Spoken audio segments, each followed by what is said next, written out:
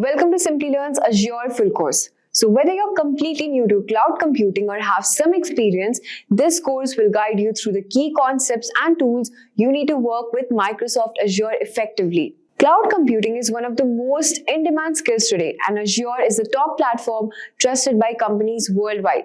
Learning Azure can boost your career, open new job opportunities, and also give you in-demand skills that businesses are looking for. So in this course, you learn how to build cloud-based applications, manage resources, and secure your solutions.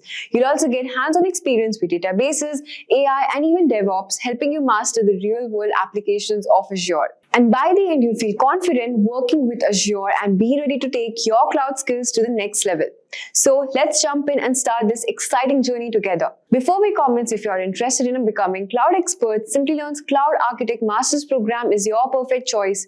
This comprehensive program makes you master top platforms like AWS, Microsoft Azure, and Google Cloud, equipping you with in-demand skills to design and deploy scalable cloud solutions. You'll also gain access to official AWS authored learning content, hands-on project, and even Microsoft exam voucher for an Azure certification. So hurry up and enroll now and find the course link in the description box below and in the pinned comments. So let's get started. Syra is a country singer, and recently she got sponsored by North American music company for her new album. She was really nervous and excited about the performance. Once all songs were recorded, she was set to release the album worldwide.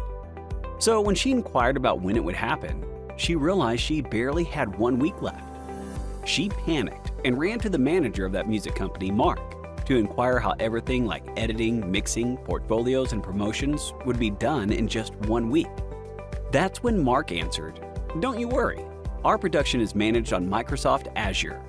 Syra was confused and asked, "But isn't Azure a cloud service used to store your data?" Mark smiled and answered, "Well, it's true, but Azure is not just that, but much more. Let me explain it to you." Mark further explained that Microsoft Azure is an open and flexible cloud platform for services such as analytics, virtual computing, storage, networking, and more. It offers a constantly growing selection of products and services designed to satisfy all of your demands on a single practical platform. It enables its users to engage in cloud computing and is designed to manage tasks through Microsoft's data centers. A data center is a structure with networked computers, storage systems, and computational infrastructure that organizations like us use to gather, process, store, and distribute massive amounts of data. Upon learning what Azure is used for, she was still unsure how it would help her in the album release. Mark explained that in Azure, every production happens simultaneously every day. Azure builds mission-critical solutions to analyze images, comprehend speech, and make predictions using data simultaneously, hence multitasking. He further added that all the data of her album, for example, footage and audio, travel securely to the cloud from even the most remote locations. All the data is securely stored in the cloud, which can easily be accessed by the editors and other production members immediately. On realizing every process would run in parallel, Syra was under the impression that all this would be a tedious and time-consuming job. Then Mark answered no. Only the data relevant to their role would be accessible to them. Same platform, same tools, same workflow, but just more efficient and secure. Syra started wondering, asked that it must cost them a fortune to use such advanced technology. Mark further explained that the costs are easily controllable, so we only pay for what we use. And because our album is stored in the cloud, it's accessible from every corner of the world. For example, producers can review, approve, and make changes in real time. And video indexing makes the album searchable and understandable. Predictive analytics makes the most of marketing and distribution strategies. Therefore, no ad dollars are wasted or seats are left empty.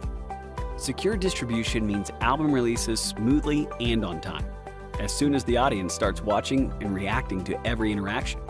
Azure analyzes their viewing habits to drive recommendations, advertising, and personalization. This makes future production decisions really easy. Syra was relieved to understand this new technology and how it would help her build her future career. Azure is the best public cloud service available today, thanks to its speed, flexibility, and affordability, as well as its features and pricing. The Azure platform intends to assist organizations in managing difficulties and achieving their objectives. It provides solutions that work with open source technologies and supports all industries, including e-commerce, finance, and several Fortune 500 organizations. So, here's a question for you. Azure provides which type of cloud computing service? 1. Infrastructure as a service. 2. Platform as a service. 3. Software as a service. 4. All of the above. Give the correct answer and reasoning, and stand a chance to win an Amazon voucher. Think about it and leave your answers in the comments section, and we will provide the answer next week. Today, some of the biggest companies in the world, like eBay, Boeing, Samsung, and BMW, are now using the Microsoft Azure infrastructure and the support they require for their better production and performance. When it comes to cloud service providers, Microsoft Azure's adaptability is proving to be a valuable quality that makes it a good choice in the healthcare, manufacturing, consumer appliance, travel, aviation, and entertainment sectors. Imagine you're the owner of a small software development firm and you want to scale your business up. However, a small team size, the unpredictability of demand, and limited resources are roadblocks for this expansion. That's when you hear about cloud computing. But before investing money into it, you decide to draw up the differences between on-premise and cloud-based computing to make a better decision. When it comes to scalability, you pay more for an on-premise setup and get lesser options too. Once you've scaled up, it is difficult to scale down and often leads to heavy losses in terms of infrastructure and maintenance costs.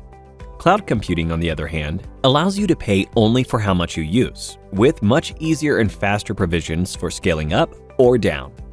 Next, let's talk about server storage. On-premise systems need a lot of space for their servers, notwithstanding the power and maintenance hassles that come with them. On the other hand, cloud computing solutions are offered by cloud service providers who manage and maintain the servers, saving you both money and space. Then we have data security.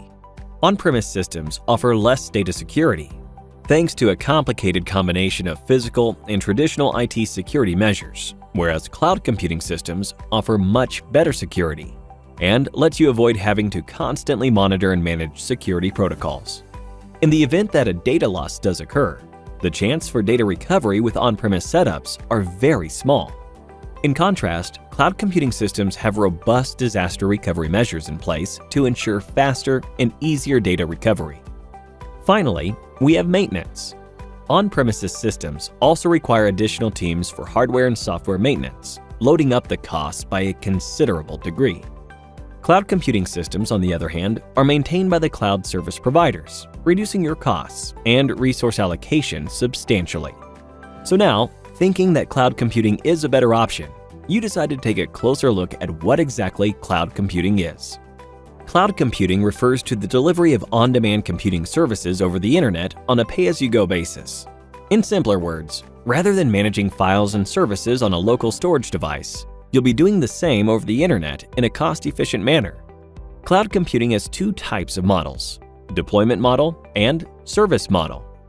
There are three types of deployment models: public, private, and hybrid cloud. Imagine you're traveling to work. You've got three options to choose from. 1. You have buses, which represent public clouds. In this case, the cloud infrastructure is available to the public over the internet. These are owned by cloud service providers. 2. Then you have the option of using your own car. This represents the private cloud. With the private cloud, the cloud infrastructure is exclusively operated by a single organization. This can be managed by the organization or a third party. And finally, you have the option to hail a cab. This represents the hybrid cloud. A hybrid cloud is a combination of the functionalities of both public and private clouds. Next, let's have a look at the service models.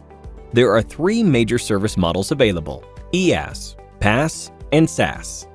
Compared to on-premise models, where you'll need to manage and maintain every component, including applications, data, virtualization, and middleware, cloud computing service models are hassle-free.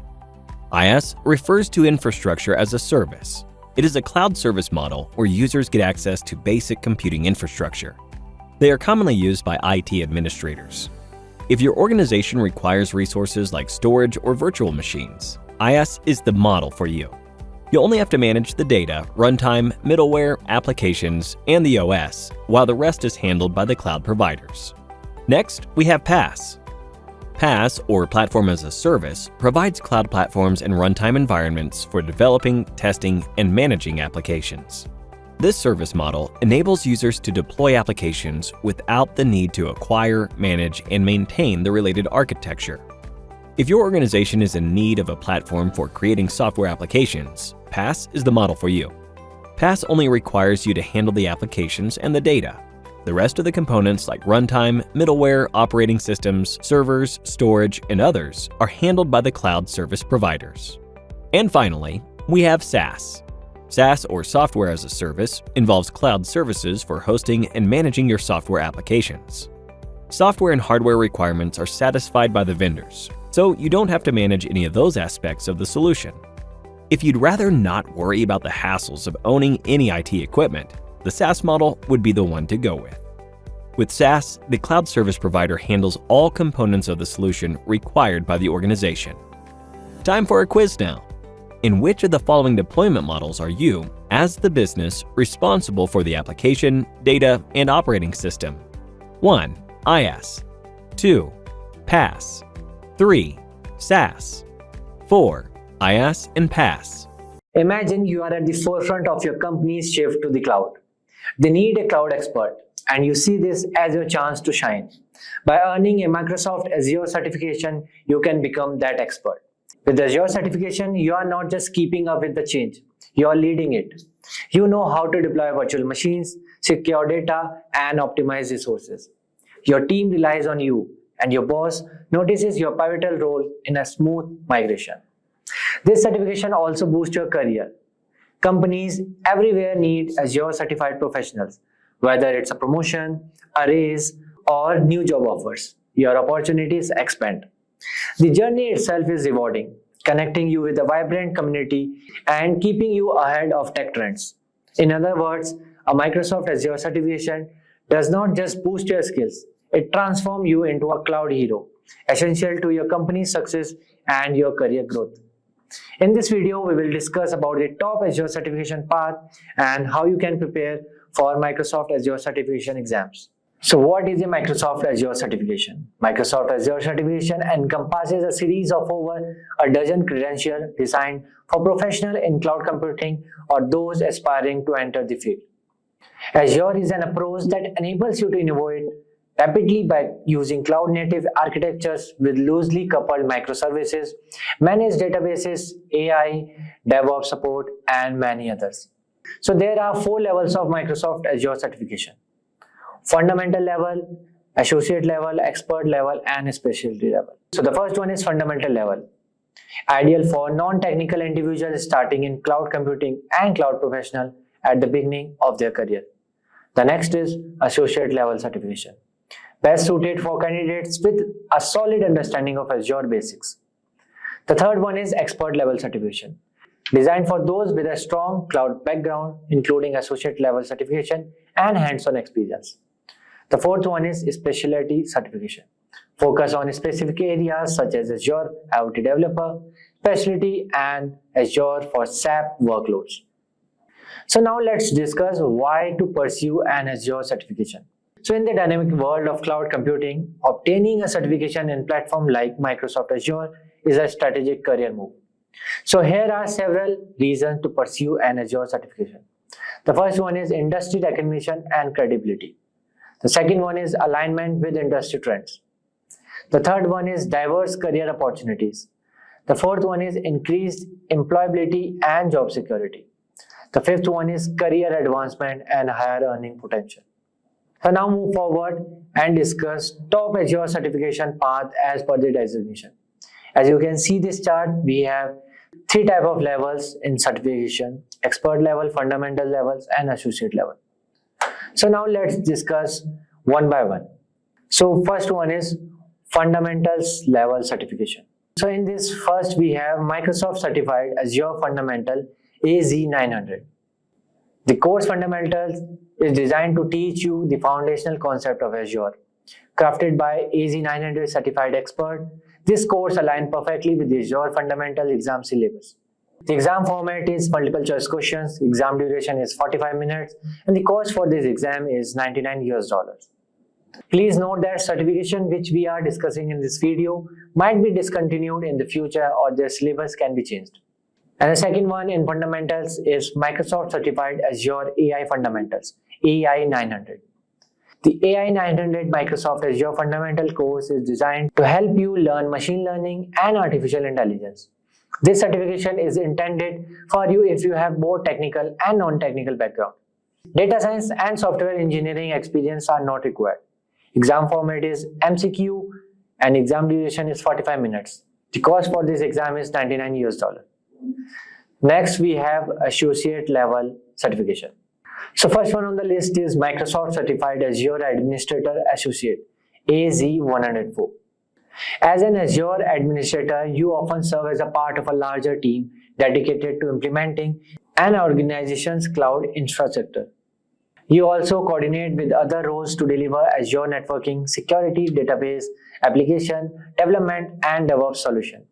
The skills covered are managing Azure identities and governance, implementing and managing storage, configuring and managing virtual networking, deploying and managing Azure compute resources. Exam format is multiple choice questions and exam duration is 100 minutes. The cost for this exam is $165. The second one we have AZ500, Azure Security Engineer Associate. In this, you implement, manage and monitor security for resources in Azure, multi-cloud and hybrid environments. As a part of an end-to-end infrastructure, you recommend security components and configuration to protect the following: identity and access, data, application, networks. Your responsibilities as an Azure security engineer include managing the security posture, identifying and remediating vulnerabilities. Exam format is multiple choice question, exam duration is 100 minutes, and the cost for the exam is $165. The next we have AZ204, Azure Developer Associate. You are responsible for participating in all the phases of development, including requirements gathering, design, development, deploying, security maintenance, performance tuning, and monitoring. You should be proficient in Azure SDK, data storage options, data connection, APIs, app authentication, and authorization. As a candidate, you should have at least 2 years of professional development experience and experience with Azure.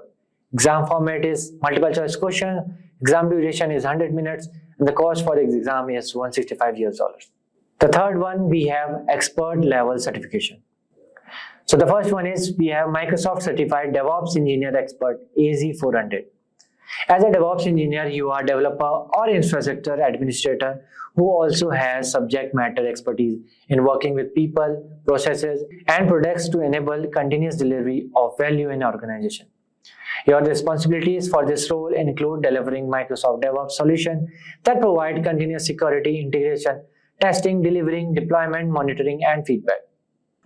You must have experience both administrating and developing in Azure with strong skills in at least one of these areas.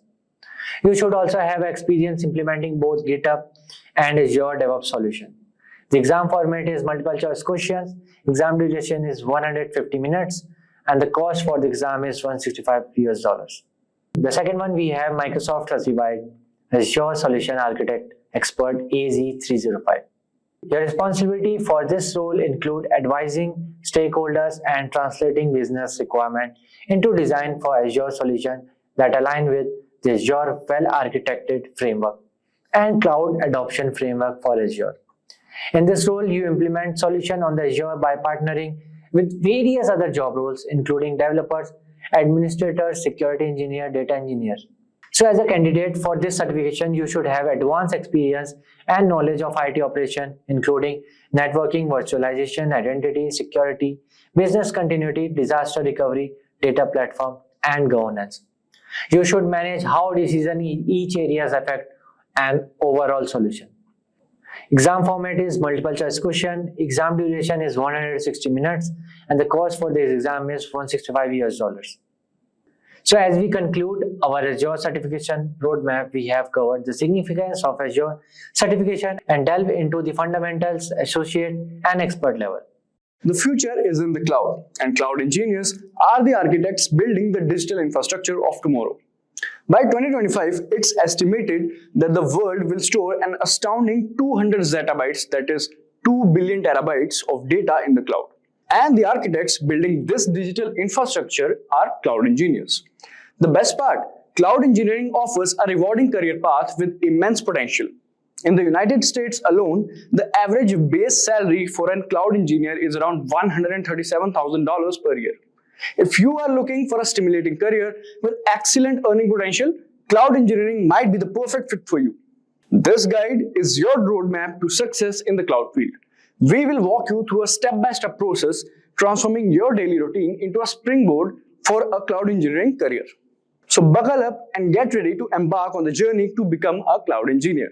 Alright, so without further ado, let's get started.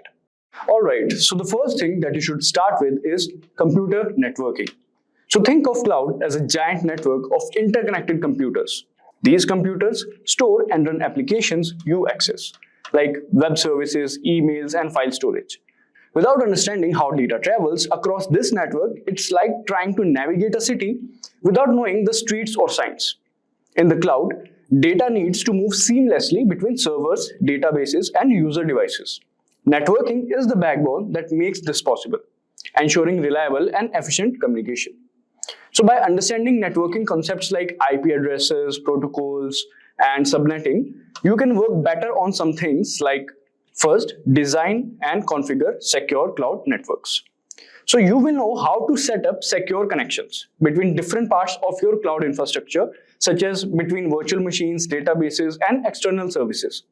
This ensures that data reaches the right destination safely, protecting against the authority, access, and cyber threats. So second we have is optimize network performance.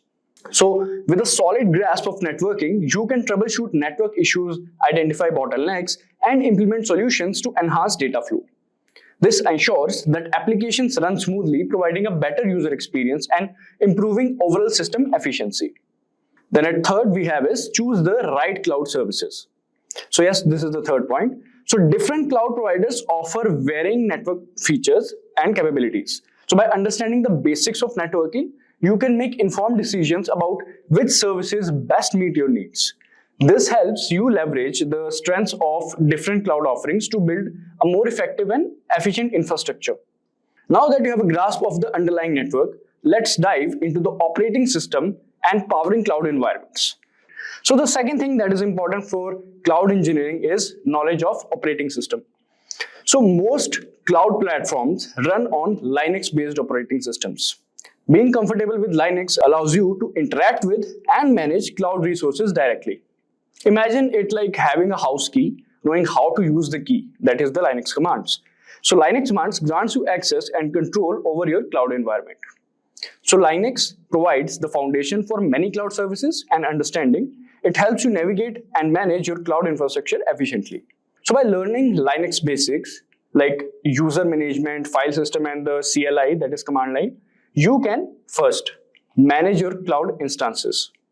So you will be able to configure settings, install software, and troubleshoot issues directly on the cloud servers. This hands-on control means you can quickly adapt to your environment to meet the needs of your applications and services, ensuring everything runs smoothly. Then second is automate tasks. So Linux scripting allows you to automate repetitive tasks, saving you time and effort in managing your cloud infrastructure. Whether it's your scheduling backups, monitoring system performance, or deploying updates, automation streamlines operations and reduces the chance of human error. So third is work efficiently with cloud tools. So many cloud management tools have Linux foundation. So familiarity with Linux makes it easier to use them efficiently. From orchestration platforms like Kubernetes to configuration management tools like Ansible, knowing Linux helps you leverage these tools to their full potential, enhancing your productivity and effectiveness as a cloud engineer. Alright, so this was about why knowledge of operating system is important to become a cloud engineer. So with an understanding of network and operating system, we can explore the concept of virtualization, which is another important thing if you want to become a cloud engineer. So virtualization is a game changer in cloud computing. It allows you to create multiple virtual machines on a single physical layer. Think of it like having multiple apartments in one building. Each VM acts as a separate computer with its own operating system and resources. This capability maximizes the use of physical hardware and provides the flexibility to run different applications independently on the same physical infrastructure. So how it helps? So understanding virtualization empowers you to optimize resource utilization, which is our first point. So by creating VMs instead of using dedicated physical servers, you can efficiently utilize cloud resources and reduce cost. This means you can run multiple applications on same hardware, making the most out of the available resources and improving overall efficiency. Then there is scale applications up or down. Need more computing power for your application? Just create additional VMs. Need to scale down? Simply shut down VMs you don't need. Virtualization provides this flexibility, allowing you to adjust resources based on the demand without the need for additional physical hardware. Then there is test and deploy applications safely. So create isolated VMs environments for testing new applications without affecting existing ones. This isolation ensures that any issues or bugs in the application do not impact your production environment, allowing for safer and more efficient development and deployment processes. Alright, so data is the fuel that drives most cloud applications. Let's understand how they play a crucial role in cloud engineering. So let's understand about database. So data is the lifeblood of most cloud applications. Databases store and manage this data efficiently. Understanding databases is crucial for interacting with and managing the information powering your cloud applications. So by learning about database types like relational, that is SQL and NoSQL, and concepts like data querying and administration, you can choose the right database for your application. So different databases are suited for different types of data. Knowing the functionalities of each helps you select the most efficient solution for your needs. Next is work with cloud managed databases. So many cloud platforms offer managed databases services. Understanding database basics equips you to utilize these services efficiently and manage your cloud applications data with ease. The next is troubleshoot data related issues. If your cloud application encounters data access problems, your database knowledge allows you to diagnose and resolve them efficiently. So in these ways, database helps a cloud computing or cloud engineer. Now that you have built a strong foundation in networking, operating systems, virtualization, and databases, it's time to take your cloud engineering journey to the next level. Certifications. Think of them like badges that showcase your expertise in specific cloud platforms. So get certified. So cloud certifications validate your understanding of a particular cloud platform's technology and services. They act as a stamp of approval showing employers you have entrusted time and effort in learning the platform and its functionalities. Each major cloud provider, that is AWS, Azure, GCP, offers its own certification programs.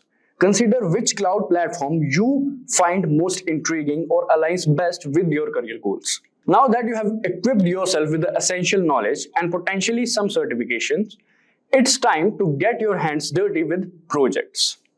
So think of them as your training ground where you can experiment, apply your skills, and build a portfolio that showcases your capabilities to potential employers. So why projects matter? That is, first one, practical experience. Real-world projects allows you to solidify your theoretical knowledge and put your skills into action. You'll encounter challenges, troubleshoot problems, and learn valuable lessons that textbooks can't reach. The next is portfolio building. So projects serve as a concrete examples of your work. Create a portfolio website or online repository where you can showcase your projects. Alright, then next is confidence booster. So successfully completing projects instills confidence in your abilities. You will be able to confidently discuss your experience and approach to challenges during job interviews. With your newfound knowledge and certification projects, you are ready to take on the job market. So here are some tips for crafting the winning application. So these tips you should keep in mind as you walk on a cloud engineering adventure. Alright, so the first one we have is level up via open source. So contribute to open source cloud projects. Gain a real world experience, collaborate with engineers, and work with production grade infrastructure. The next is build your cloud playground. So set up a personal cloud lab using free tiers or low-cost subscriptions. Experiment, test new features, and break things safely. The next is cloud influencers. Identify cloud influencers, bloggers, and YouTubers. Learn from their unique insights, best practices, and even day-in-the-life experiences. So by following this step-by-step roadmap and consistently developing your skills, you will be on your way to become a sought-after cloud engineer. Remember, the cloud landscape is constantly evolving, so embrace continuous learning and stay updated on the latest trends. Welcome everyone. In today's rapidly evolving digital landscape, the importance of mastering cloud computing cannot be overstated. To thrive in modern IT environments, professionals must possess a robust set of crucial skills. These include managing and maintaining infrastructures that are increasingly complex and distributed, ensuring robust security measures to protect sensitive data against emerging threats, optimizing cost to make the most of IT investments, and mastering effective deployment strategies that ensure scalability and reliability across various platforms. At Simplilearn, we understand these skills form the backbone of successful cloud computing practices. With over a decade of leadership in cloud solutions, our company has been at the forefront of providing top-tier education and services to a wide range of clients. We are committed to making high-level cloud skills accessible to everyone, from aspiring IT professionals to seasoned experts. That's why our courses are designed not just to inform, but to transform your approach to cloud technology.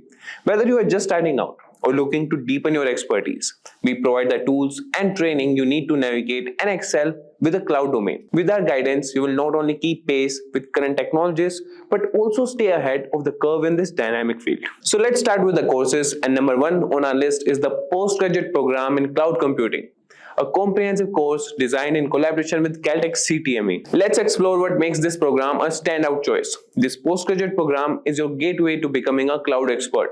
It's structured to take you through a deep dive into the world of cloud computing, covering crucial areas from basic concepts to advanced applications.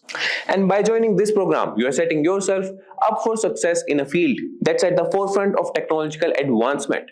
It's designed to arm you with the skills needed to design, implement, and manage cloud solutions that are innovative and efficient. Moreover, graduates of this program find themselves well prepared for competitive roles worldwide, such as cloud architects, cloud project managers, or cloud service developers, working for top tech companies across the globe. Moreover, you will gain mastery over essential skills like managing cloud infrastructures, cloud security, data compliance, and disaster recovery planning. Completing this program earns you a postgraduate certificate from Caltech CTME, recognized globally and respected in the tech industry. And this course offers hands-on experience with leading tools such as AWS, Microsoft Azure, Google Cloud, Docker, and Kubernetes. You will tackle real-world projects that challenge you to apply your learning to build scalable, secure cloud architectures and manage extensive cloud deployments. If you're ready to start your journey in cloud computing with a top-rated program, visit the description box or pinned comment to enroll. So next on our list at number 2 is the Cloud Solutions Architect Master's Program. So let's delve into why this course is crucial for those aspiring to become cloud architects. This master's program is designed to turn you into a solutions architect capable of designing and implementing robust and scalable cloud solutions. This course ensures you gain comprehensive knowledge and skills. So choosing this program means selecting a path to mastery in cloud architecture. It's perfect for IT professionals who want to excel in creating high-performing cloud solutions that meet critical business needs. And this program opens doors to roles like Cloud Solutions Architect and Enterprise Architect, among others. Graduates often step into significant positions into multinational corporations and tech firms around the world, where they strategize and oversee cloud infrastructure deployments. And throughout this program, you will master skills in cloud deployment, migration, and infrastructure management. You will also learn about securing cloud environments and optimizing them for cost and performance. Completing this course will provide you with a holistic view of cloud architecture, backed by a master's certification recognized in the industry. You will get hands-on experience with essential tools used by cloud architects, including AWS, Microsoft Azure, and Google Cloud platforms. The course also includes real-life projects that challenge you to solve problems and design solutions that are not only efficient, but also scalable and secure. If designing top-tier cloud solutions is your goal, then the Cloud Solutions Architect Master's Program is your stepping stone. Visit the description box or pinned comment to check out the course link. Moving on to the third course in our series, we have the AWS Cloud Architect Certification Training. This program is essential for those looking to specialize in Amazon Web Services, the leading cloud services platform. This certification course is tailored to develop your skills in designing and managing scalable, reliable applications on AWS. It's ideal for solutions architects, programmers, and anyone interested in building robust cloud solutions using AWS technology. Enrolling in this course will elevate your technical understanding and capabilities, preparing you to lead cloud initiatives using AWS powerful platform. You will gain in-depth knowledge of AWS architectural principles and services, learn to design and deploy scalable systems, and understand elasticity and scalability concepts. This course culminates in earning on AWS certification, adding significant value to your professional credentials. Practical, hands-on labs and project work will let you work directly with AWS technologies, ensuring you can apply what you learn immediately in any cloud environment. So are you ready to become an AWS cloud architect? Sign up for this course today to start your specialized training with the link mentioned in the description box and pinned comment. Next up at number 4 in our series is the Azure Cloud Architect Certification Training. This course is designed for those who aim to excel in designing and implementing Microsoft Azure solutions. Azure is one of the leading cloud platforms, and this training equips you to master its complex systems and services, preparing you to tackle real-world challenges with confidence. With this program, you will transform into a skilled cloud architect capable of managing Azure's extensive features and services. It's an ideal path for IT professionals looking to specialize in Azure for advancing their careers.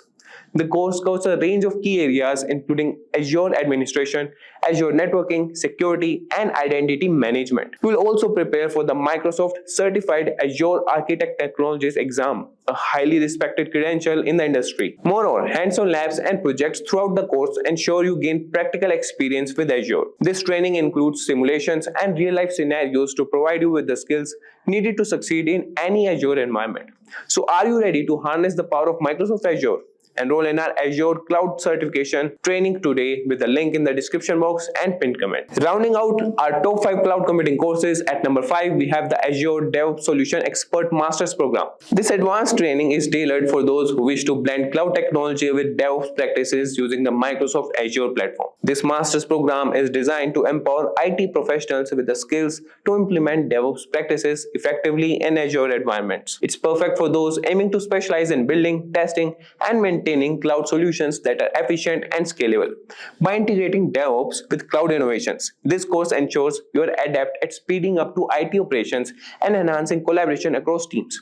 It's an essential skill set for increasing business agility and IT efficiency. The program covers a comprehensive range of topics, including continuous integration and delivery, CI/CD, infrastructure as a code, and monitoring and feedback mechanisms. Graduates are well prepared to lead DevOps initiatives and handle complex cloud infrastructures. Moreover, you will work with popular tools like Jenkins, Docker, Ansible, and Kubernetes alongside Azure-specific technologies.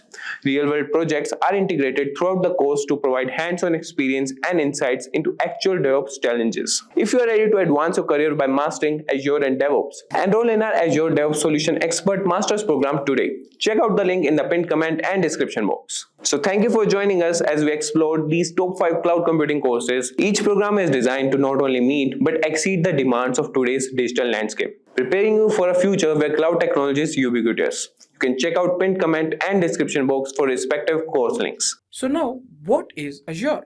What's the big cloud service provider all about? So Azure is a cloud computing platform provided by Microsoft. Now it's basically an online portal through which you can access and manage resources and services.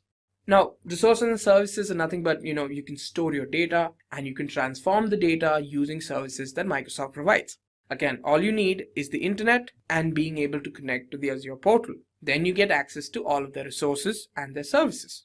In case you want to know more about how it's different from its rival, which is AWS, I suggest you click on the top right corner and watch the AWS versus Azure video so that you can clearly tell how both these cloud service providers are different from each other. Now, here are some things that you need to know about Azure. It was launched on February 1st, 2010, which is significantly later than when AWS was launched. It's free to start and has a pay-per-use model, which means, like I said before, you need to pay for the services you use through Azure. And one of their most important selling points is that 80% of Fortune 500 companies use Azure services, which means that most of the bigger companies of the world actually recommend using Azure. And then Azure supports a wide variety of programming languages, the C#, Node.js, Java, and so much more. Another very important selling point of Azure is the amount of data centers it has across the world. Now, it's important for a cloud service provider to have many data centers around the world because it means that they can provide their services to a wider audience. Now, Azure has 42, which is more than any cloud service provider has at the moment. It expects to have 12 more in a period of time, which brings its total number of regions it covers to 54. Now, let's talk about Azure services. Now, Azure services have 18 categories and more than 200 services, so we clearly can't go through all of them. It has services that cover compute, AI and machine learning, integration, management tools, identity, DevOps, web, and so much more. You're going to have a hard time trying to find a domain that Azure doesn't cover. And if it doesn't cover it now, you can be certain they're working on it as we speak.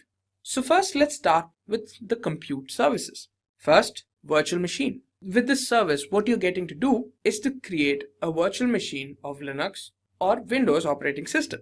It's easily configurable. You can add RAM, you can decrease RAM, you can add storage, remove it. All of it is possible in a matter of seconds. Now let's talk about the second service, cloud service. Now with this, you can create an application within the cloud, and all of the work after you deploy it, deploying the application that is taken care of by Azure, which includes, provisioning the application, load balancing, ensuring that the application is in good health, and all of the other things are handled by Azure. Next up, let's talk about Service Fabric. Now with Service Fabric, the process of developing a microservice is greatly simplified. So you might be wondering, what exactly is a microservice? Now a microservice is basically an application that consists of smaller applications coupled together. Next up, functions. Now with functions, you can create applications in any programming language that you want. Another very important part is that you don't have to worry about any hardware components. You don't have to worry what RAM you require or how much storage you require. All of that is taken care of by Azure. All you need is to provide the code to Azure and it'll execute it, and you don't have to worry about anything else. Now let's talk about some networking services. First up, we have Azure CDN, or the Content Delivery Network. Now the Azure CDN service is basically for delivering web content to users. Now this content is of high bandwidth and can be transferred or can be delivered to any person across the world. Now these are actually a network of servers that are placed in strategic positions across the world so that the customers can obtain this data as fast as possible. Next up, we have Express Route. Now with this, you can actually connect your on-premise network onto the Microsoft Cloud or any of the services that you want through a private connection. So the only communication that happens is between your on-premise network and the service that you want. Then you have Virtual Network. Now with Virtual Network, you can have any of the Azure services communicate with each other in a secure manner, in a private manner. Next, we have Azure DNS. So Azure DNS is a hosting service which allows you to host their DNS or domain name system domains in Azure. So you can host your application using Azure DNS. Now for the storage services. First up, we have disk storage. With disk storage, you're given a cost-effective option of choosing HDD or solid-state drives to go along with your virtual machines based on your requirements. Then you have blob storage. Now this is actually optimized to ensure that they can store massive amounts of unstructured data, which can include text data or even binary data. Next, you have file storage, which is a managed file storage and can be accessible via the SMB protocol or the server message block protocol. And finally, you have queue storage. Now with queue storage, you can provide durable message queuing for an extremely large workload. And the most important part is that this can be accessed from anywhere in the world. Now, let's talk about how Azure can be used. Firstly, for application development, it could be any application, mostly web applications. Then you can test the application, see how well it works. You can host the application on the internet. You can create virtual machines like I mentioned before. With the service, you can create these virtual machines of any size or RAM that you want. You can integrate and sync features. You can collect and store matrices, for example, how the data works, how the current data is, how you can improve upon it. All of that is possible with these services. And you have virtual hard drives, which is an extension of the virtual machines, where these services are able to provide you a large amount of storage where data can be stored. You can also check out a Azure Cloud Architect course that will help you master the Azure infrastructure by understanding Azure Cloud Architect technology solutions, implementing workloads and security in Azure, creating and deploying apps in Azure, and securing data in Azure. Link is in the description. Also, do subscribe to our YouTube channel and hit the bell icon for more amazing and interesting content. So the wide variety of services available on Azure includes artificial intelligence plus machine learning plus analytic services to get to give us a good visual of how the data or how the application is performing, or the type of the category of data stored, and to read from the logs. And variety of compute services, different VMs with different size and different operating systems, different containers available, different type of databases available, a lot of developer tools that are available for us, and identity service to manage our users in the Azure cloud. And those users can be integrated or federated with, let's say, Google, Facebook, LinkedIn. So there are some external federation services. They can be used to integrate with our identity system, IoT services, IoT tools and technologies available, and management tools to manage the users. Creating identity is one, and then managing them on top of it is a totally different thing. And we have tools, technologies to manage the users. Cool services for data migration. Data migration is now made simple. Tools and technologies available for mobile application development, and I can plan my own network in the cloud with the networking services. I can implement my own security, both Azure provided and third-party security services on Azure cloud. That's now possible, and a lot of storage options available in the cloud. So these are just a glimpse of the big list of services available in Azure cloud. So that was a glimpse of what's available in the cloud. Let's talk about the services in specific. Let's take compute for example. Whenever we're building a new application or deploying existing ones, the Azure Compute Service provides the infrastructure we need to run and maintain our application. We can easily tap in the capacity that Azure Cloud Service has, and we can scale our compute requirement on demand. We can also containerize our application. We have the option of choosing Windows or Linux VM machine and take the advantage of the flexible options Azure provides for us to migrate our VMs to Azure, and a lot more.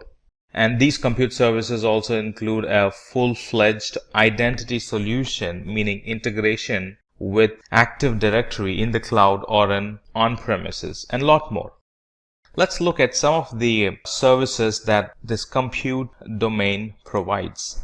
Some of the services the compute domain provides are virtual machines, and this Azure Virtual Machines gives us the ability to develop and manage a virtual computer environment or a virtualized environment inside Azure's cloud environment, that too in a virtual private network. Now we will talk about virtual private network at a later point, but as of now just know that there are a lot of services available in Azure Compute Service that we can get benefited from. We can always choose from a very wide range of compute options. For example, we have an option to choose the operating system. We have the option to choose whether the system should be in on-premises or in the cloud, or do we want to maintain the environment both in on-premises and in the cloud. We have the option of choosing the operating system, whether we want to use our own operating system with some software attached to it, or do we want to go and buy the operating system from the cloud, from Azure Marketplace. And these are just a few of the options available for us when we want to buy the compute environment. And these compute environments are easily scalable, meaning we can easily scale our VM instances from one instance to thousands of virtual machines in a matter of minutes, or simply put, in a couple of button clicks. And all these services are available on a pay for what we use model, meaning there is no upfront cost. We use the service and then pay for the services that we have used. There is no literal long-term commitment when it comes to using virtual machines in the cloud. And most of the services are built on a pay per minute billing basis. All right. And at no point, because of the pay per minute billing model, at no point we will be overpaying for any of the services. That's attractive, isn't it?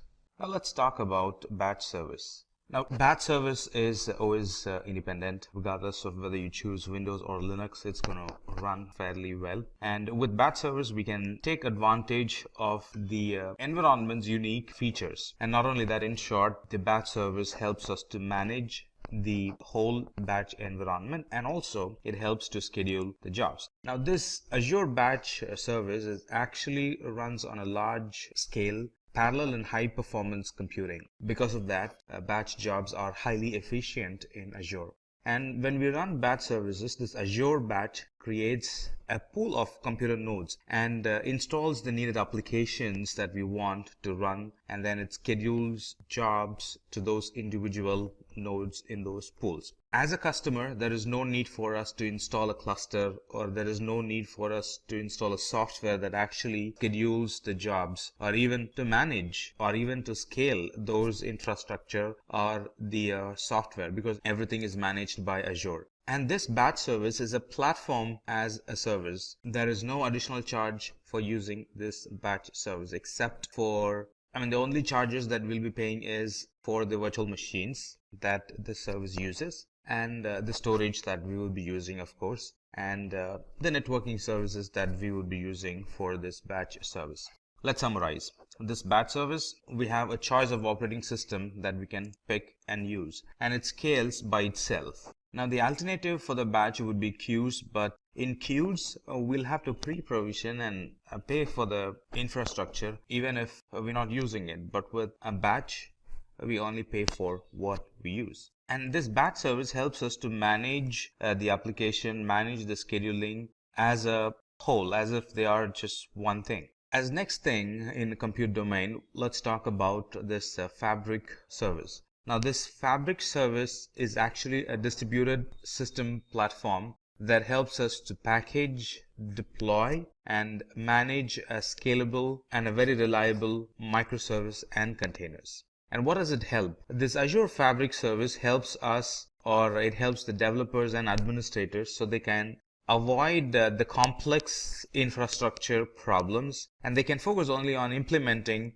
workloads or taking care of their development, taking care of their application, instead of spending time on infrastructure. So what's Service Fabric? Service Fabric, it provides runtime capabilities and life cycle management to applications that are composed of microservices, no infrastructure management at all. And with Service Fabric, we can easily scale the application to tens or hundreds or even to thousands of machines. Here, machines represent containers. As next thing in compute domain, let's talk about virtual machine scale set. Now, this virtual machine scale set, it lets us to create a group of identical load balanced VMs. I just want to mention it again. It helps us to manage a group identical and load balanced VMs. The number of instances, or the number of VM instances in a scale set, can increase or decrease in response to the demand, or in response to a schedule that we define. The resources needed on a Monday morning is not the same as that would be required on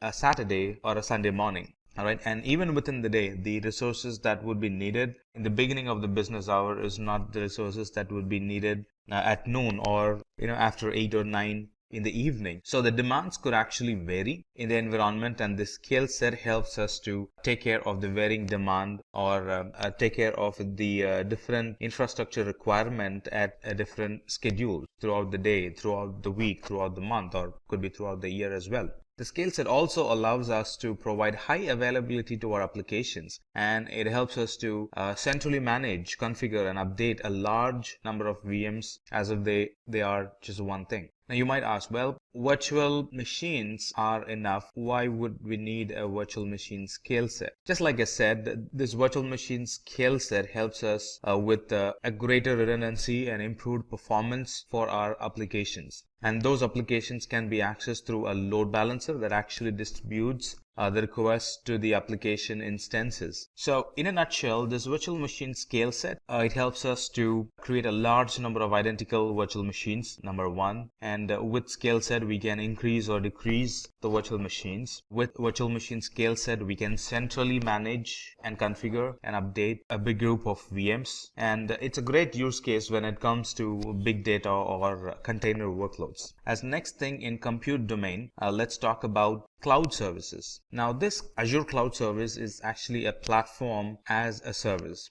and it's very friendly. In fact, it is designed for applications that support scalability, or an application that requires scalability or reliability, and on top of it, you want them to be very inexpensive to operate. So Azure Cloud Service provides all these. So where would this cloud service run? Well, it runs on a VM, but it's a platform as a service. VMs are infrastructure as a service, and when we run applications on VM through cloud service, it becomes platform as a service. So here is how you got to be thinking. With infrastructure as a service like VMs, we first create and configure the environment, and then we run applications on top of it. Let's look at the responsibility. The responsibility for us in VM is that we manage everything end to end, like deploying new patches, picking the versions of the operating system, and making sure they are intact and all that stuff. It's all managed by us. But on the contrary, with platform as a service, it's as if the environment is already ready. All that you have to do is deploy your application in it and manage the platform. Manage the platform not as an administrator, because all the administration is taken care by Azure, like deploying new versions of the operating system. It's all handled by the Azure. So we deploy the application and we manage the application. That's it. Infrastructure management is handled by Azure. So what does cloud service provide? This cloud service provides a platform where we can write the application code, and we don't have to worry about hardware. Simply hand over the code and cloud service takes care of it. So no worry on the hardware at all. So responsibilities like patching, what do we do if something crashes? How do I update the infrastructure? How do I manage the maintenance or the downtime in the underlying infrastructure? All that is handled by Azure. It also provides a good testing environment for us. We can simply run the code, test it before it's actually released to the production. I want to expand a bit on these testing applications. So this Azure Cloud Service, it actually gives us a staging environment for testing a new release without it affecting the existing release, which actually reduces the customer downtime. So we can run the application, test it, and anytime that's ready for production, all that's needed for us to do to move it to production is simply to swap the staging environment into the production environment, and the old production environment will now become the new staging environment, where we can add more to it and then swap it back at a later point. So it kind of gives us a swappable environment for testing our applications. And not only that, it gives us health monitoring alerts. It helps us to monitor the health and availability of our application. And there is a dashboard we can benefit from when we use Azure Cloud Services, and that shows the key statistics all in one place. And we can also set up real-time alerts to warn when a service availability or a certain metrics that we are concerned about degrades. As next thing in compute domain, let's talk about functions. Now functions are serverless computing. Many times if you heard about Azure being serverless, a lot of time they are referencing, or the person who's talking to you is referencing to serverless computing or Azure Functions, which is a serverless computing service hosted on Microsoft Azure. The main motive of a function is to accelerate and simplify application development. Functions helps us to run code on demand without we need to pre-provision or manage any Azure infrastructure. So Azure Functions are script or a piece of code that gets run in response to an event that you want to handle. So in short, we can just write a code that you need for a problem at hand without actually worrying about the whole application or the infrastructure that will be running that code. And the best of all the best is when we use functions, we only pay for the time that our code runs. So what does functions provide, or what does Azure Functions provide? Azure Functions allow users to build applications using serverless, simple functions with a programming language of our choice. So the current programming languages that are supported is C#, F#, Node.js, Java, and PHP. So here we really don't have to worry about provisioning or maintaining servers. If a code requires more resource, yes, Azure Functions handles or it provides the additional resources needed by the code. And the best part is we only pay for the amount of time the functions are running, not the resources, but the amount of time the function is running. As next thing, and moving to the new domain, let's talk about the container domain in Azure. Now the container domain or the container service, it allows us to quickly deploy a production ready Kubernetes or a Docker Swarm cluster. Now what's a container? A container is a standard unit of software that packages of code and all its dependencies so the applications run quickly and reliably from one computing environment to another. It could be testing to staging to development environment to staging to production, or from one production to another production, or on-premises to cloud, or one cloud to another cloud, vice versa. Now imagine we had an option not to worry about the VM and just focus on the application. Well, that's exactly what containers helps us achieve. So these container instances enable us to focus on applications and not worrying about managing VMs or not worrying about learning the new tools required to manage the VMs or even the deployment. And our applications that we create, they run in a container. And running in a container is what helps us to achieve all these, not being able to manage or not needing to manage the virtual machines. So these containers, they can be deployed into the cloud using a single command if you're using a command line interface, and a couple of button clicks if we are using the Azure portal. And these containers are kept lightweight, but they are equally secure as virtual machines. Let's talk about container service as next thing. The container service, or sometimes called as Azure Kubernetes Service, it helps us to manage the containers. Container is one thing, and a service that's used to manage the container is another thing. Now this Kubernetes service, or ACS, it helps us to manage the containers. So let's expand on this a bit. So this Azure Container Service, or ACS, it actually provides a way to simplify the creation, configuration, and management of a cluster of virtual machines that are pre-configured to run containerized applications on top of them.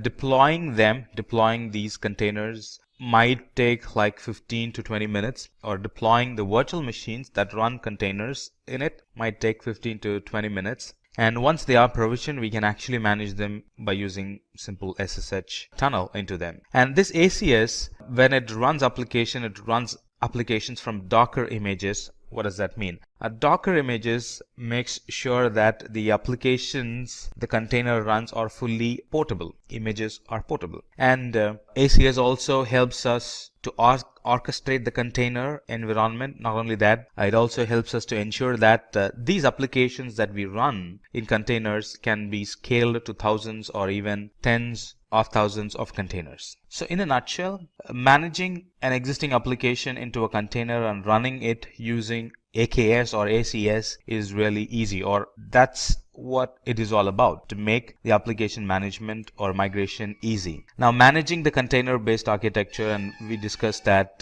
containers could be tens or even tens of thousands of containers. So managing them is made simple using this container services. And even training of model using a large data set in a complex and resource intensive environment, this AKS helps us to simplify that environment. Alright, as next thing in container domain, let's talk about container registry. we spoke about registry a little bit when we spoke about Docker images. So container registry is a single place where we can store our images, which are Docker images. When we use containers, it's Docker images that we use for our image purposes. So these container images are a central registry that can be used to ease container development by easing the storage and management of container images. So there we can store all kind of images like Docker Swarm, or the images used in Docker Swarm are in Kubernetes. Everything can be stored in container registry in Azure. Now, anytime we store a container image, it provides us an option for geo-replication. What that means is that we can efficiently manage a single registry replicated across multiple regions.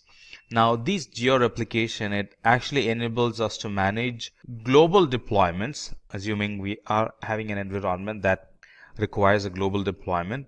So it helps us to manage global deployments as one entity because we are geo-replicating. We would be updating, we would be editing one image, and that image gets replicated throughout the global replication centers we would have set up. And so just one editing would have actually edited the global images, and those global images would have provisioned the global application. So one edit, replication, and then provisioning of the applications global wide. And this replication also helps us network latency, because anytime an application needs to deploy, it does not have to rely on a single source which can be reached only through high latency network. Because we have global replications around the world, anytime the application wants to check back, it would check back the application which is in a very nearby location for the application itself. Global replication means that we are managing it as a single entity that's being replicated across the multiple regions in the globe. As next thing in our learning, let's talk about Azure databases. Now, these Azure databases are relational. In fact, they have many flavors in them. We're going to look at different flavors, SQL, NoSQL, cache type of database that Azure offers. So we're going to learn one at a time, or we're going to learn one by one. So this Azure SQL database is a relational database. In fact, it's a relational database as a service. It's managed by Azure. We don't get to do a lot of management in it. So it's a relational database as a service based on Microsoft SQL Server database engine. And this database is a high performance database. It is very reliable, and it's very secure as well.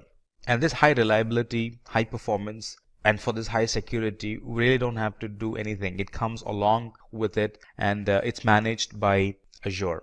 And there are two things that I definitely need to mention about Azure SQL database. That is, it's an intelligent service. Number one, it's fully managed by Azure, and it also has this one good thing, which is it has built-in intelligence that learns app patterns and adapts to maximize performance and reliability and data protection of the application. That's something that's not found in many of the other cloud providers that I'm aware of. So I thought I'll mention it. So it uses built-in intelligence to learn about the user's database patterns and helps improve performance and protection. And migration or importing data is very easy when it comes to Azure SQL database. So it can be readily or immediately used for analytic reporting and intelligent applications in Azure. As next thing, let's talk about Azure CosmoDB. Now, Azure CosmoDB is a database service that is for NoSQL type, and it's created to provide low latency and an application that scales dynamically or that scales rapidly. Now, this Azure CosmoDB is a globally distributed service, and it's a multi-model database. This can be provisioned in a click of a button. That's all we got to do if we need to provision an Azure CosmoDB in the Azure.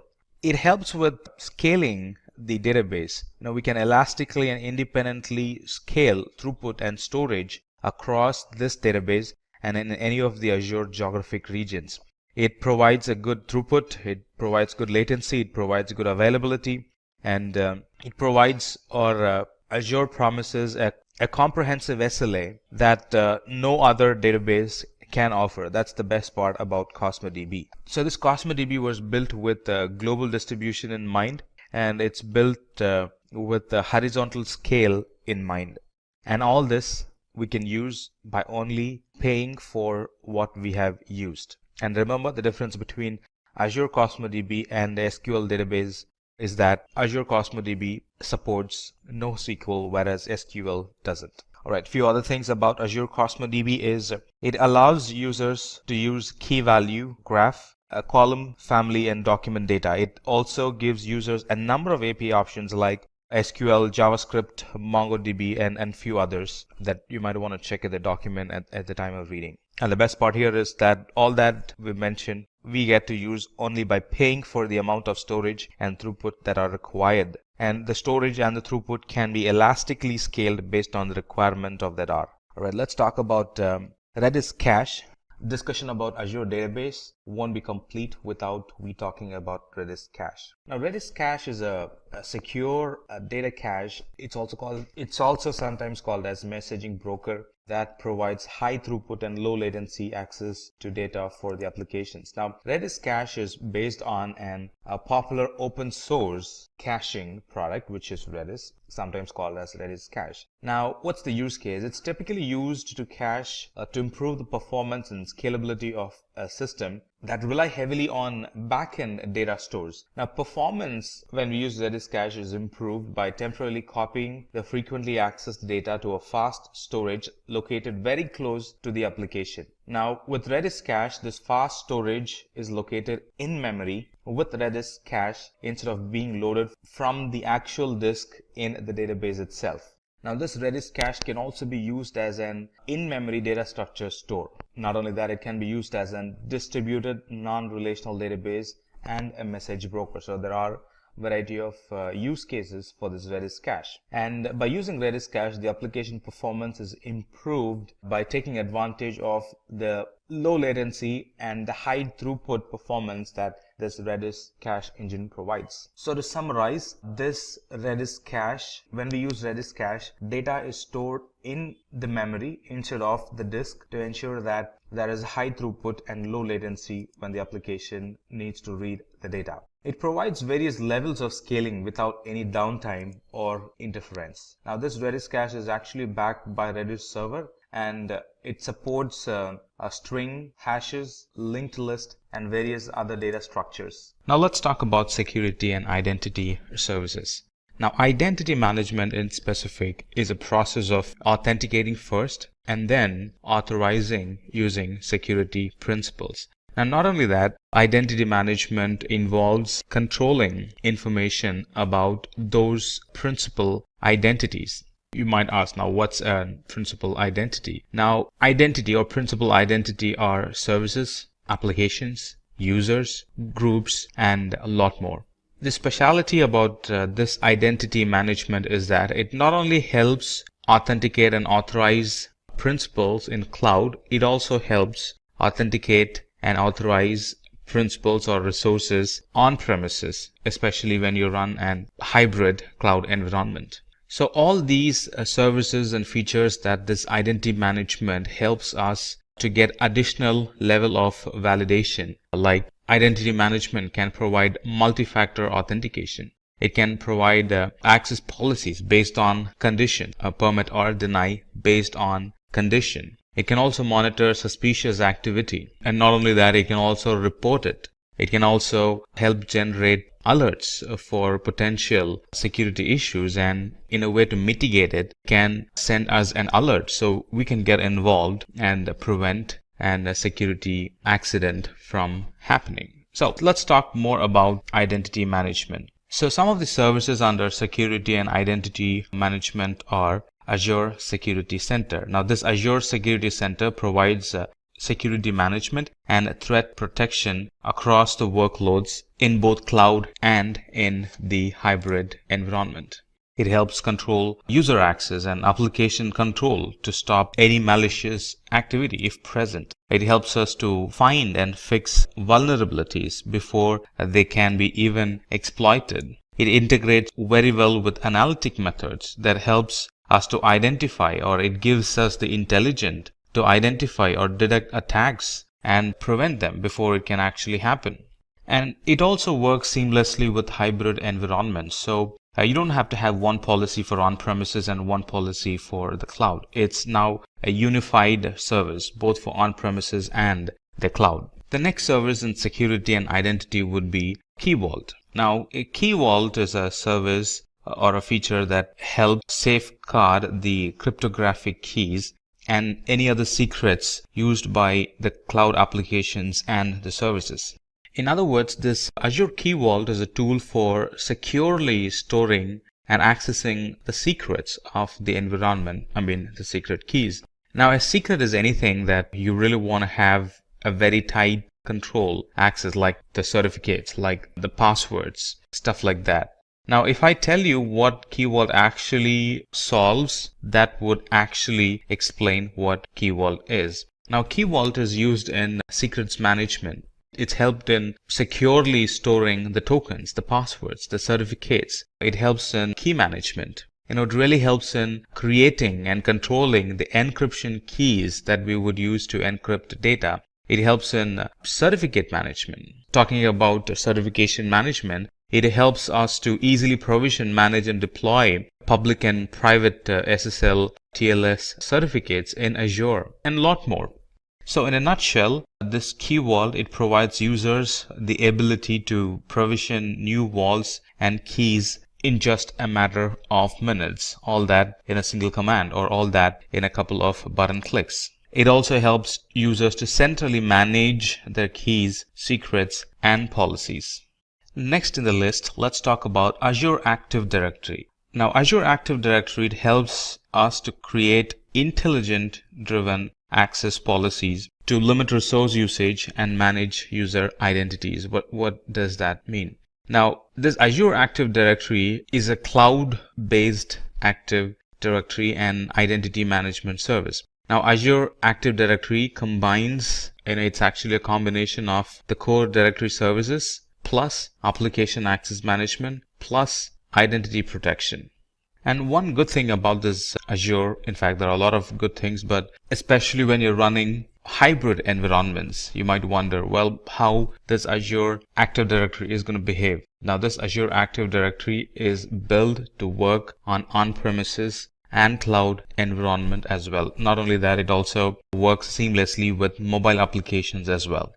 So in a nutshell, this Azure Active Directory, it acts as an central point of identity and access management for our cloud environment. It also provides good security solutions that protect against unauthorized access of our app and the data. Now that we've discussed about security and identity, let's talk about the management tools that Azure has to offer. Azure provides built-in management and account governance tools that helps administrators and developers, that helps them to keep their resources secure and very compliant. And again, it helps both in on-premises and in the cloud environment. And these management tools help us to monitor the infrastructure, monitor the applications. It also helps in provisioning and configuring resources. It also helps in updating apps. It helps in analyzing threats, taking backup of the resources, build disaster recoveries. It also helps in applying policies and conditions to automate our environment. We use Azure management tools, and it's also used in cost control methods. So this Azure management plays a wide role across the Azure services. And in the management tools, first comes the Azure Advisor. Now this Azure Advisor, it acts as a guide to educate us about Azure best practices. It throws recommendations that we can select on the basis of the category of service, and it also provides the impact it can have, or the impact that would happen in our environment if we follow the recommendations given. And recommendations are, first one is the recommendations are kind of templatized, and it throws the templatized recommendations. Not only that, it also provides customized recommendations on the basis of the configuration, on the basis of our usage patterns. And these recommendations are not hard. It's not like something that it recommends and then just leaves us hanging there. These recommendations provided are very easy to follow, very easy to implement and see results. You can think of Azure Advisor as a very personalized cloud consultant that helps you to follow best practices to optimize our deployments. It kind of analyzes our resources, our configurations, our usage, and then it recommends a solution for us that really helps in improving the cost effectiveness, improving the performance, improving high availability, and improving security in our Azure environment. So with this Azure Advisor, we can get a proactive, actionable, and personalized best practice recommendations. Now, you don't have to be an expert. Just follow the Azure Advisor and your environment is going to be good. It also helps in improve the performance, security, high availability of our environment. And also it helps in bringing down the overall Azure spend. And the best part is it's a free service that analyzes our Azure usage and provides recommendations, how we can optimize our Azure resource to reduce cost. And reduce cost at the same time boost the performance, helps in strengthening the security and improve the overall reliability of our environment. Next in the list would be Network Watcher. Now, this Network Watcher helps users identify and gain insights in the overall network performance and the health of the overall environment. Now, these Azure Watchers provides enough tools to monitor, to diagnose, to view the metrics, and to enable or disable logs, which means generate and collect the logs for resources in the Azure Virtual Network. So with Network Watcher, you can monitor and diagnose issues in networking without even logging into the virtual machines. With just the logs, which are real time, we can actually come to a conclusion what could be wrong in a certain resource, in a VM or in a database, by just looking at the logs. And not only that, it's used for analytic or to gain some intelligence of what's happening in our network. We can gain a lot of insight to the current network traffic pattern using the security group flow logs that this Network Watcher offers.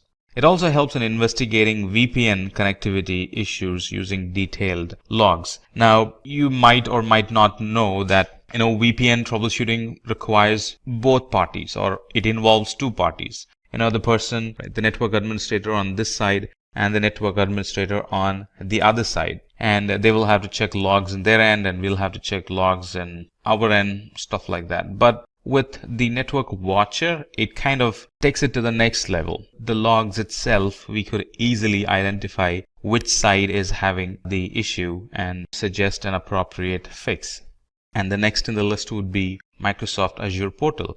Now, this Microsoft Azure Portal, it provides a single unified console to perform various number of activities like building, not only building, managing and monitoring the web applications that we build.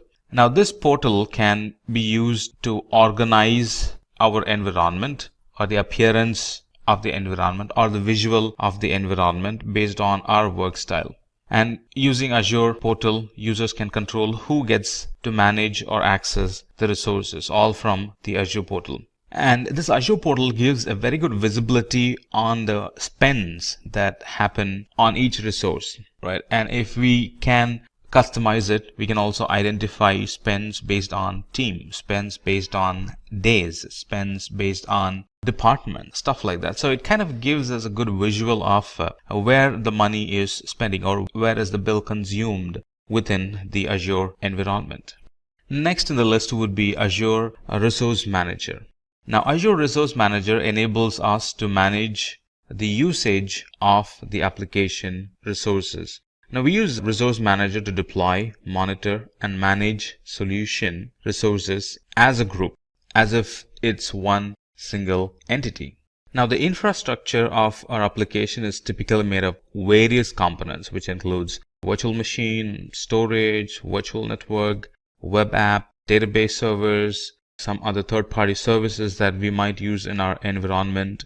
and they are by nature separate services. But with Azure Resource Manager, we don't see them as different components or different entities. Instead, we see them as related services in a group that supports an application. Now we kind of get the relation between them. Instead of letting them spread, Azure Resource Manager identifies the relation between them and helps us to visually see them all as one or single entity. Not only that, Azure Resource Manager helps, or it ensures that the resources that we provision are deployed at a constant rate along with the other application. It also helps users to visually see their resources and how they are connected, and that helps in managing the resources a lot better. Resource group also is used to control who can access the resources within the user's organization. Kind of gives you the fine-grained control over who gets to access and who does not get access. And the last one in the management tools would be automation. And this automation gives us the ability to automate, configure, and install upgrades across hybrid environments. It provides a cloud-based automation and configuration service. Not only that, this can be applied for non-Azure environments as well, which is on-premises.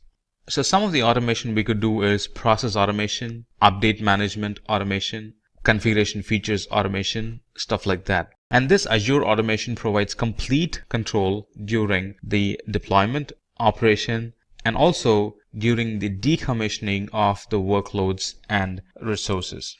With automation, we can actually automate time-consuming or mundane or any task that's error-prone because of human errors. Those things can be automated. So irrespective of how many times you run it, it's going to run the same way. And that really helps in reducing the overall time and also the overhead cost, because a lot of the things are automated, which means it's human error-free, which means the application is not going to break and keep running for a longer time. With automation, we can actually build a good inventory of operating system resources and configuration items all in one place with ease. And this really helps in tracking the changes and investigating the issue. Let's say something happened.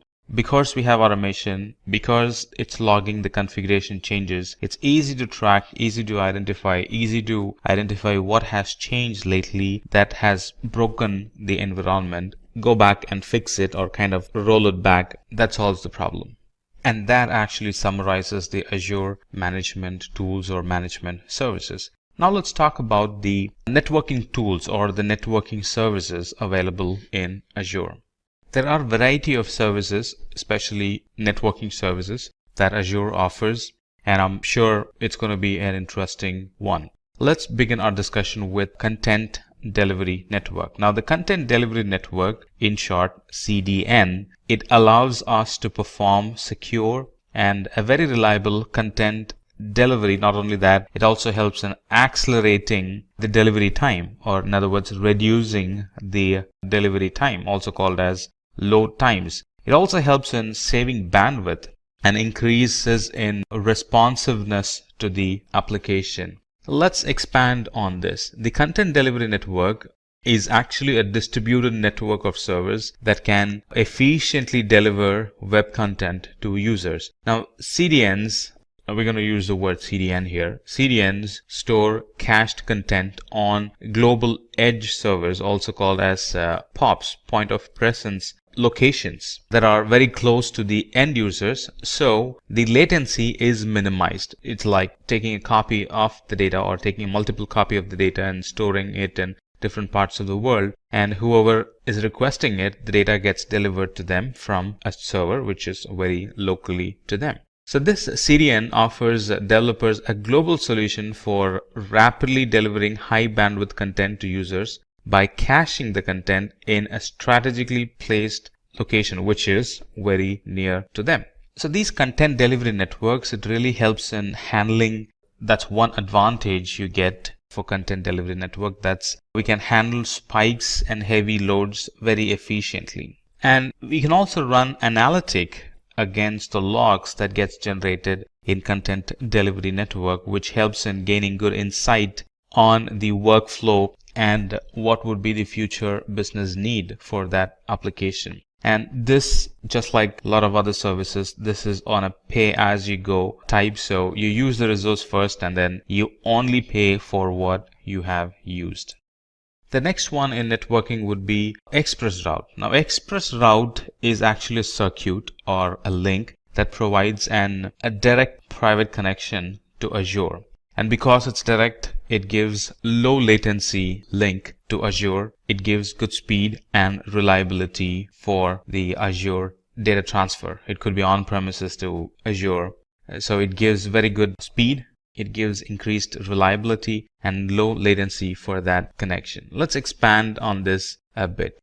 Now this ExpressRoute is a service that actually provides a private connection between Microsoft data center and infrastructure in our premises or in a different co-location facility that we might have. Now these ExpressRoutes do not go over the public internet. And because they don't go over the public internet, they offer a high security, reliability and speed and low latency compared to the connections which are in the internet. Because it's fast, because it's reliable, because it has low latency, it can be used as an extension of our existing data center. Users are not going to feel the difference whether they are accessing services from an on-premises or in the cloud environment, because latency is minimized as much as possible. Users are really not going to see the difference. And because it's a private line and not a public internet line, it can be used to build hybrid applications without compromising privacy or the performance. Now these virtual private cloud, these ExpressRoutes can be used for taking backups. If assume a backup going through the internet, that would be a nightmare. If you use ExpressRoute for backups, that's going to be fast. And imagine recovering a data through the internet, from the cloud, through the internet, to the on-premises in a time of disaster. That would be the worst nightmare. So these ExpressRoutes can be used not only to backup, but also to recover the data. Because it provides good speed, low latency, recovering the data is going to be a lot sooner. The next product or service we're going to discuss in networking is Azure DNS. Now Azure DNS allows us to host domain name in Azure, and these domain names come with an exceptional performance and availability. Now Azure DNS is used to set up and manage DNS zones and records for our domain name in the cloud. Now this Azure DNS is a service for DNS, just like the name says, and it provides name resolution by using Azure's infrastructure. And by using this domain, we can actually manage the DNS ourselves through the Azure portal with the same credential. Imagine having a DNS provider which does not even belong in our IT. Imagine that environment. We would have a separate portal to manage the DNS environment. Now those are gone. And now we can actually manage the DNS in the very same Azure portal where we use the rest of the other services. And this Azure DNS very much integrates with other DNS service providers. It uses a global network of name servers to provide fast response to DNS queries. And these domains are having additional availability compared to the other domain service providers' availability promises. These are going to have more availability than the rest because most of the servers are maintained by Microsoft, and it helps resolve sooner. It helps resyncing. Let's say a server fails, it kind of helps resyncing with the rest of the servers. So all the Microsoft's environment, all the Microsoft's global network of name servers kind of ensures that our domain names are resolved properly, not only properly, but also are available most of the time. Right, next in the list in networking services is virtual network. I'm sure this is going to be very interesting and I'm sure you're going to like it.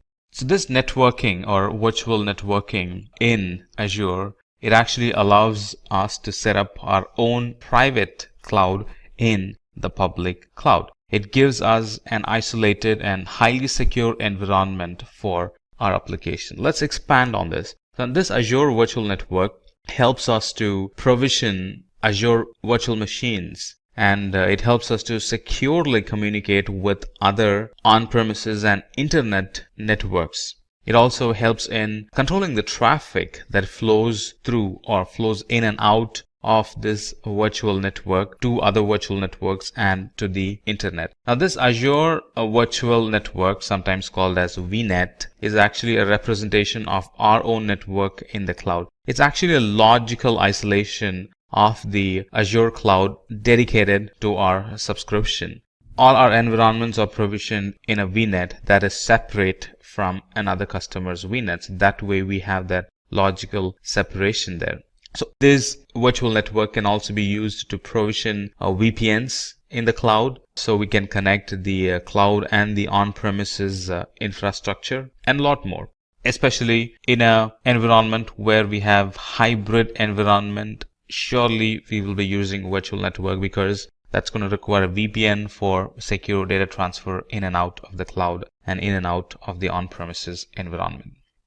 Alright, so it kind of gives us a boundary for all the resources. So all the traffic between the Azure resources, they kind of logically stay in between or logically stay within the Azure virtual network. And here we can design the network. It's given over to us. You can pick the IP, you can pick the routing, you can pick the subnet. A lot of freedom is given, or I would say a lot of control on how the network is designed. It's not like something that's already cooked and we only get to use it. No, we can actually build the network from the scratch. We can pick the IP address that we like. We can pick which subnet needs to communicate with the other subnet, stuff like that. And like I said, if you are using hybrid environment, you definitely would be requiring a virtual network because it helps connect the on-premises and the cloud in a secure fashion using VPN. The last product we're going to discuss in networking is a load balancer. This load balancer actually provides application a good availability and a good network performance. So how does it work? It actually works by load balancing the traffic to and from the virtual machine and the cloud resources. Not only that, it also load balances between cloud and cross-premises virtual networks. With Azure Load Balancer, we can actually scale our application and create high availability for our services, which means our application will be available most of the time. If any of the server goes dead, the server does not get traffic. What happens if the server gets traffic? User is going to experience downtime. What happens if the server does not get traffic? User won't experience any downtime. The connection is shifted to an healthy service, so the user experiences uptime all the time. So this load balancer supports inbound and outbound scenarios, and it provides low latency. It gives high throughput of the data transfer, and we can actually scale up the flow of the TCP and UDP connections from hundreds to thousands to even millions because we have a load balancer now in between the user and the application. So how does it operate? This load balancer actually receives the traffic and it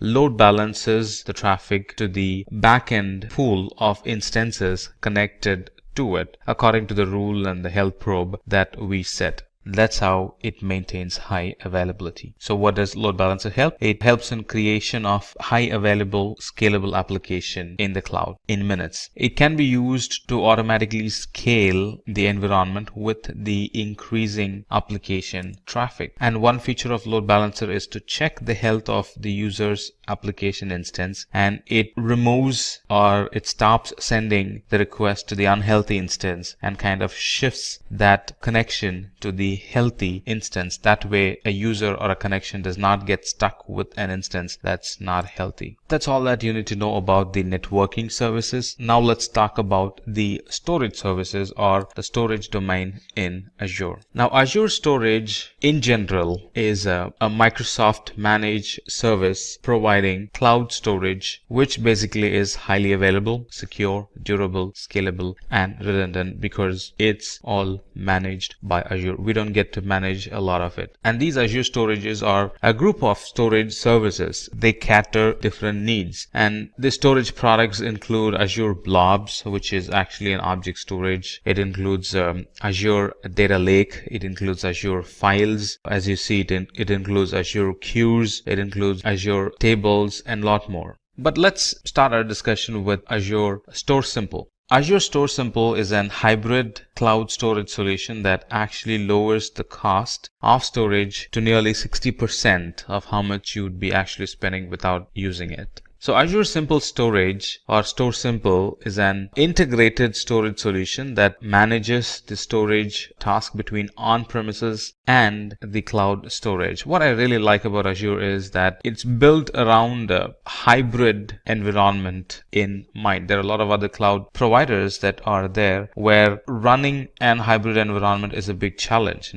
It has some compatibility. You won't be able to find an hybrid or a on-premises and cloud solution for your need, stuff like that. But with Azure, especially when it comes to storage, a lot of the things that we're going to see, it clearly is designed with hybrid environment in mind. All right, so let's come back and talk about Store Simple. So Store Simple is an very efficient, cost-effective, and a very easily manageable SAN, storage area networking solution in the cloud. I thought I'll throw in this information. The reason why it got Store Simple is really because it uses Store Simple 8000 series devices which are used in Azure Data Center. And this Store Simple or Simple Storage, it comes along with storage tiering to manage the stored data across the various storage media. So the very current data is actually stored in on-premises on solid state drives. And data that is used less frequently is stored in HDDs or hard disk drives. And the data that requires archived or that needs to be archived, very old data, let's say less frequently used data, candidate for archive, they are actually pushed to the cloud. So you see how this storage tiering automatically happens in Store Simple. And another cool feature of Store Simple is that it enables us to create an on-demand and scheduled backups of data and then store the data locally or in the cloud. And these backups are actually taken in the form of incremental snapshot, which means that they can be created and restored quickly. It's not a complete backup, it's an incremental backup. And these cloud snapshots, they can be critically important when there is a disaster and when there is a disaster recovery scenario, because these snapshots can be called in and they can be put on storage systems and then they become the actual data. So recovering is faster if you have proper scheduled backups or if you have frequent backups. And this Storage Simple, it really helps in easing our backup mechanism, which means it kind of eases our disaster recovery steps or procedures as well. So this Store Simple, it can be used to automate data management, data migration, data movement, data tiering across the enterprise, both in cloud and on premises. It actually improves the compliance and accelerates the disaster recovery for our environment. And if there is one thing that's increasing every new day in our environment, that would be storage. And this Store Simple addresses that need, and we really don't have to pre-plan or think in deep for having a proper storage, because now we have a simple storage available in the cloud, and moreover it's on a pay-as-you-go type. So not much pre-planning on storage is needed. Yes, there will be a need, but not as much as I would without the cloud or without the simple storage. And the next service under storage that we would like to discuss is the Data Lake Store. This Data Lake Store or storage, it's a cost-effective solution for big data analytics in specific. So let's expand this. So this Data Lake Storage is an enterprise-wide repository for big data analytic workload. Now that's the major service that's dependent on this Data Lake Store. And this Data Lake enables us to capture data of any size, of any type, and of any ingestion speed, and it kind of collects them in one single space or in one single place for operational efficiency. And for analytic purpose. Hadoop in Azure is very dependent on this Data Lake Storage. And this Data Lake Store is designed with performance for analytics in mind. So anytime you think of, or anytime you're using analytic in the cloud, or anytime you're using Hadoop in the cloud in Azure, we are definitely using, or we will be to the most part, or the normal procedure or the right storage to pick would be Data Lake Store in Azure. It's designed with security in mind. So anytime we use Azure storage, we can be rest assured that we are using storage from within a data center which was built with security in mind. So this data store also uses Azure Blob storage behind the scenes for global scale, durability, and for performance. Let's talk about blob storage. Now, blob storage provides large amount of storage and scalability. Now, this blob storage is the object storage solution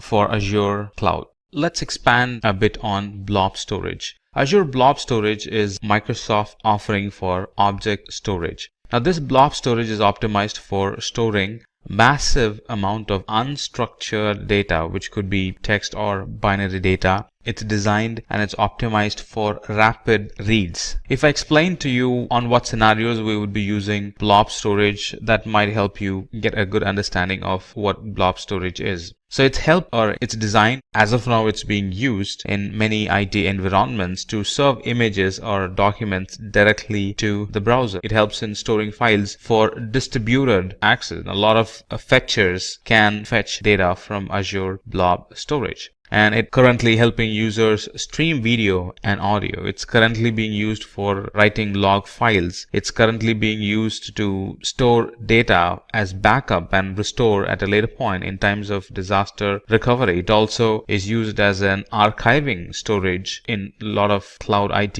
environments. It's widely used in storing analytic data, not only storing but also running analytic query against the data stored in it. So that's a wide use case for blob storage. Not only that, in addition to all that we mentioned, it also supports versioning. So anytime somebody updates an data, a new version gets created, which means at any point I can roll back as and when needed.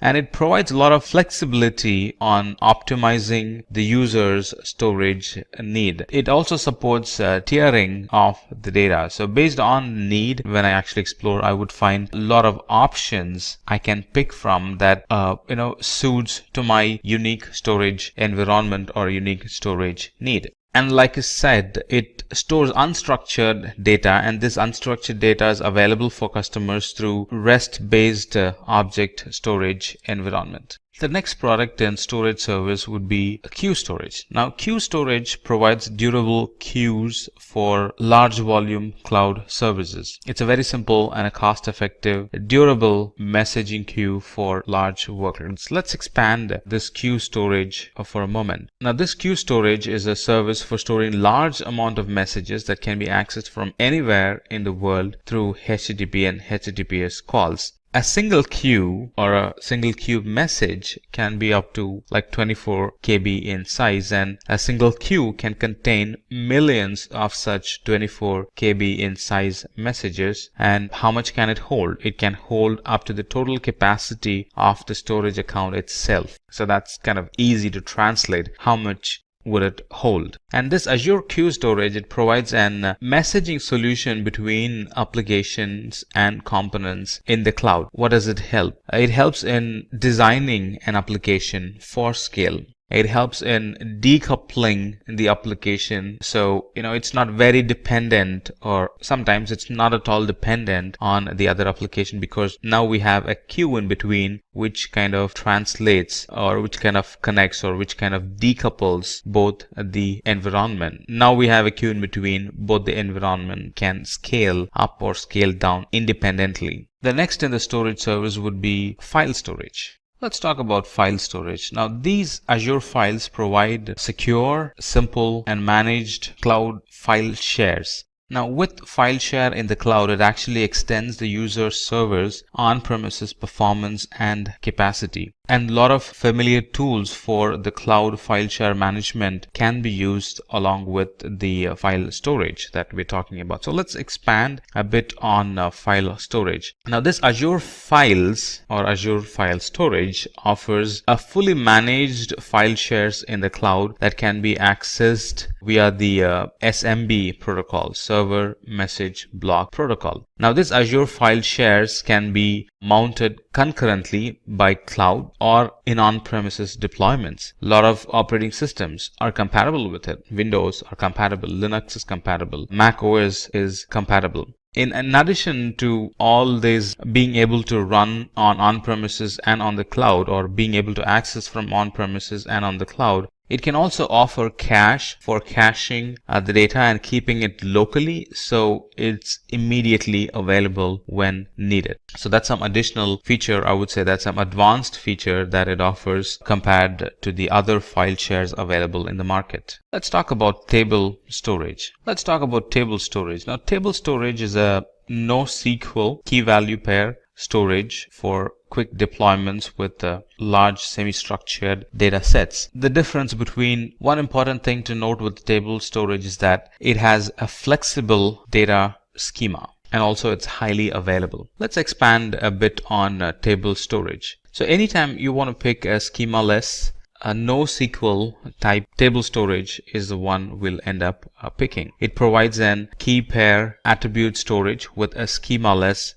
design. This table storage is very fast and very cost effective for many of the applications, and for the same amount of data, it's a lot cheaper when you compare it with the traditional SQL data or data storage. So some of the things that we can store in the table storage are, of course, they're going to be flexible data sheets, such as user data for web application, address books, device information, and other types of metadata for our service requirements. And it can have any number of tables up to the capacity limit of the storage account. Now, this is not possible with SQL. This is only possible with NoSQL, especially with table storage in Azure. Explanation of storage really concluded the length and breadth of the explanation this CEO was giving his IT personnel. But this IT personnel is not done with it yet. He still has a question even after this lengthy discussion, and his question was, well,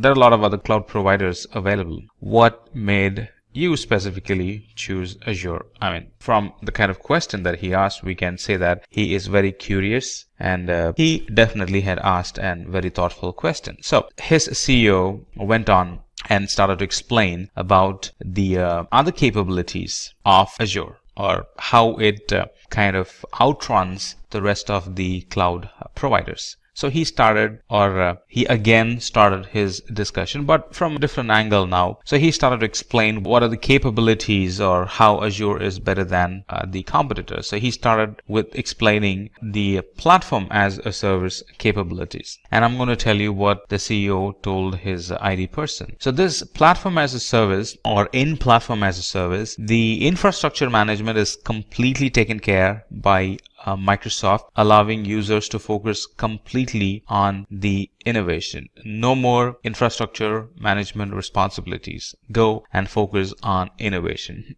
That's a fancy way of saying it. When we buy platform as a service, that's what we get. We can contribute our time on innovation and not just maintaining the infrastructure. And Azure especially is .NET friendly. Azure supports the .NET programming language, and it is built or designed, or it is optimized to work with old and new applications deployed using .NET programming framework. So if your application is .NET, most of the time you would end up picking Azure. I mean, if you try to compare, most of the time you would end up picking Azure as your cloud service provider. And the security offerings that Azure offers is it's designed based on the security development lifecycle, which is an industry-leading assurance process. When we buy services from Azure, it assures that the environment is designed based on security development lifecycle. And like I mentioned many times in the past, and I would like to mention it again, Azure has well thought about the hybrid environments, which a lot of other cloud providers have failed. So it's very easy to set up an hybrid environment, to migrate the data or not to migrate the data and still run a hybrid environment. They work seamlessly with Azure, because Azure provides seamless connection across on-premises data centers and the public cloud. It also has a very gentle learning curve. If you look at the documentation, it's picture rich, and the documentations are neat and clear. It would encourage you to learn more. It would encourage you to think and imagine and try easily get a grasp of how services work. So it has a very gentle learning curve. Azure allows the utilization of technologies that several businesses have used for years. So there is a big history behind it. It has a very gentle learning curve, the certifications, the documentations, the stage-by-stage certification levels. It's all very gentle learning curve, which is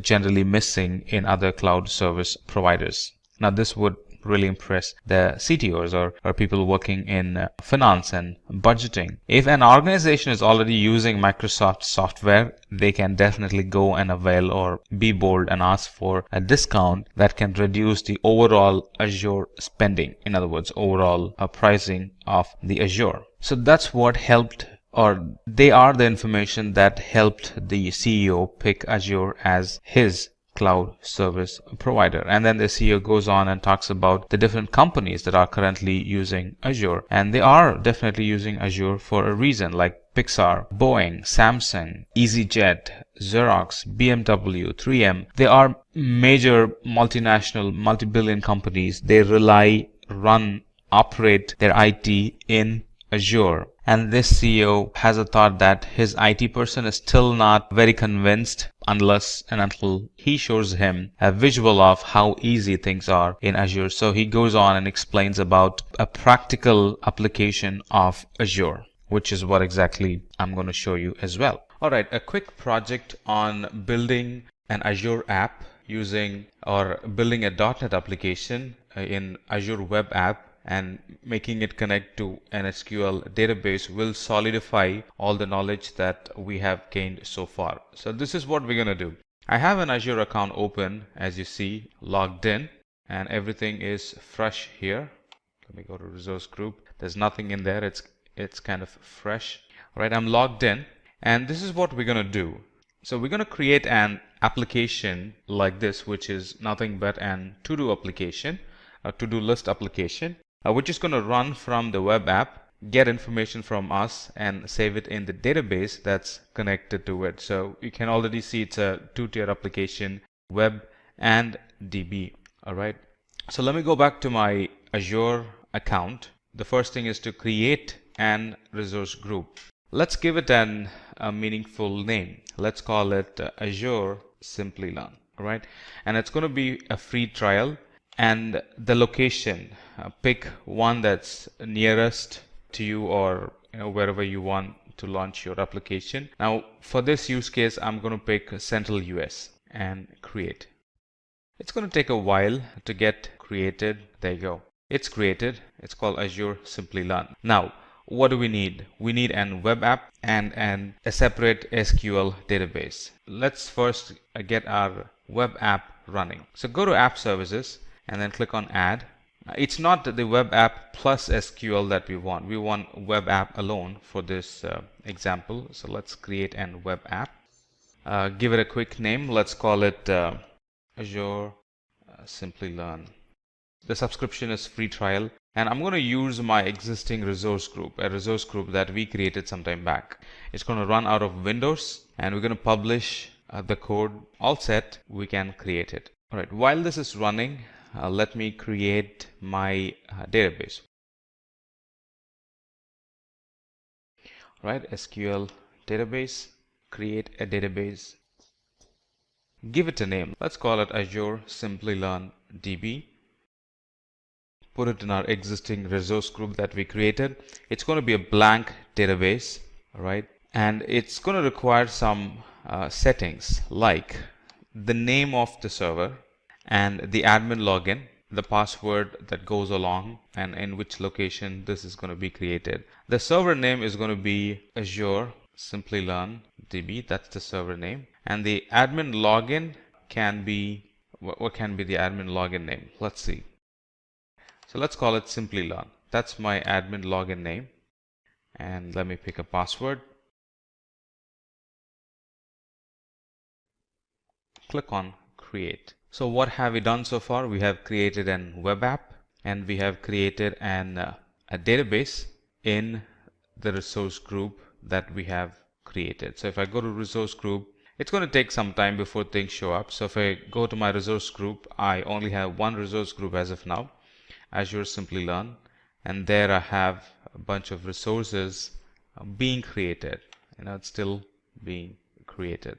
Right. In the meantime, I have my application right here that's running out of or that's in Visual Studio as of now.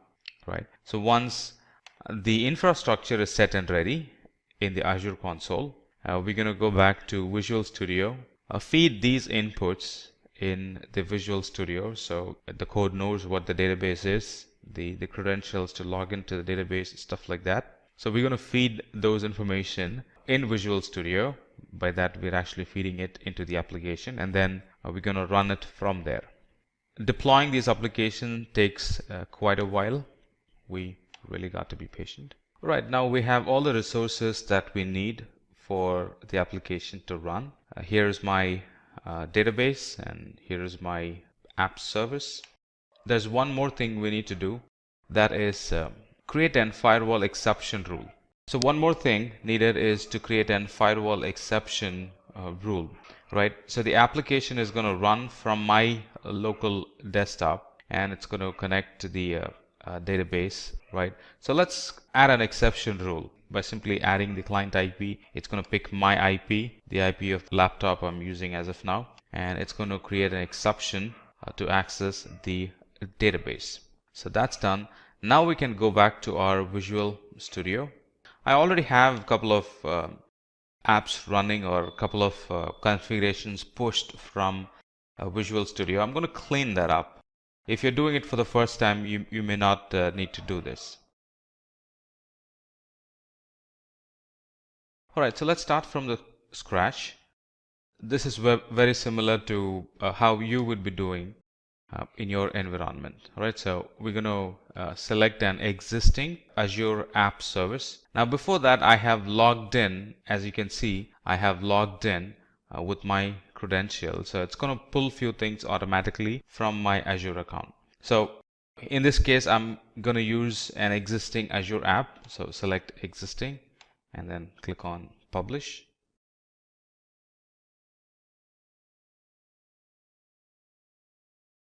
Alright, if you recall, these are the very same resources that we created a while back.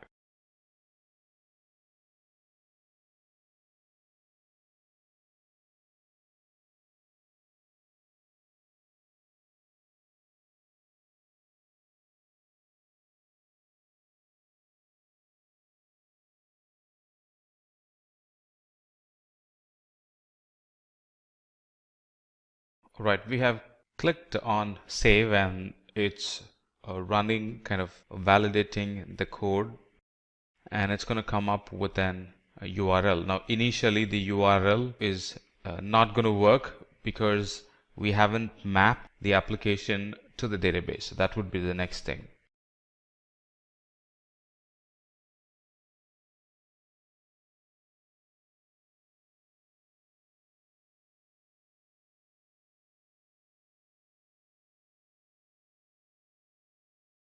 Alright, so the app has been published and it's running from my web app as of now. It's going to throw an error. Like you see, it's throwing an error. That's because we haven't mapped the app and the DB together. So let's do that. Alright, let's do that. So let's go to Server Explorer. This is where we're going to see our databases that we have created. Now let's quickly verify that. Go back to the resource group, right? Appropriate resource group, which is right here. And here I have my database, Azure Simplilearn database.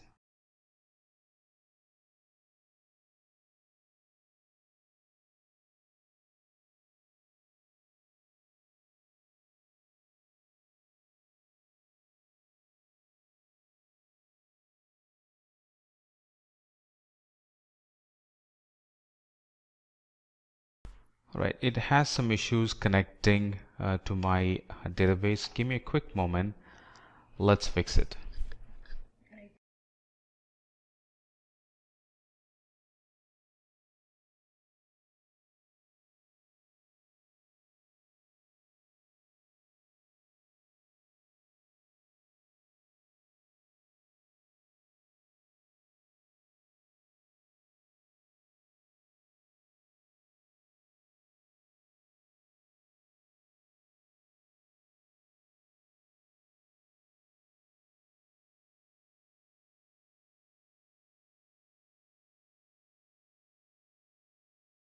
All right, so we'll have to map the database into this application.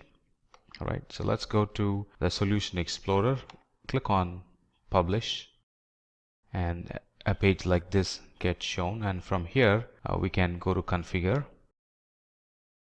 Here is our web app, all right, with all its credentials. Let's validate the connection, number 1. All right, and then click on Next. This is my DB connection string, right, which the app is going to use to connect to my DB. Now, if you recall, our DB was Azure Simplilearn DB, and that's not being shown here. So let's fix that. Right, so let's fix that. Click on Configure, and here let's put our DB servers URL. Now before that, let's change this to SQL Server. All right, and then in here put the DB's URL. So go back to Azure. Here is my DB or server's name. Put that here. Right, the username to connect to the server, that's right here. Put that in, and the password to connect to the server, let's put that in. All right, it's trying to connect to our Azure portal or the Azure infrastructure, and here is my database. If you recall, it's Azure SLDB, that's the name of the database. Let's test the connection. Connection is good. Click on OK. So now it's showing up correctly, Azure Simplilearn DB. That's the name of the database that we created. Now it's configured.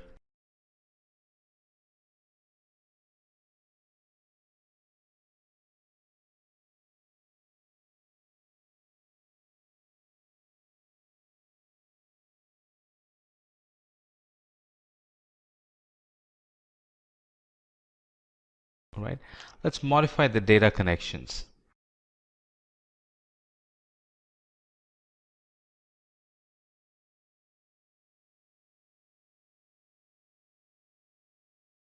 Right, let's map it to the appropriate database again. All right, so our name of the database is Azure Simplilearn DB, and then it's going to be SQL Server. That's the data source. The username is Simplilearn, and the password is what we have given in the beginning. All right, let's validate the connection. It's good. Click OK. Now we're all set and ready to publish our application again. Now the application knows how to connect to the database. We have educated it with the correct connection strings, the DNS name, the username, and the password for the application to connect to the database. So Visual Studio is building this project, and once it is up and running, we'll be prompted with an URL to connect, and anytime we put or we give inputs to the URL, that's going to receive the input and save it in the database.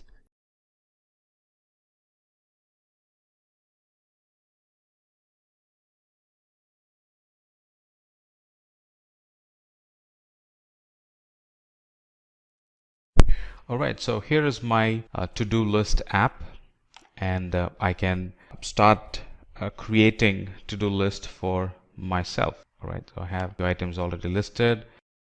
I can create an entry, and these entries get stored in the database. I can create another entry.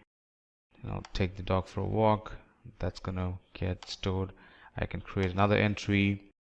Book tickets for a scientific exhibition, and that's going to receive and put that in the database. And that concludes our session. So through this session we saw how I can use Azure services to create a web app and connect that to the DB instance, and how those two services which are decoupled by default, which are separate by default, how I can use the connection strings to make connection between the app server and the database and be able to create an working app. You can also check out a Azure Cloud Architect course that will help you master the Azure infrastructure by understanding Azure Cloud Architect technology solutions, implementing workloads and security in Azure, creating and deploying apps in Azure, and securing data in Azure. Link is in the description. Also, do subscribe to our YouTube channel and hit the bell icon for more amazing and interesting content. In this video, we'll go through Azure Machine Learning in detail, including its capabilities, the Azure ecosystem that supports machine learning, and the various ways we train and build models, starting with what is Azure Machine Learning, followed by who is machine learning for. Then we will look into its infrastructure, readiness, and security. Then we will dive into machine learning project workflow. Following that, we will understand MLOps, DevOps for machine learning. And at last, we will explore the Azure Machine Learning Studio. After that, we will have a demo too. So without doing any further delay, let's start with the video. So what is Azure Machine Learning?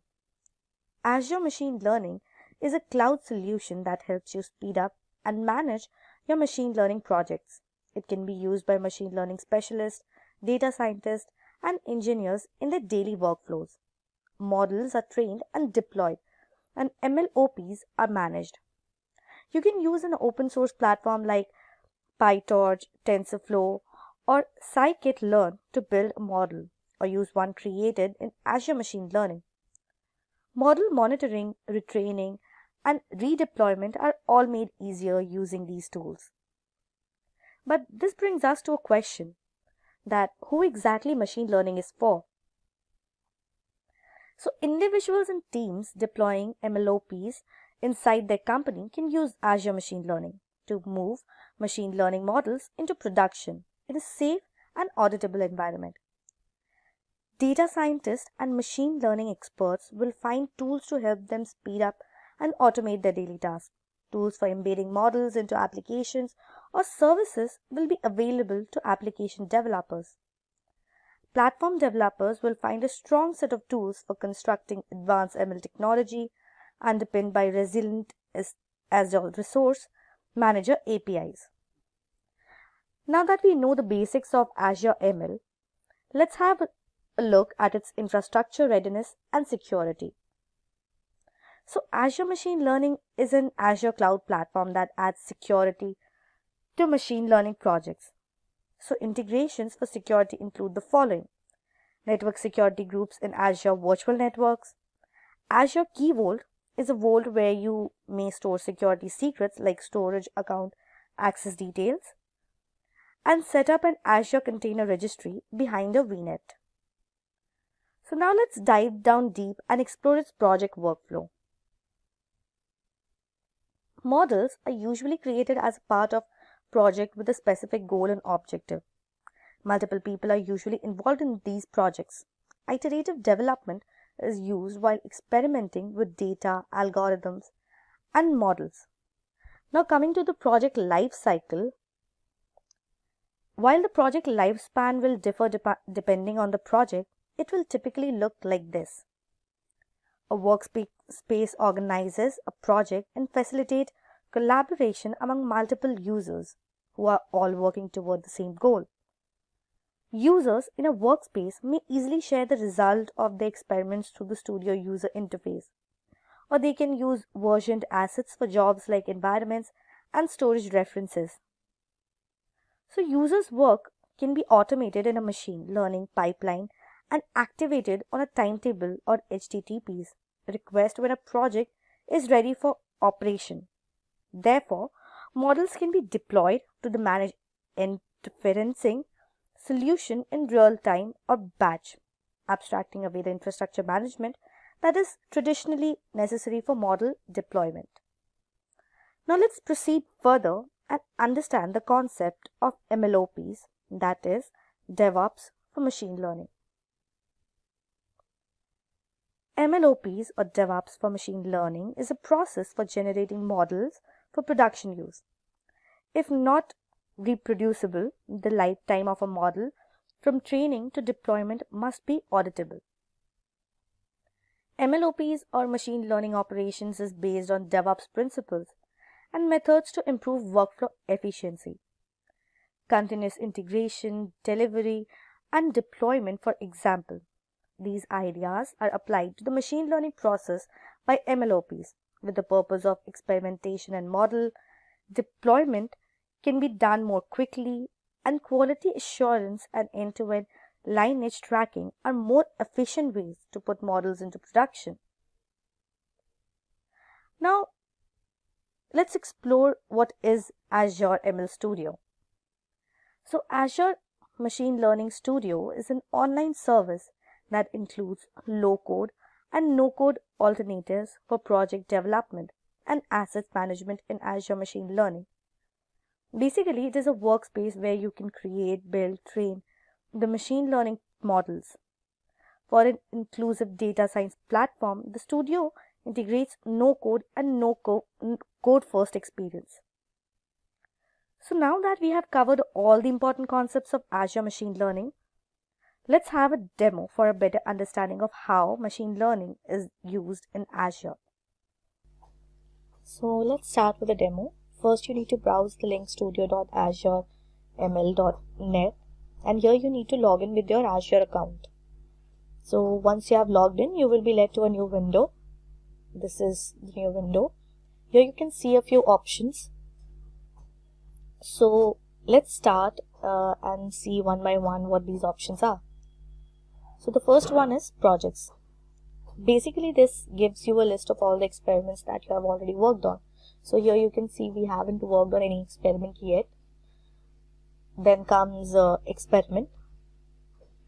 Experiments are all the programs and codes that you have worked on to create it or deploy a model that you have just created for an experiment. So as I said, we haven't created any experiment yet, so the list is null over here. When you click on samples, you can see a few sample experiments provided to you by Azure portal by default.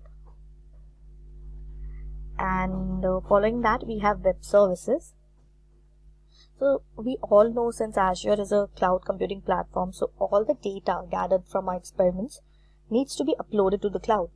So web services gives you a list of all the experiments that you have in the cloud, so you can access them from anywhere. So when you create an experiment and work on it, when you add it to the cloud, that data is stored here. So then comes datasets. It gives you all the datasets you have in your Azure portal. When you click on the samples option, again you can see all the datasets provided to you by default in your Azure portal. Then comes trained models. So while working on an experiment, you will come across a point where you need to train your model. So basically, this gives you a list of all the models that you have trained in your experiments or Azure programs. And in the last comes settings. Any changes that you want to make to your workspace is done under settings. Here you can see this is your workspace name, workspace description, which is by default, and all the details is provided here only. So whatever changes you want to make to your workspace, you will be doing this over here. So now let's start with a demo. So down below you can see the add or new option here. So click on it, and then you can see there are a few templates provided to you by Azure itself. So we'll click on blank experiment. Once you click on the blank experiments, you'll be guided to a new experiment window. So this is the new window, and this window is divided into 3 parts. These are the components where you will plan your model. This is the canvas to design your model, and then the properties of the model. In the components section, you can see samples already present there. So you can select any one of them according to your requirement. So here when I'm typing samples, I'll work on airport codes datasets. So I just need to drag this option over here. But before starting with our experiment, let's change the name. So here I'm changing it to airport codes demo model. So now you can see the name of the experiment is changed. Now when you click on it and select visualize, just a second, you can see the number of rows and columns provided to it, the data which is required for its dataset to be created and for its model to be created. So the 4 columns are airport ID, city, state and name. Now we will move towards the part where we define the field we need to make our predictions for. So type columns in the search bar.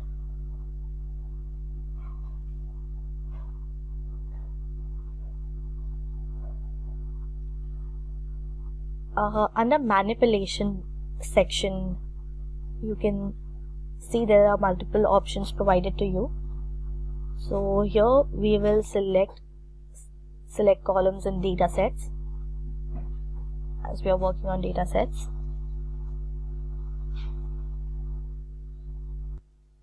Now connect your data set with this option.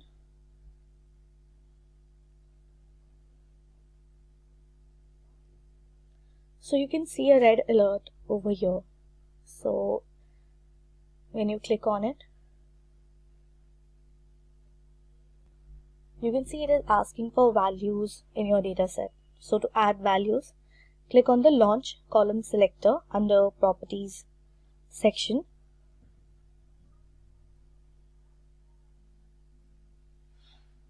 So once you click on it, here you need to select all the options needed for your required values. So for my experiment model, I need all these data sets. So I'll add all of these and then click on the save option. So let me just add these.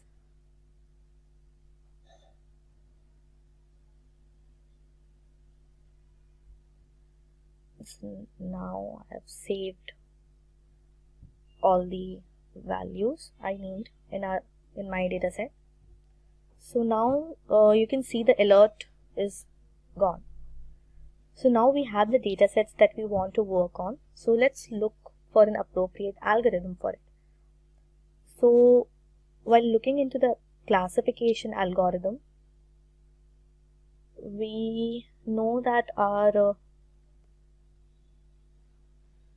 so here you can see it under classification model, we have these options. So we know that our target value is divided into 2 classifications. So the algorithm we will be using is a 2 class. So we will be using 2 class booster decision tree because it calculates the accuracy for every node, and once the calculated accuracy is more than our required accuracy, then only it moves to the next node. So basically this gives you a prediction value close to the accurate value of the model. So we will just drag this option over here.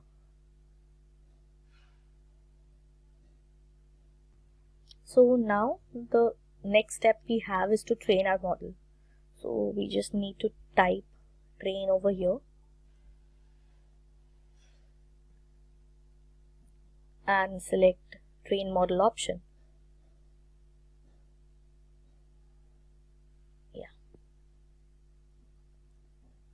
So just drag it to the canvas. Now connect the two boosted decision tree to the train model.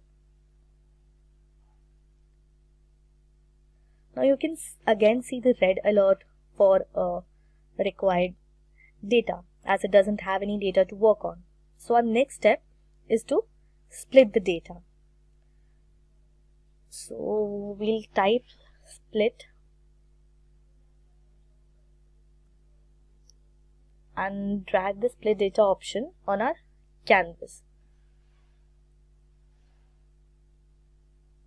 As you can see, this is also saying it needs an input port data set. So we'll connect our data set with it so that it is provided with the data. So when you click on it, you can see it is asking for a split percentage. So you split the data into training and testing, where 80% goes to training and 20% to testing. So we will mention 0.08 over here, and so now we will just connect the 80% data to the train model. As we said, the 80% goes for training. But you can still see the alert in the train model because it is not aware of the column it needs to train on. So we will click on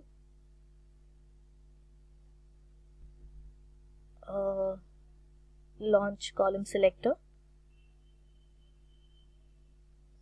Now you just need to select all the columns you need to work on. So I'm selecting the airport ID number.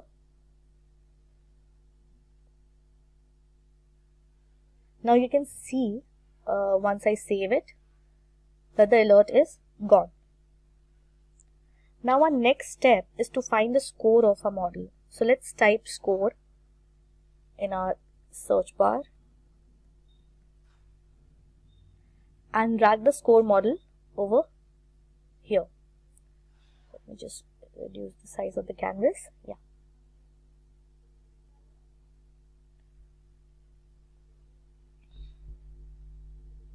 So we will just connect our train model to the score model. So again you will see the red alert as it doesn't know the data it needs to test on. So for that we will connect the remaining testing data in the split data option to the score model. Now you can see the alert option is gone. Now coming to the final step, that is evaluation of the model. So let's type evaluation,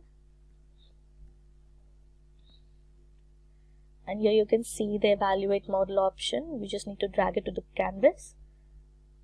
Yeah. So let's connect it with our score model. Now your model for the airport code dataset is complete. So this is the whole model. Now you need to save the model and then click on run option. So here I've saved it, and you can see it's running.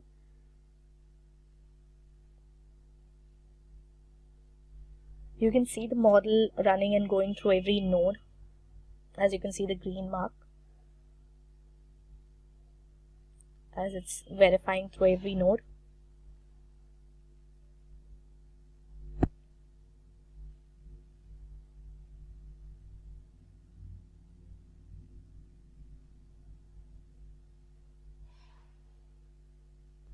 So once it's done, click on evaluate model and then click on visualize.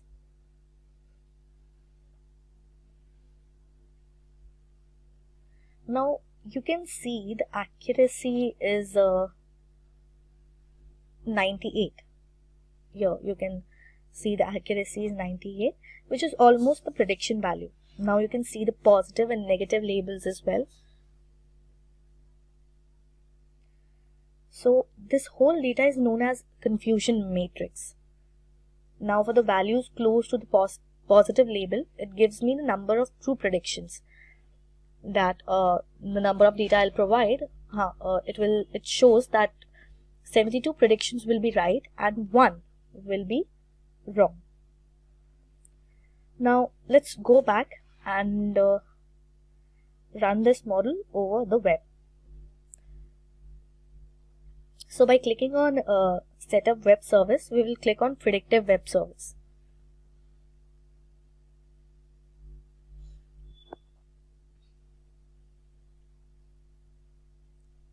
Now we will just connect web service input to the score model.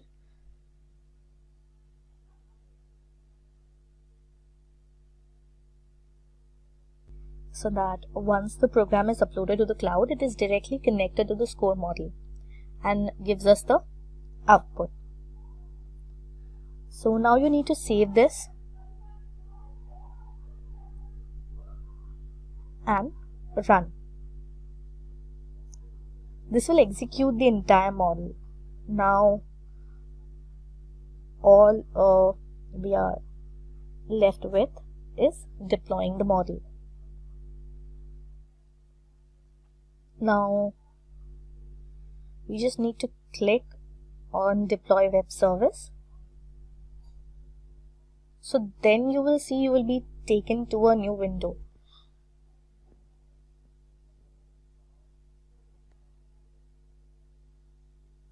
Here you can see the response page where it's showing the test option. You need to click on it. So here you can see a new window has popped up. So you just need to mention the details. Like for city I am mentioning Bangalore.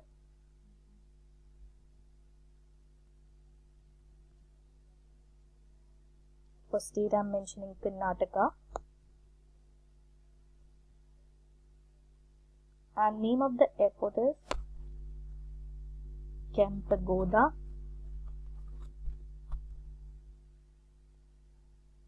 International Airport. And I just need to save this data.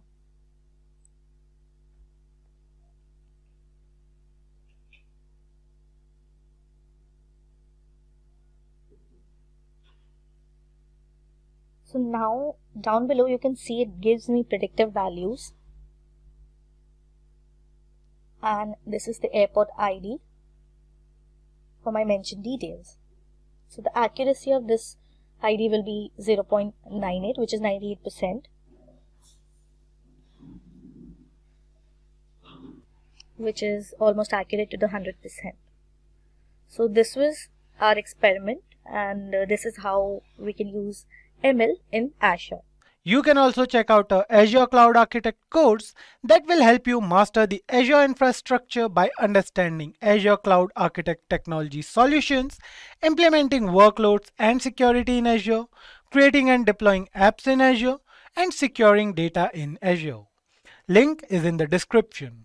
Also, do subscribe to our YouTube channel and hit the bell icon for more amazing and interesting content. What is Azure Active Directory? Now, here we are in a situation where we have two colleagues having a conversation with each other. So one of them complains that he is finding a hard time managing multiple user logins at the same time. His friend suggests that he has a solution, that the company start using Azure Active Directory. He says that with Azure AD, they'll be able to handle multiple user logins without any issue. So just like the question in all our minds, the friend asks, how is Azure Active Directory going to help us? So to help you understand, let's think about a scenario. Now you're an employee working for an organization and you want to use a particular service, in this case SQL database. So you're assigned a set of username and password. Then you want to use another service, a machine learning service. Again, you're assigned a different username and password. And likewise for any number of services that you want to use. So for every service that you're going to choose, you need to be assigned a new username and password. But this becomes a huge issue for the administrator as they have to handle a large number of username and passwords. Now, if you think about a large organization where there's more than 1,000 people working, you can understand how much of a hassle it's going to be for the administrator. At the same time, it's also a really difficult thing for you to remember that many numbers of username and passwords. It's difficult on the user as well. And that's where Azure Active Directory helps. Now, here's a scenario where we're applying Azure Active Directory. Now, you're an employee, you want to use a particular service, and you're assigned a single username and password. And with this username and password, you can access all the services that you want. So there's only one set of username and passwords that you need to remember. You can use any of the services that you want as long as the administrator has given you access to it. So what is Azure Active Directory? Now, Azure Active Directory is a service that falls under the identity domain. It allows multiple users and is a cloud-based directory and identity management service. Now, here's an ideal scenario. You're joining an office newly. The admin helps you sign up to whatever services you want, and you can access these services anywhere over the cloud. So now let's talk about something different, Windows AD and Azure AD. Now, Windows AD was the previous version of Azure AD. So now we'll talk about why we needed to change from Windows Active Directory to Azure Active Directory. So what is Windows Active Directory? Now, it's an OS directory service which allows you to work with multiple systems, multiple network resources in a unified manner. Now, the biggest draw when it came to Windows AD was that it had many layers. Now, different layers that did different bits of work. So now let's talk about each of these layers. The first layer is ADDS, or the Windows Active Directory Domain Services. Now, each layer, as I said before, has a different role to perform. ADDS allows admin to manage information relating to user logins and other details like when they signed up, how much they're using, and things like that. The next layer is ADLS, or the Azure Data Lake Storage Services. This layer is for allowing you to store any amounts of data of any type or size. Then you have the ADFS, or the Active Directory Federation Services, where you're given a single option for sign up with which you get access to all systems and applications. Then we have the fourth layer, the ADCS, or the Active Directory and Certification Services. This enables administrators to customize services and then be able to manage and issue public certificates. And the final layer is ADRMS, or the Active Directory Rights Management Service. And this is used for data protection. Now, here's where Azure Active Directory changed the whole game. This means that there's a large number of layers that administrators need to take care of. Now, how about there was a solution for this? And Azure AD is that solution. Azure Active Directory integrates all these 5 layers into 2. And these are the Windows Azure Active Directory, or the WAAD, where it combines all the problems when it comes to identification management, which is almost all 5 layers taken into one. And the Windows Azure Access Control Service enables the federation or the division of all these services of an organization. And by division, I mean assigning each of these services to these users. So that is taken care of by the Windows Azure Access Control Service. Hence, Azure Active Directory is able to simplify a lot of the problems that Windows Azure Active Directory had. For example, the application Office 365 uses Azure Active Directory to manage user identities. Here's how. Now, you're an employee who wants to access one of the Office 365 services, which could be Excel, PowerPoint, Microsoft Word, or something like that. So you go talk to the administrator and he gives you access to these services with the help of a single username and password. Now, as long as you have this username and password and the administrator has given you access to it, you can use any of these services. So who's the service audience? Who is using the Active Directory service? Now, there are 3 types of audience when it comes to Azure Active Directory. The first one is IT administrator, the second one application developers, and online customers. So the IT administrators, their main emphasis is to ensure that the sign-in takes place. They take care of all the sign-in procedures. They also solve issues when it comes to authentication. For example, to authenticate a particular user, the problem is solved by the IT administrators. Then you have application developers who use these services to develop applications. And with this, they have an easier time developing applications as all these resources are easily available. You have online customers who make use of services like Office 365 and other CRM services and have all their demands catered immediately. So now let's have a look at how we can use Azure Active Directory to provide access to a particular individual. So if you log into the Azure account, this is what you see, or you go into Active Directory, a list of all the people who are using or have been given permission to use resources from Azure. Okay, now we're going to create a profile. We need to set up his name, which is John, and second name, Jacob.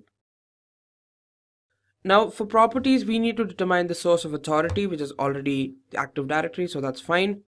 We can select a group or add them to a particular group if we feel like it. Now, if we add them to a particular group, it means that they have access to all the resources that everyone in the group has access to earlier. So we'll do that later. We'll select their directory role, or we can select it here if we need to. It could be user, administrator, or a limited administrator. And now we'll set up a password. We already got one, and we'll create. And that's it. We have created a user. Now we'll go to their profile.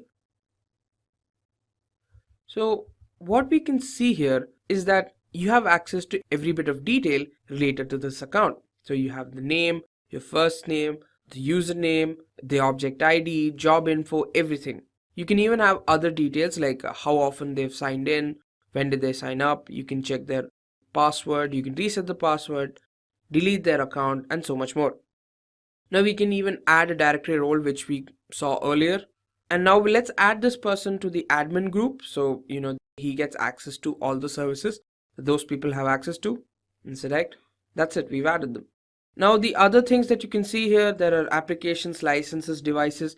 These are all restrictions you can add or remove, like which device you can use the system through or with and stuff like that. So that's it. And with that, we've created a user and given him access to certain services. Now, why should you be interested in Data Factory? Now let's consider a scenario. So here we have two colleagues having a conversation with each other, and they say that the data that they're generating from their applications or products is increasing exponentially. Now, considering that this data is coming from a number of different products, it'll be a bit of a task to analyze and store all of this data. So he wonders how they're going to manage that.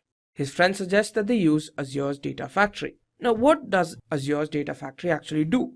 First, it stores data with the help of the data lake storage. Now, any kind of data can be stored in the data lake storage. Then you can analyze the data, you can transform the data with the help of pipelines, and you can publish the organized data. You can visualize the data with third-party applications like Apache Spark or Hadoop as well.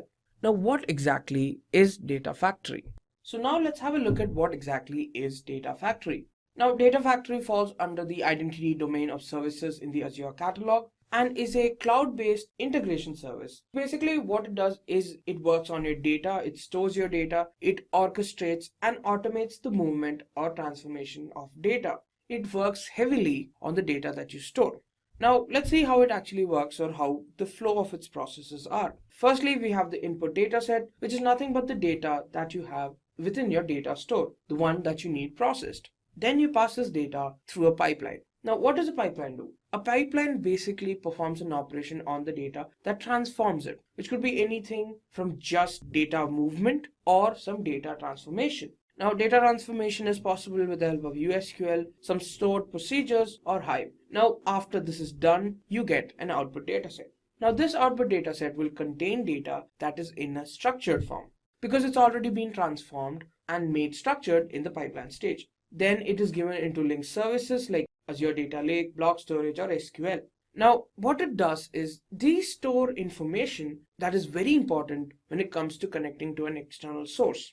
Now, this is, if you wanted an example, how in an SQL server you need to mention the source and destination of your data. Now, for example, consider an SQL server. So you need a connection string so that you can connect to an external device. You need to mention the source and the destination of your data. This is how the link services work. And finally, you need a gateway. Now, a gateway basically connects your on-premises data to the cloud. So you do need a client installed on your on-premises system so that you can connect to the Azure cloud. And finally, you have the cloud. Here what happens is your data can be analyzed or visualized with a number of different analytical softwares like Apache Spark, R, Hadoop, and so on. So all this time I've been mentioning that data lake is a very important part when it comes to Azure Data Factory's proper functioning. So now let's talk about what exactly is data lake. Now, data lake is a data storage or a file system which is highly scalable and distributed. It is located in the cloud and works with multiple analytics frameworks, which is external frameworks like Hadoop, Apache, and so on. So now let's have a look at it. So first you have your output data set, which is data from the mobile, video, web, social media, so much more. It is sent into the Azure Data Lake store, and then it is provided two external frameworks like R, Apache, and Spark so that they can be worked on. Now, there are two main concepts when it comes to data lake storage. So one of them is storage and the other one is analytics. Now, storage is of unlimited size. It can be petabytes, terabytes, gigabytes, and so much more. It stores a wide variety of data. It could be unstructured or structured data, and it can store really large files. And another concept when it comes to data lake is analytics. Now, how it works. Now, here are two examples of how analytics works when it comes to data lake.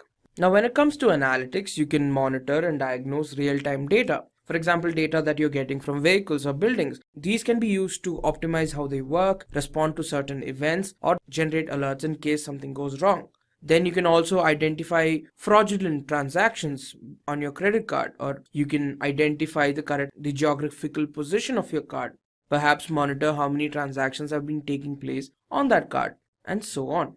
So now we're going to have a look at how we can use the Azure Data Factory to move data from an SQL database to a blob storage on the cloud. So here's what we're going to do. So first off, to make a database, what you're going to need is software known as SSMS. So you can find it on Google. You just need to Google it, SSMS. The first link you can take here, and there you have it. So you just need to click here and download the file. So I've already downloaded the file. So basically this is used to create a database which we'll be transferring to the blob storage. So this will take about, depending on your computer speed, pretty long or little to no time. I've already downloaded it. The process is very simple. Just directly go on saying yes, yes. And finally, once the installation is done, here's what we're going to do. We should go into the dashboard of Microsoft Azure. We need to create a data warehouse. So we'll go into all resources, create resource, go to database, and select SQL data warehouse. There we have it. Now, it's very important that you remember the names of the service of everything that you're going to write here, because each of these become very important later on. So I've already set up a possible set of names. YouTube, it's free trial. The resource is already created. A blank database. The server, we need to create a new one. So we'll name it as YouTube server. YouTube admin as the server admin login. The password as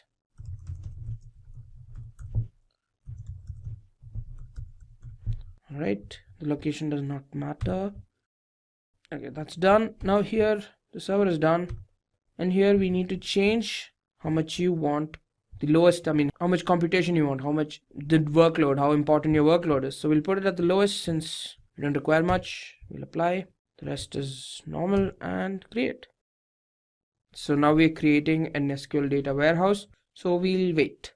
So now the deployment is done. So we'll go to the notification and go to the resource.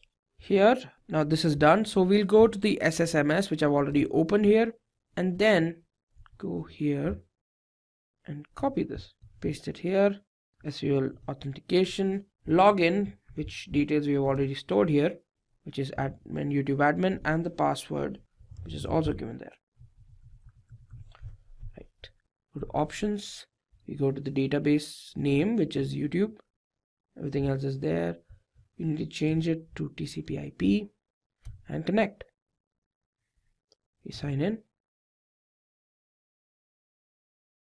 We'll add the password. Again, we're going to sign in now. Right.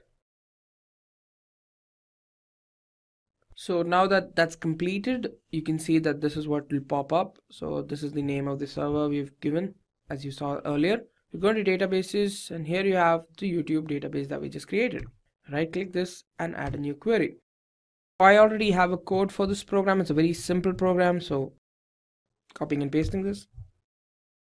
Now, if you need the code for this program, let us know in the comments below. It's very simple. What we're doing is creating a table called demo tab with first name Clark Kent and last name is Bruce Wayne.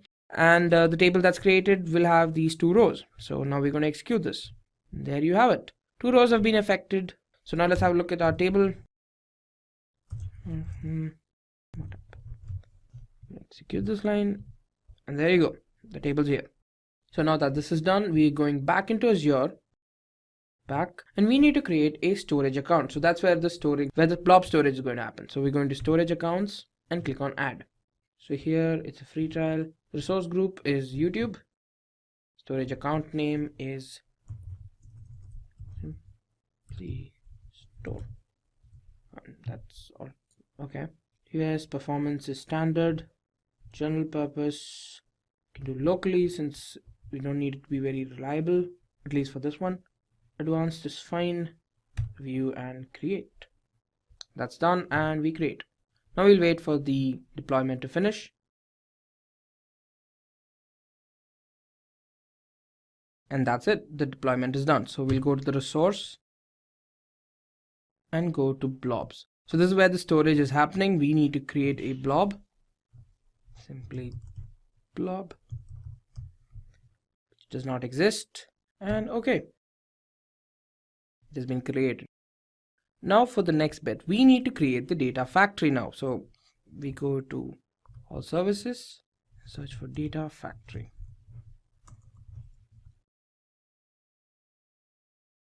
We press add. So here we'll free trial, use existing, which we have YouTube, East US, and create. So now we've created a new data factory. Now we'll wait while it's being deployed. So now it's created. So we'll go here, and here we click on copy data, and this opens up. So we'll name it. Now description, run once now. Okay. Right, so we press next. So we need to connect to a data source. So what you need to do is select Azure SQL data warehouse. So one second, go to previous. Here we select Azure SQL data warehouse. Go here, search for source, Azure subscription, free trial, here YouTube server, and the database is YouTube. You also need to provide your username and password. I've saved it here. YouTube admin.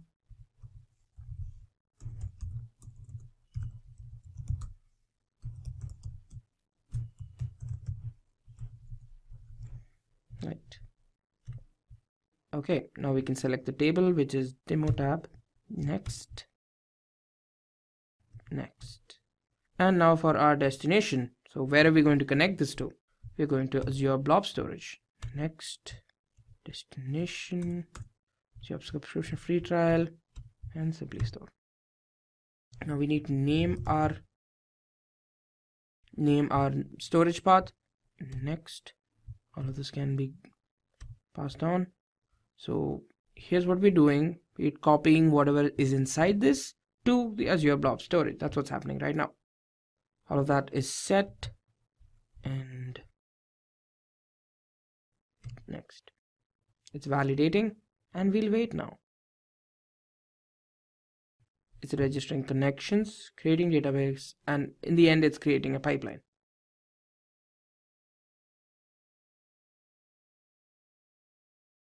So you can monitor the pipeline from here if you feel like it. Now, here's what we're going to find. So here's a visual representation of what's happening. It's being copied into the blob storage. Now let's have a look if it's actually worked out. We go to our database. We'll go into storage accounts, Simply Store, go to blobs. We've created a new one, and there you have it. So based on the container that you've named there, it's created a new one here. So actually I had earlier created the name called Simply Blob, but as you can see here, as long as you name a container, it will create a folder inside which you will find your particular thing that you copied. And that's it, you've copied data. Similarly, you can do a number of multiple operations on this container, on the pipeline you just created with the data factory. You can also check out a Azure Cloud Architect course that will help you master the Azure infrastructure by understanding Azure Cloud Architect technology solutions, implementing workloads and security in Azure, creating and deploying apps in Azure, and securing data in Azure. Link is in the description. Also, do subscribe to our YouTube channel and hit the bell icon for more amazing and interesting content. Let's now move on to Azure Virtual Machine. Before that, let's consider a scenario. Rachel had to host 10 virtual machines at once for a project. There was an issue when her computer RAM was not compatible with the instances. The computer RAM was only 8 GB and the instances that required were 10 GB. Then she says, I wish there is a service that's cost effective and also provides extra RAM memory. One of her colleagues heard this and he comes up with an idea. He says, can we use Azure Virtual Machine? It has a pay-as-you-go pricing and has disks for storage. You can pay for what you use and create any number of instances with high storage capacity. Also, if any technical difficulty arises, you can easily retrieve the files through the backup server. So now she's happy and she wants to know more about Azure Virtual Machine. Azure Virtual Machine is one of the wide range of services that Azure offers to create your instance. A virtual machine is a computer file, typically called an image, which behaves like an actual computer. It runs in a window, giving the user the same experience on a virtual machine as they have on the host operating system itself. Multiple virtual machines can run simultaneously on the same physical computer. Each virtual machine provides its own hardware, like CPUs, memories, and other devices. Azure Virtual Machine offers a high range of flexibility and it maintains the physical hardware that runs on it. Let me explain some of the benefits of Azure Virtual Machine. First, we have easy development and test.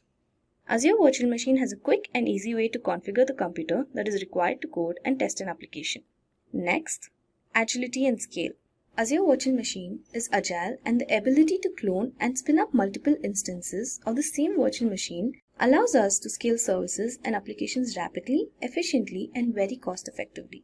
Azure Virtual Machine provides enhanced performance.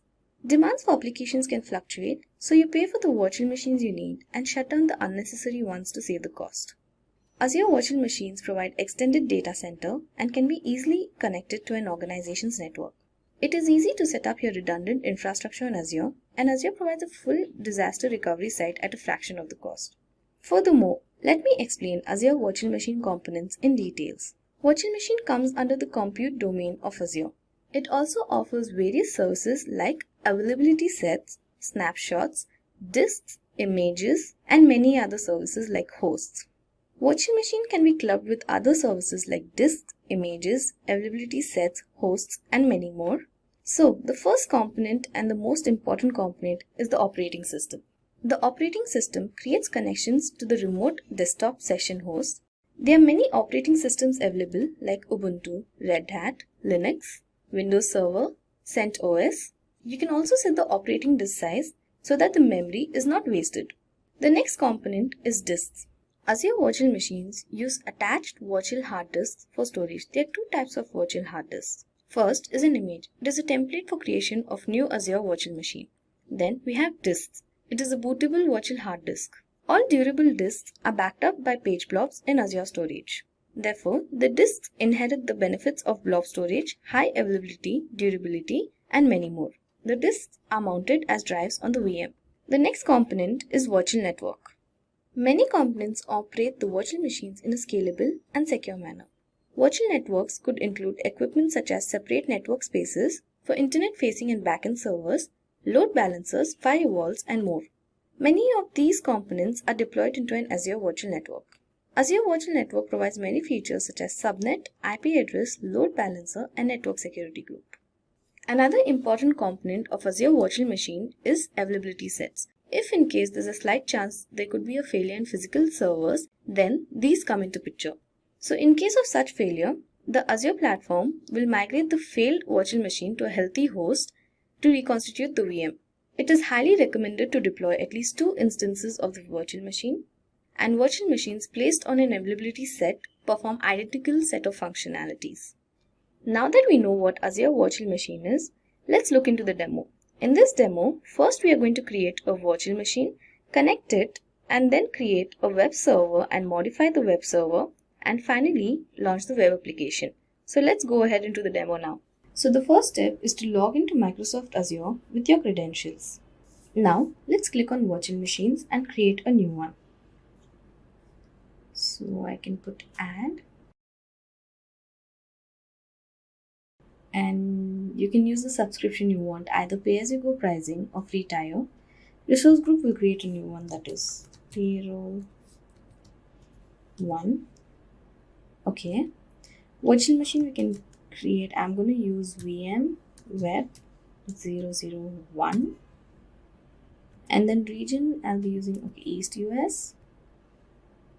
Then image I'll be using Windows Server R2 data center. Size I'll be using B1MS. Select username root admin, and then password of your choice.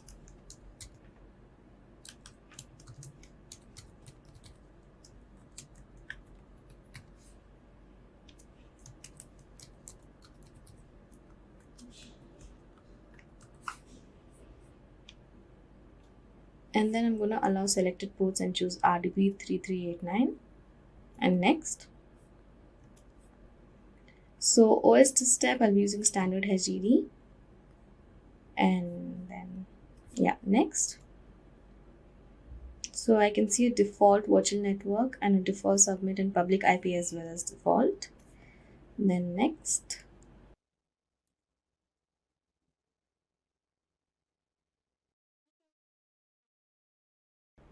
You can allow for auto shutdown, but again it's entirely your choice. I'm going to select an extension to install, and I'm going to install Microsoft Anti-Malware. Create, okay. I'm going to create a few tags now. Let's go ahead with it.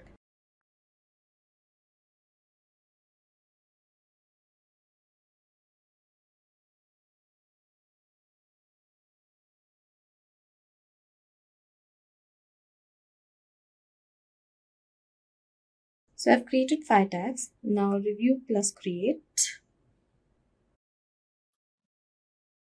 Okay, so everything seems good. Let's create now. So the deployment is going to take a few minutes. Let's wait for it.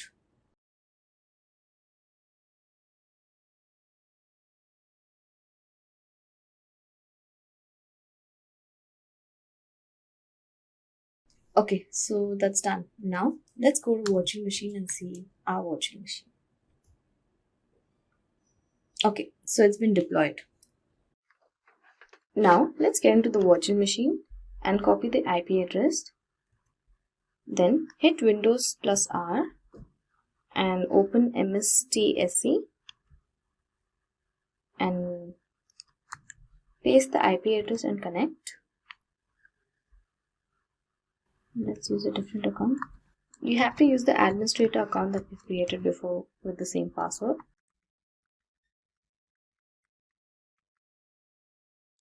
Click OK.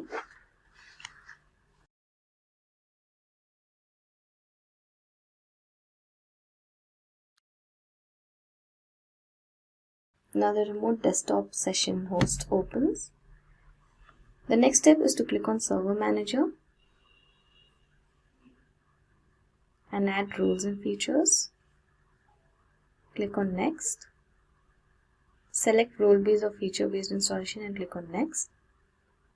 Then select the virtual machine you've created and Next. And then we are going to select Web Server IIS. Next.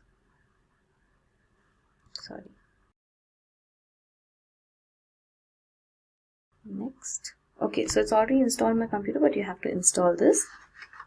Then let's close this and open Internet Explorer.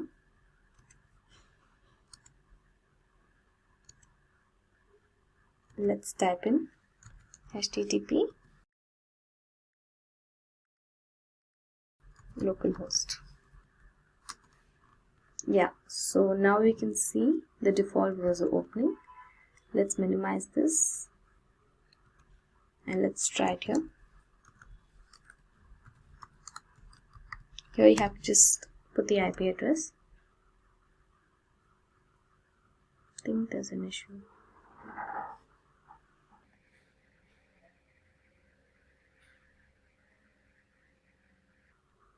So let's add an inbound port, networking, select networking and add inbound port. Let's move port 80 and add.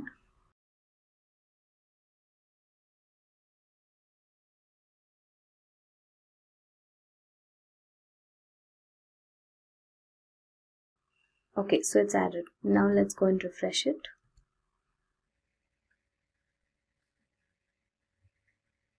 Now we can see the default web browser opening.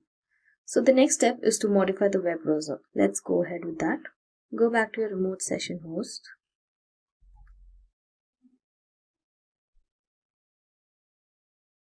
Let's go to File Explorer. So certain folders are created in the C drive. Let's open that. It would be under inetpub. So this is where the default browser is coming from. Now let's make a new text document.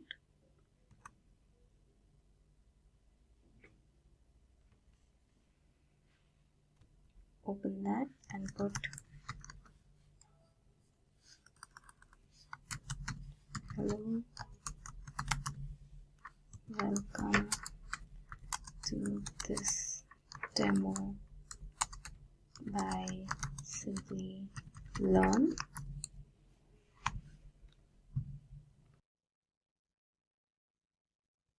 Save it, close it. Let's rename this as index.html.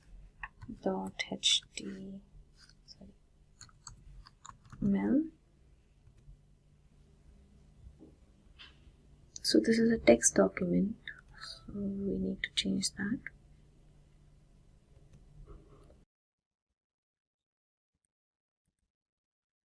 Okay, let's remove this. Okay, that's done. Now let's go back to our Internet Explorer and hit F5. Let's refresh this.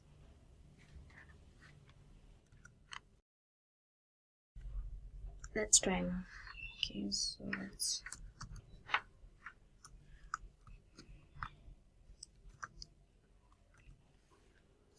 so it's done.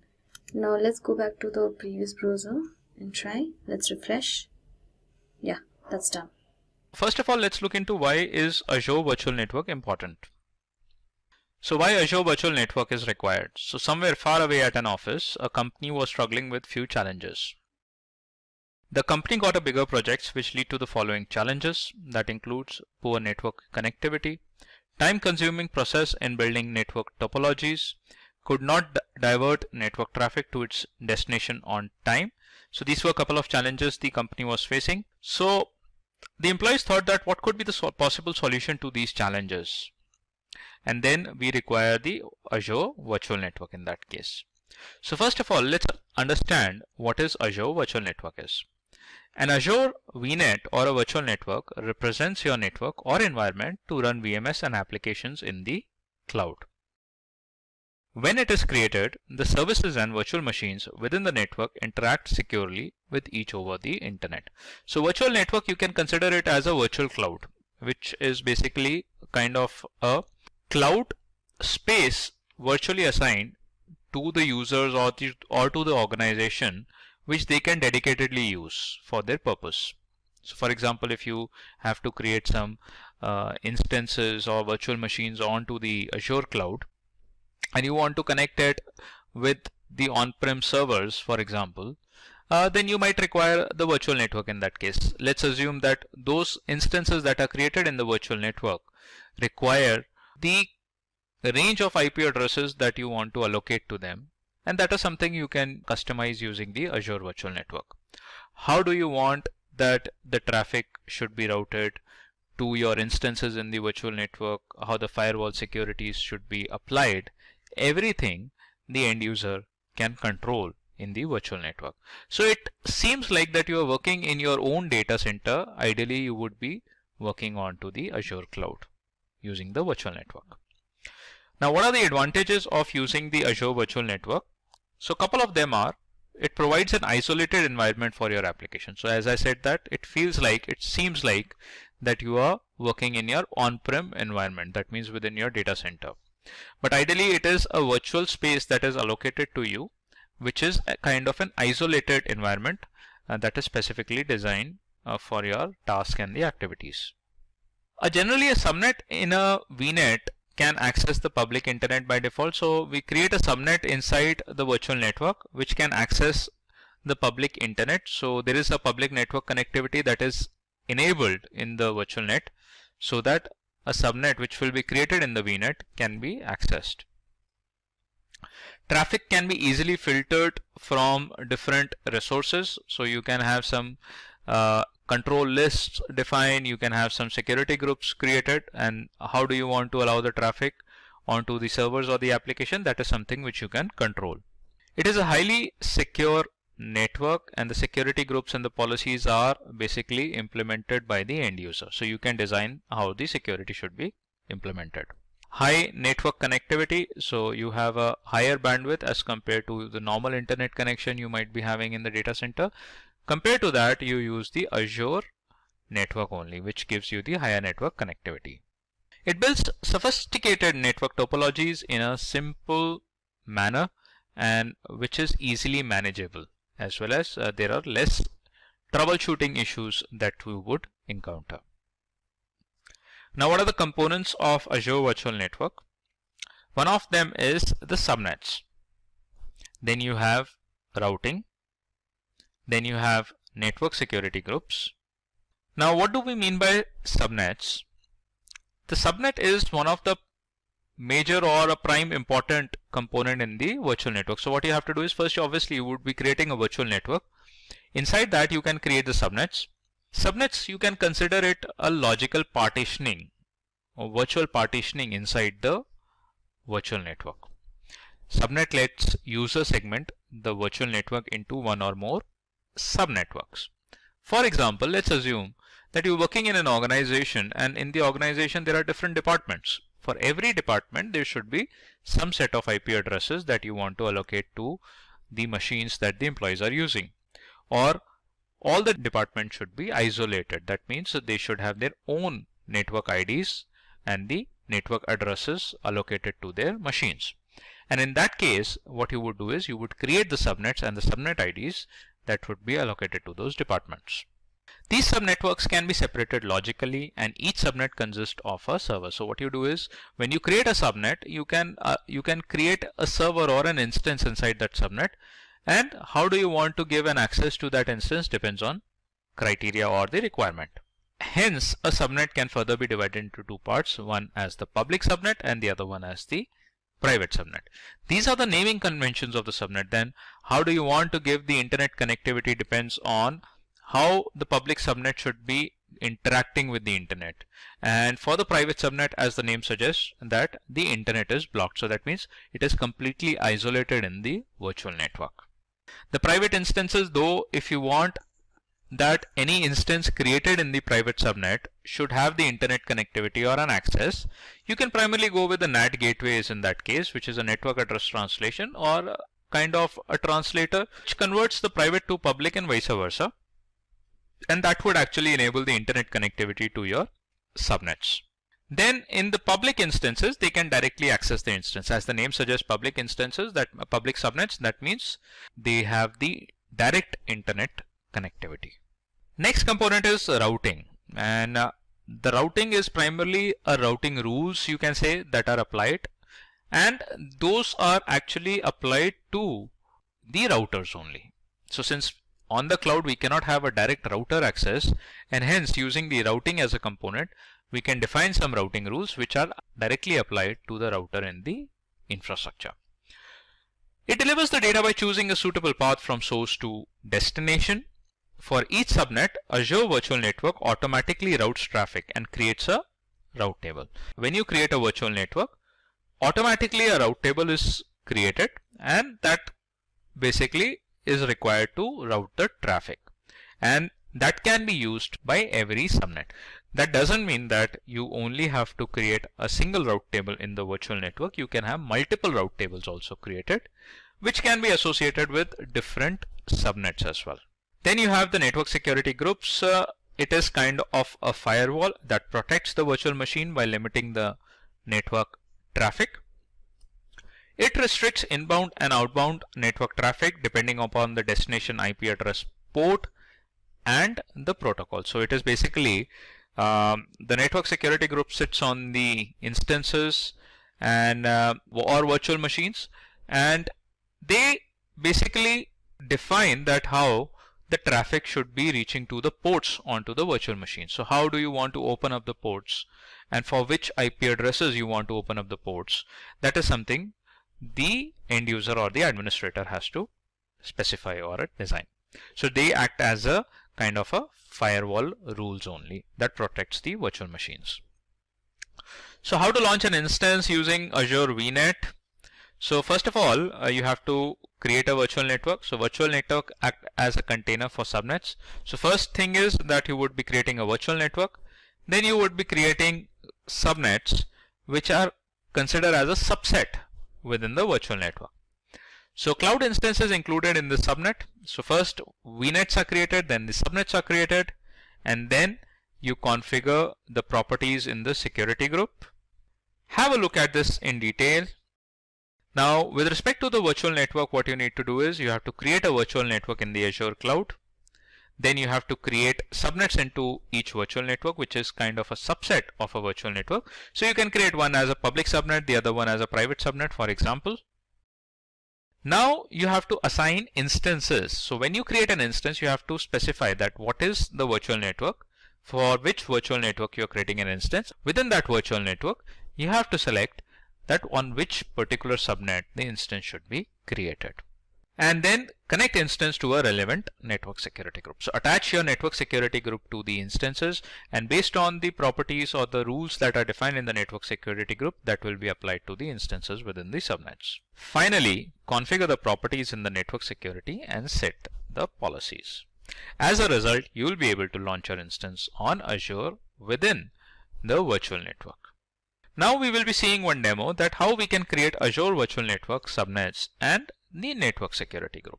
So just be there to watch our demo on the Azure Virtual Network. In today's session, I would be showing how you can create the virtual networks onto the Azure.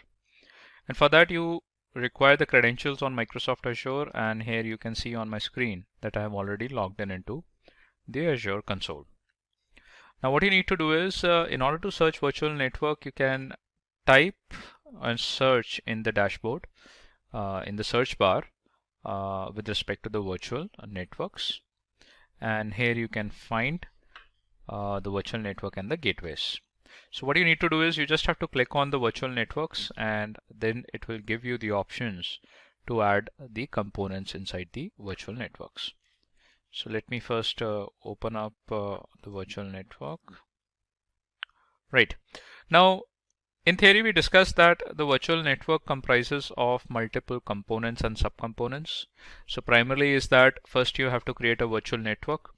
Then you have to assign the IPv4 CIDR block to the virtual network. And then you create the subnets inside the network, which is a subset of the virtual network. Along with that, you define the routing rules. And likewise, you create the instances inside the subnets that will be part of the virtual networks.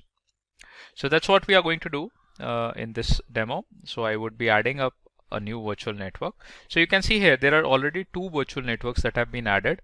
One is the demo VNet, which is by default. So when you created the Azure credentials, the demo virtual network was already created by the Azure so that it can provide you the default settings. And then the test one has been created by me, and that's the customized one, or you can say a non-default virtual network. So I'm going to add another VNet and would define the name to it. So let's wait for the details to appear. So here you have to define the virtual network to create. Obviously we will be going with the free trial only. And then you have to create a resource group. So what is a resource group? It is primarily a collection of resources that share the same lifecycle, permissions, and the policies. So if you have a resource group created, you can use it. Otherwise, you can create a new resource group. So I already have one, that is the demo one. I would be using that. In the instance details, you have to specify the name of the virtual network. So these are certain parameters that you have to go with while defining the name. So let's say I put something like test vnet as the virtual network that I want to create, and that is, you have to select a region where you want to get that created. So these are the available regions that you can select. I would go with US East US only, and then we have to define the IP addresses also. So in the IP addresses, the CIDR blocks are allocated to the virtual networks, and that becomes a fixed IP address for that VNet. So what you can do is you can specify a range of IP addresses. Now, whenever we talk about a virtual network and the IP addresses, we primarily focus on the private IPs only. So this is the private IP that we are actually talking about. So I can reserve some IP address CIDR for our VNet, and that is the range of 40.0.0.0/16 I'm going to reserve. So now we'll create one subnet, and we'll name that subnet. So as we discussed, that subnets are the subcomponents of the VNet. So here you can see we have already created one subnet with the name public subnet. So likewise, we can add another subnet also, and let's name it to something like demo subnet. Right, and the subnet should have the IP address range, and that IP address range should be part of the VNet only. In V18, so same subnet address range you would be defining in the subnet as well. So that will be 40.0.1. or we can select 2.0/24. The rest of the things would be default. We are not attaching any route table as of now. So just click on OK, and here you can see that the subnet is created. Now once the subnet is created, now we are going to create a virtual machine inside that subnet, and for that we'll go to the search bar, and here we'll type virtual machines. Now we'll create a virtual machine in the same VNet, that is the test VNet, and inside the demo subnet, so that our virtual machine gets the private IP address from the subnet that has been created in the VNet itself. So what you need to do is you have to open up the virtual machines, click on add, and here you should add a new virtual machine. So you should select the name of the virtual machine and the network details, where we would be defining the VNet as well as the subnet where the virtual machine should be created. So in the subscription, we'll go with the free tier, and in the resource group, we'll go with the demo that has already been created. We'll put a virtual machine name, something like test VM, and the rest of the things will be default. So we'll quickly skip the disk check also. Now in the networking, we would be selecting the test VNet as our virtual network, and in the subnet we would be selecting the demo subnet. So that is the recently one added in the test VNet, and we want that our virtual machine should be part of that subnet only. Now obviously, since we are creating a virtual machine, so it should be part of, it should have the public IP also assigned, since from the public network we need to access those virtual machines. So we'll keep it enabled, right? And the next would be the default settings that we are going to proceed with. So let's review all the configurations and then create your virtual machine. So here you can see that our virtual machine has been created, validation has been passed, and it takes a couple of minutes to get that updated. So let's wait for a few more minutes so that our virtual machine is ready. And primarily what we want to look into is that our virtual machine is created in a correct VNet, and it gets the private IP address from the subnet that has been part of the VNet which has been defined in the creation of a virtual machine. So let's wait for a couple of more minutes, and we'll look into the status of the VNet. Now you can see here our test virtual machine has been created. Now what we wanted to look into is that our virtual machine is created in a correct subnet or not, and that is something which we can validate by checking the private IP address. So it got the private IP from the range of the IP address that we have specified in the subnet.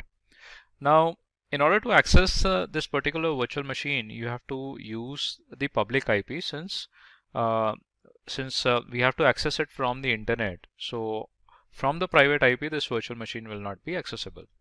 So that's the reason that when we created a virtual machine, we allocated the public IP address also for this instance. So that is with respect to the virtual network and the demonstration on it, and how we can create a VNet and the subcomponents of the VNet, how they are associated or interlinked with each other, and that actually creates a kind of an isolated environment on the public cloud, which gives you the understanding that you can work into just like an on-prem environment. You can also check out a Azure Cloud Architect course that will help you master the Azure infrastructure by understanding Azure Cloud Architect technology solutions, implementing workloads and security in Azure, creating and deploying apps in Azure, and securing data in Azure. Link is in the description. Also, do subscribe to our YouTube channel and hit the bell icon for more amazing and interesting content. So what is Azure DevOps? Azure DevOps enables teams to organize work, collaborate on code development, and build and deploy applications using developer services. Azure DevOps is a culture and set of protocols that brings together developers, project managers, and contributors to collaborate on software development. It enables businesses to create and enhance products more quickly than they could with traditional software development methods. You can use Azure DevOps services in the cloud or Azure DevOps server on premises. Azure DevOps has built-in functionality that you may access via a web browser or an IDE client. Depending on your business needs, you can use one or more of the following standalone services. Azure Repos. Azure DevOps are built-in functionality. So for source management of your code, Azure Repos offer Git repositories or Team Foundation version control. Azure Pipelines. Build and release services provided by Azure Pipelines to assess continuous integration and delivery of your applications. Azure Boards. Using Kanban and Scrum methodologies, Azure Boards provides a set of agile tools for planning and tracking work, code bugs, and issues. Azure Test Plans. Manual and exploratory testing and continuous testing are among the options available in Azure Test Plans for testing your applications.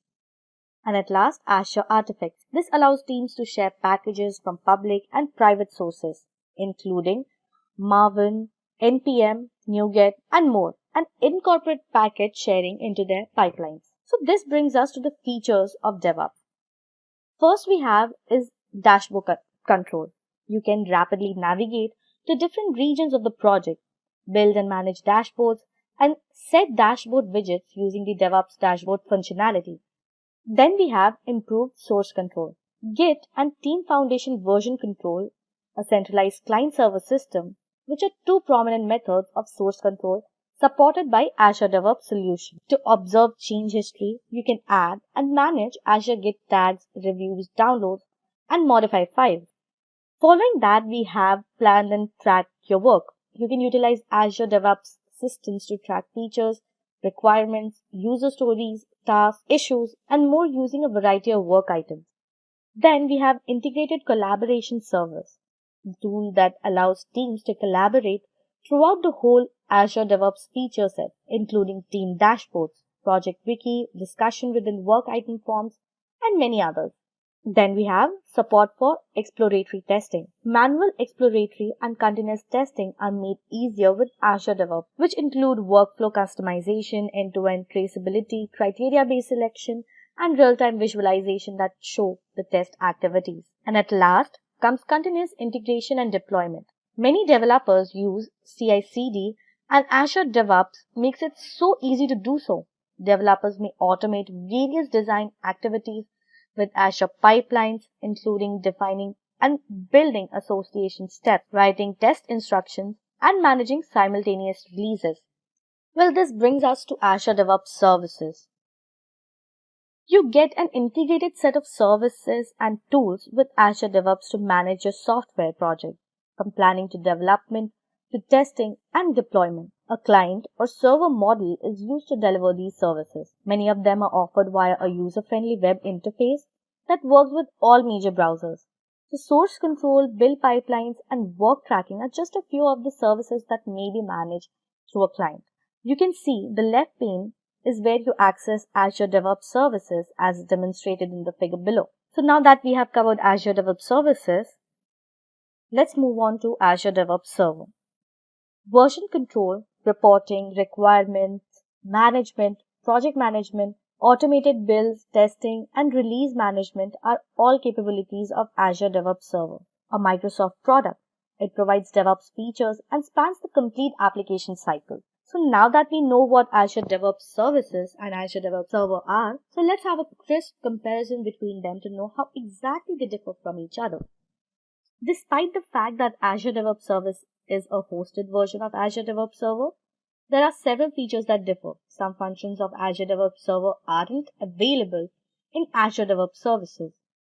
So when deciding which platform to use or considering a transition from on-premises to the cloud, keep the following points in mind: scope and scale data, authentication, users and groups, and manage user access. So first is scope and scale data. Azure DevOps Services and Azure DevOps Server are slightly different. Organizations and projects are currently the only alternatives for scoping and scaling data. Azure DevOps Services organization get their own URLs and always have exactly one project collection, whereas deployment, project collection, and projects are the three methods for scoping and scaling data in Azure DevOps Server. Then we have authentication. To connect to Azure DevOps Services using the public internet, depending on your organization's arrangement, you can use Microsoft account credentials or Azure AD credentials to log in.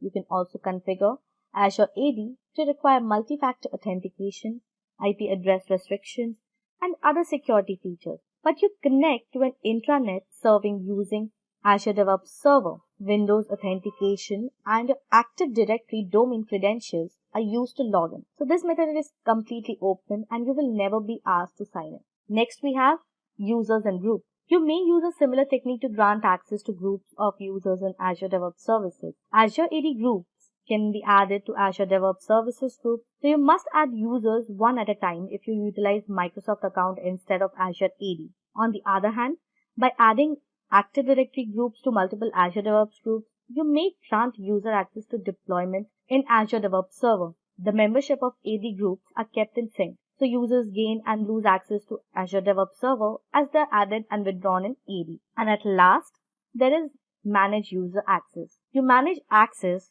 to features in Azure DevOps and Azure DevOps Server by assigning users to an access level. Each user in your Azure DevOps Services organization must be assigned an access level. As usual, as Visual Studio subscriber sign in, Azure DevOps Services verifies them. So without a Visual Studio subscription, you can give basic access to 5 users for free. Whereas all use of Azure DevOps Server is on the honor system. Specify the access levels on the administration page to set access levels for users based on their license and assign unlicensed user stakeholder access only. So now that we have covered all the important features and concepts of Azure DevOps, now let's move on to the next very important aspect of Azure DevOps, which is Azure DevOps Lab.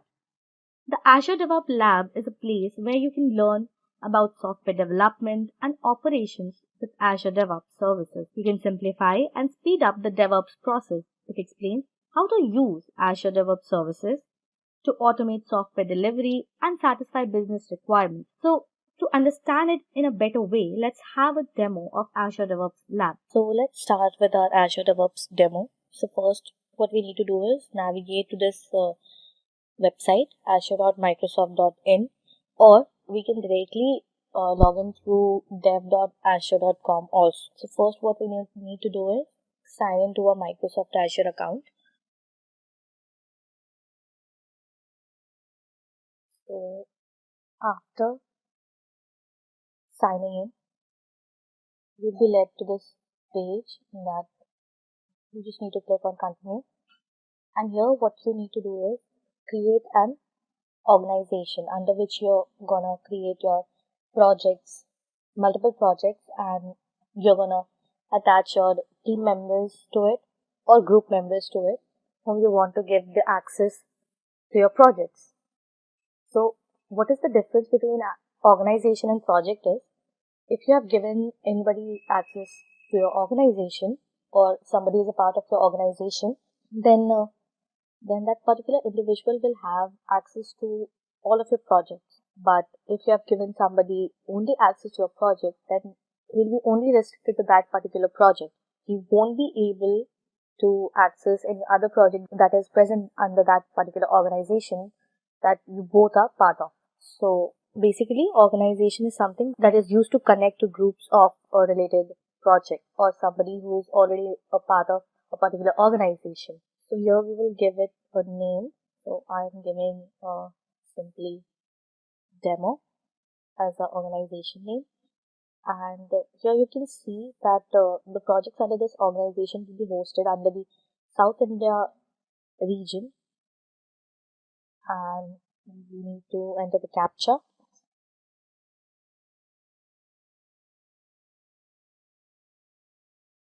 And click on continue.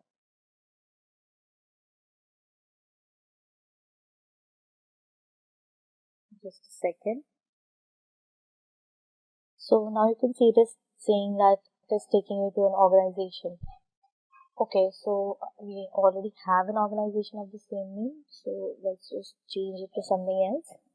Let's give it simply demo org.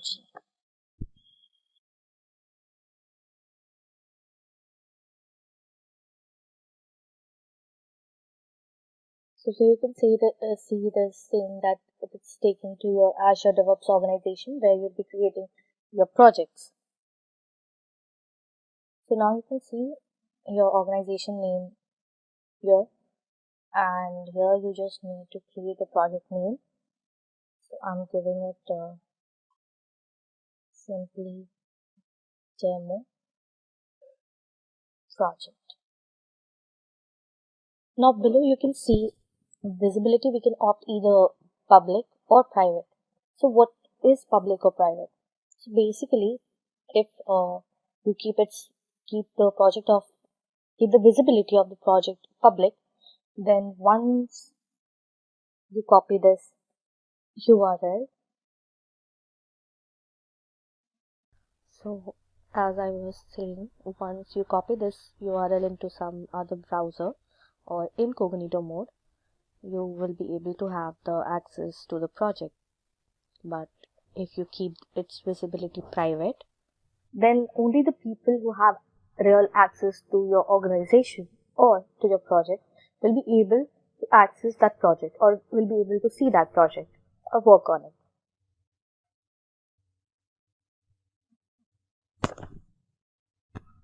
As you can see, public projects are disabled for our organization, so we can't select public.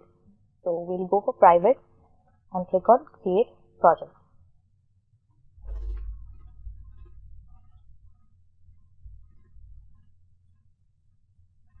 Now here you can see the home page of your organization where you have this project, and here you can access the statistics of project, how it is performing, how much time you have contributed to it, or what all services you have added to your project.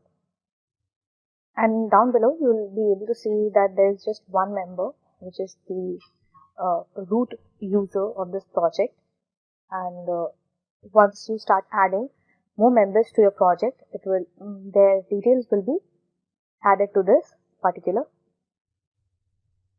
block.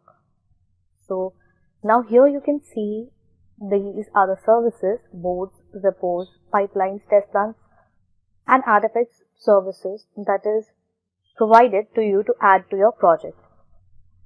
So now let's have a look at them one by one. So first one is boards.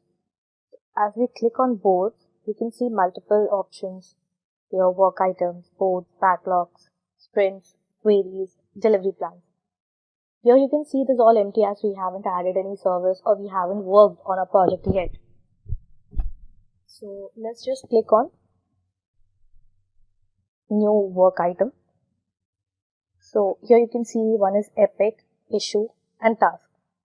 So epic is an option that is, you can see a pro option for work items. So basically epic represents business initiative to be accomplished, and it is basically available for basic, agile, scrum and CMMI process templates.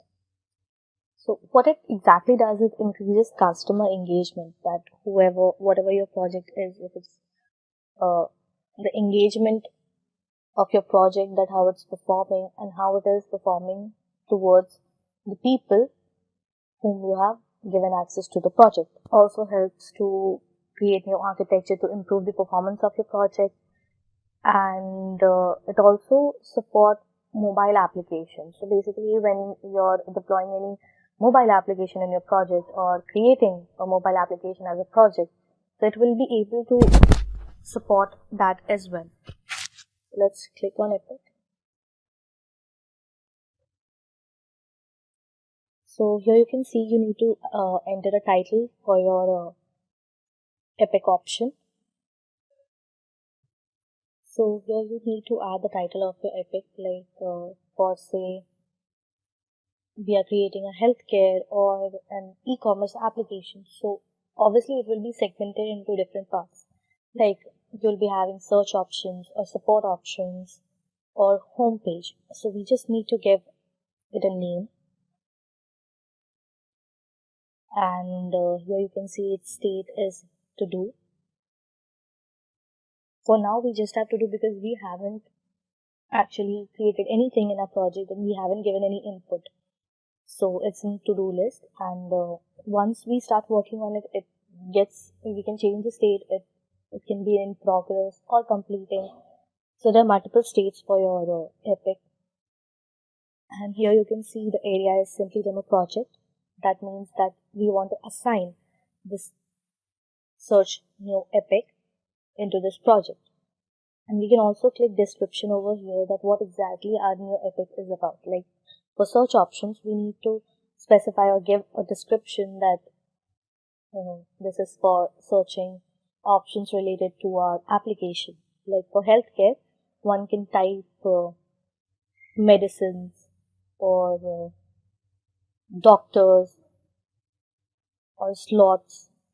So that is thing that we can add in our description, that it will help the user to understand what this feature is about.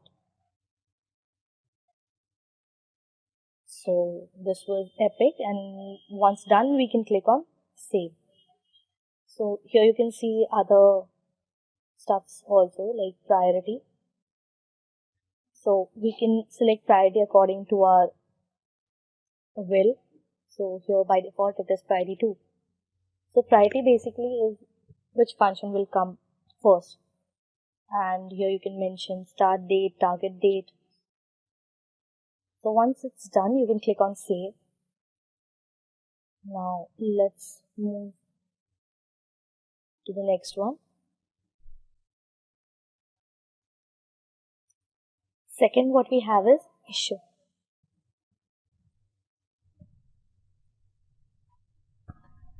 So basically issues are for you to track your work, and epics are used to track the group work and the large scenarios. But this is track like we saw the project statistics, so it will help you to understand the individual progress. So basically issues are raised when you find any obstacle in your progress or in your work. So it can be compared to impediments also. So when you're working with Agile, you need to deal with issues. So by default we have Agile to our project assigned. So like for example, we can see that we have a meeting. So during the meeting, members report if they have encountered any bug or any any impediments. So what next we have to do is we have to track them and resolve it. So these are the issues that one can find, like possibilities. So you can assign here and give it a description again and just save it. So once a user faces these issues, we can keep a track of it, and once it is raised, we can resolve it.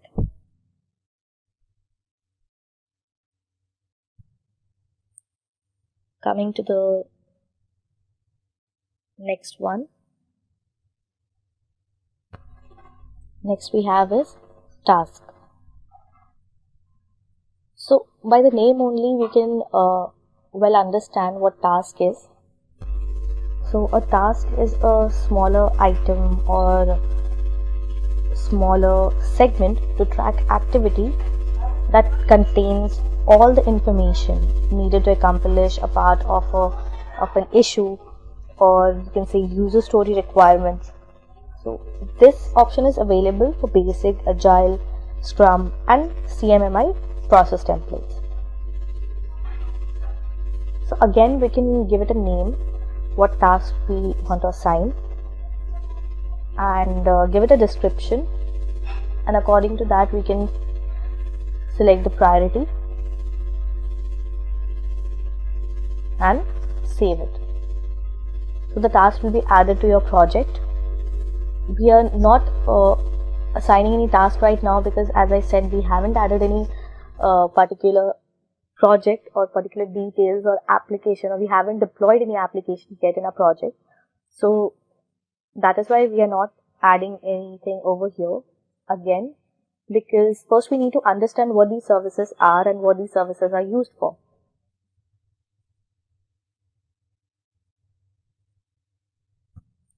Next we have backlogs. So backlogs helps you to understand the flow of your project. Like today you have contributed 10% of your time, and you have completed the 10% of the work, or you have worked on certain segments of the project, like for say you have worked on the support area. So it helps you to understand and keep a track of the flow of your project, how it is performing and how it is developing and how it is built every day. Next we have is sprints.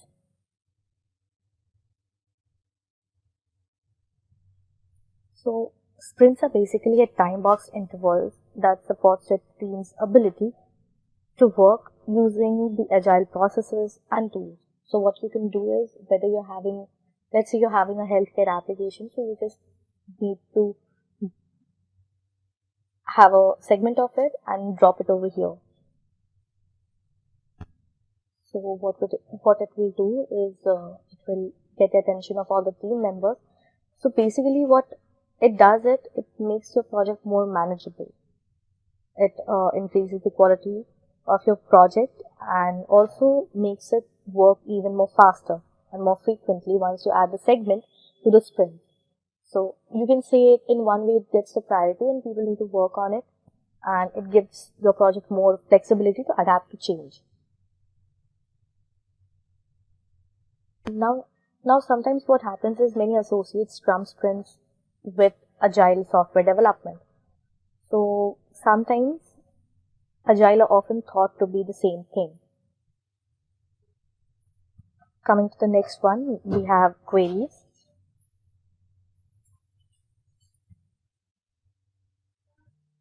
So the query page basically remembers the view you have last navigated, and when you log in again or when you come back again to the same portal, it returns you to that very particular view only.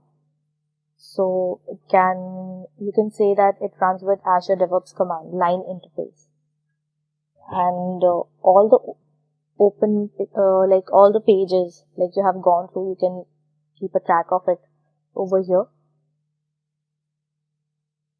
You just need to click over here all, and you can just see all the queries you have defined in all this while, and Also, you can share the queries with the team members. So they can also know that where you have been working lately, or which segment you have been working on, or what was the last navigation which you have been going through in this whole project. So it can help you manage your project in a more efficient way and keep a track of how and what all segments you have been working on and what all segments you need to work on in your project. Coming to the next one, we have delivery plans. So here you can see we haven't created any plan yet. So basically, delivery plans are a calendar view of multiple teams or team backlogs or individual backlogs from different projects. So basically, it replaces the delivery plans marketplace extension, and it is only available for Azure DevOps services. So here you can say it's a summary or time summary of all the projects you have been working on in a particular organization. So now that we have covered both, let's move to the next one, which is repos. So with the name itself, we can well understand that repo stands for repositories. So basically, it is a set of repositories that allows you to control and manage your project code. Like, for say, you're deploying a healthcare application. So these repos options help you create repositories and manage your code of that particular application in a more efficient way. So what you can do is you can connect project solutions by using the repos link. As you can see here, it is shown. So let's look into its option one by one. First, we have files. So in files, your project solution will be available in this section. So repositories can create, manage, and import those solutions. Okay, so you just need to upload your solutions of your code or your project here, and it will just create repositories for it, and it will help you manage those solutions in a better way. And you can see these clone to your computer, push an existing repository from command line, and import a repositories if you want to import any solution. Like here, you can just click on import and add the solution to a repository. So this is what files do. Basically, you can see it's like a physical folder itself where you have all your mini files or repositories or solutions, you can say, of data. So basically, it functions like a physical folder itself. So it helps you keep a track of your codes and everything. Next comes is commits. So in commit section, we can manage commit history for your repositories that you have created in files. So it just commits those repositories with author details from branches. Like per se, we have a team, one from support branch and one from management branch. So whoever creates that repositories and adds the solution, it commits that repositories under that particular member of the team with the branch name. Then comes pushes. So push histories are available in this section from each pull request done by the developers. Developers, for say, the team members who have been working on this particular project and creating repositories and solutions. So what is pull request? So pull request or PRs are a way to change or review or merge code in our repositories. So basically, team uses these PRs to review code and give feedbacks or changes, whether like for say you are deploying a code or a solution So one can review them, what all changes needs to be made or what all upgradation needs to be made, or whether the code is already fine or not. So basically teams use these PRs to review the solutions and codes stored in these repositories, or you can merge multiple solutions or multiple codes into the main branch.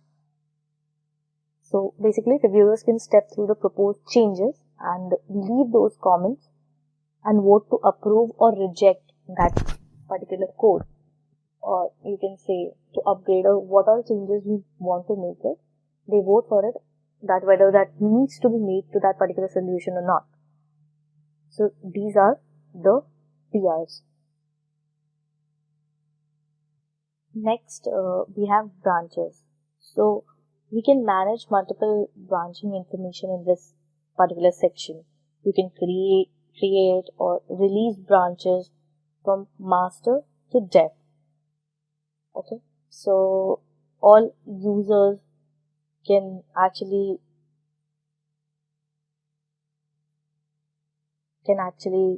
create or release branches from branching information available in this particular section.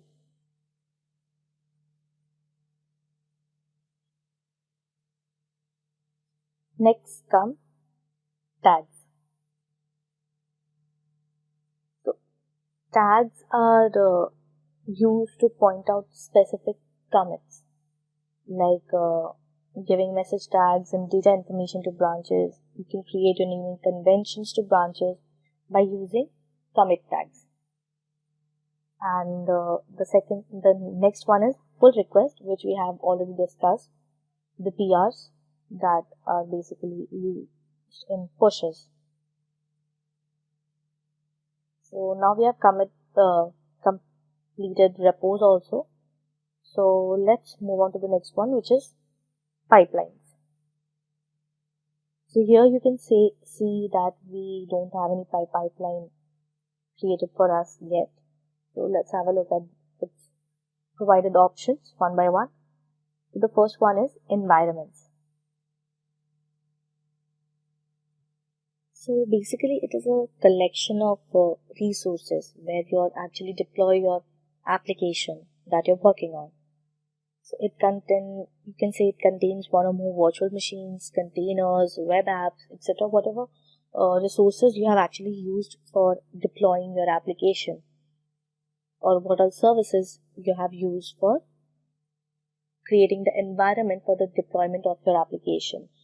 For say we need to deploy our application and it needs an Windows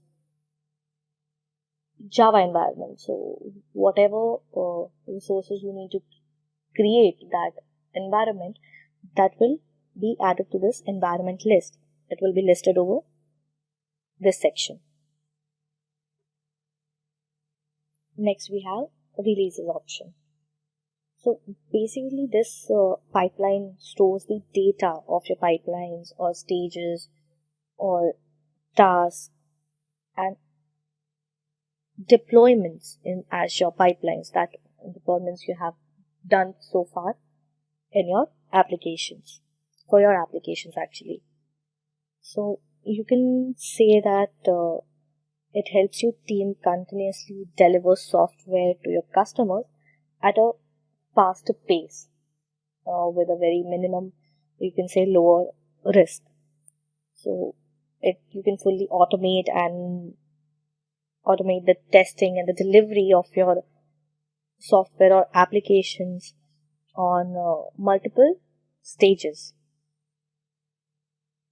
Or you can also set up an automated process with approvals and on-demand deployments.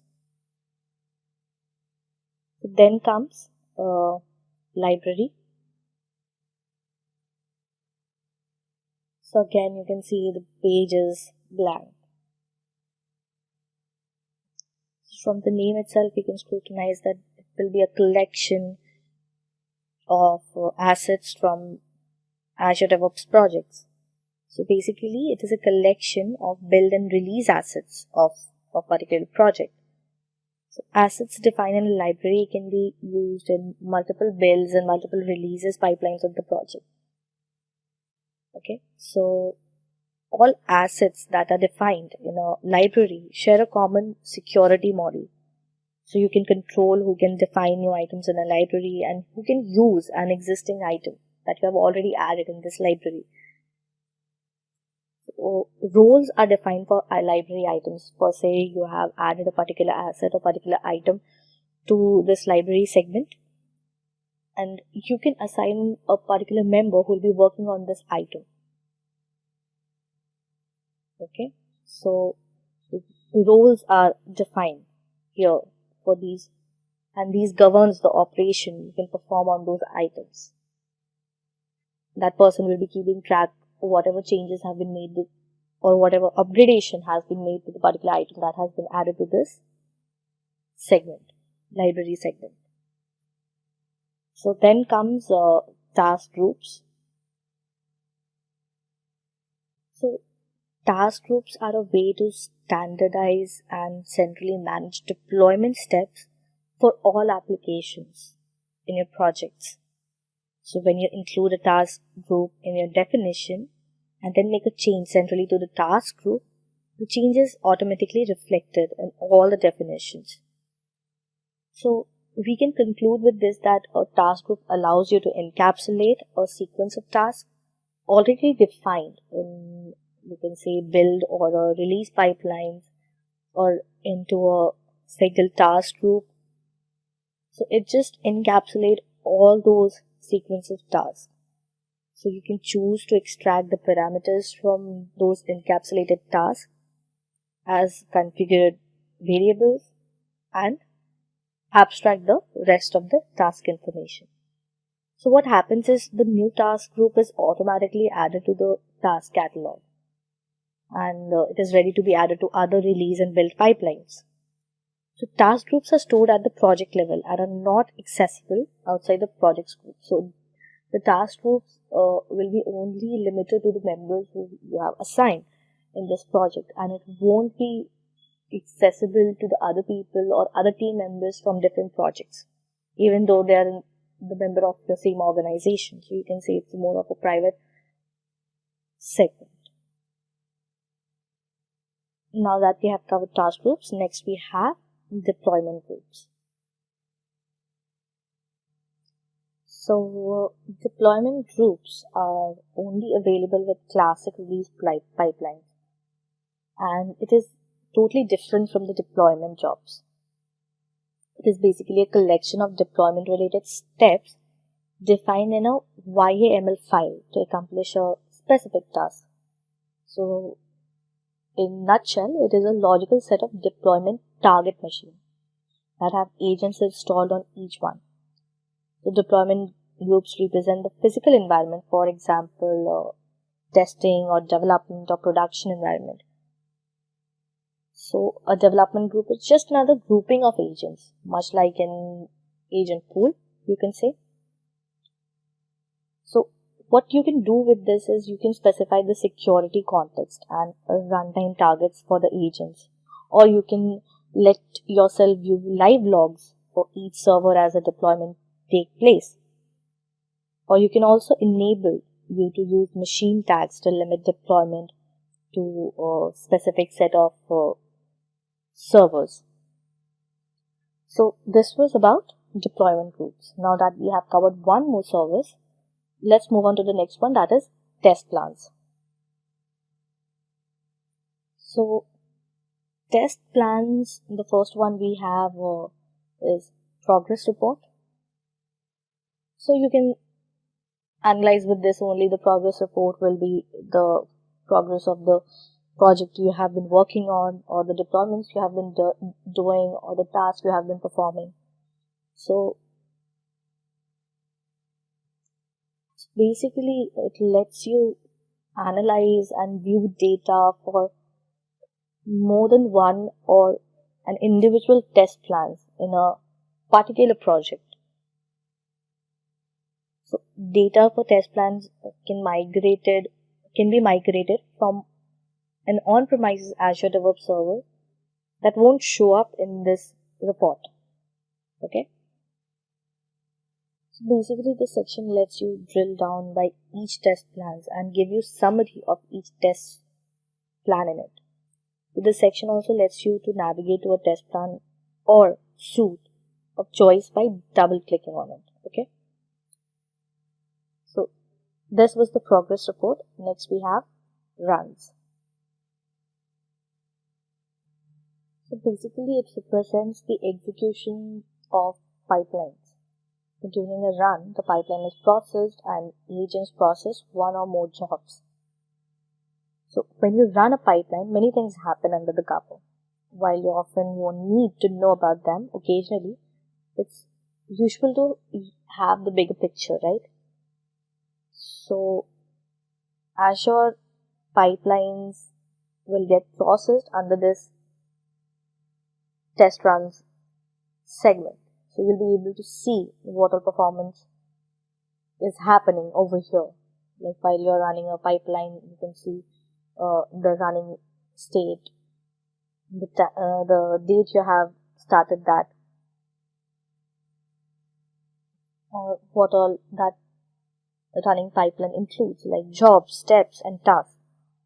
So runs power both continuous integration and continuous delivery pipelines. Next we have load test.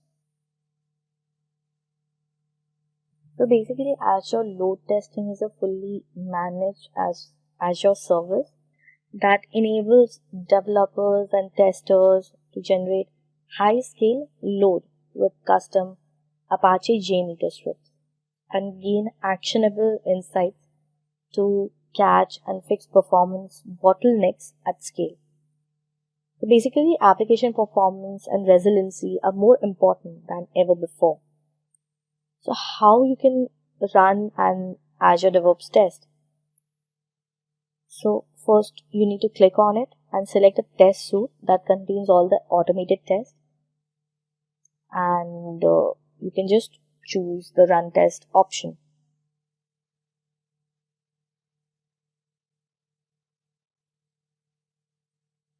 And it will start processing it.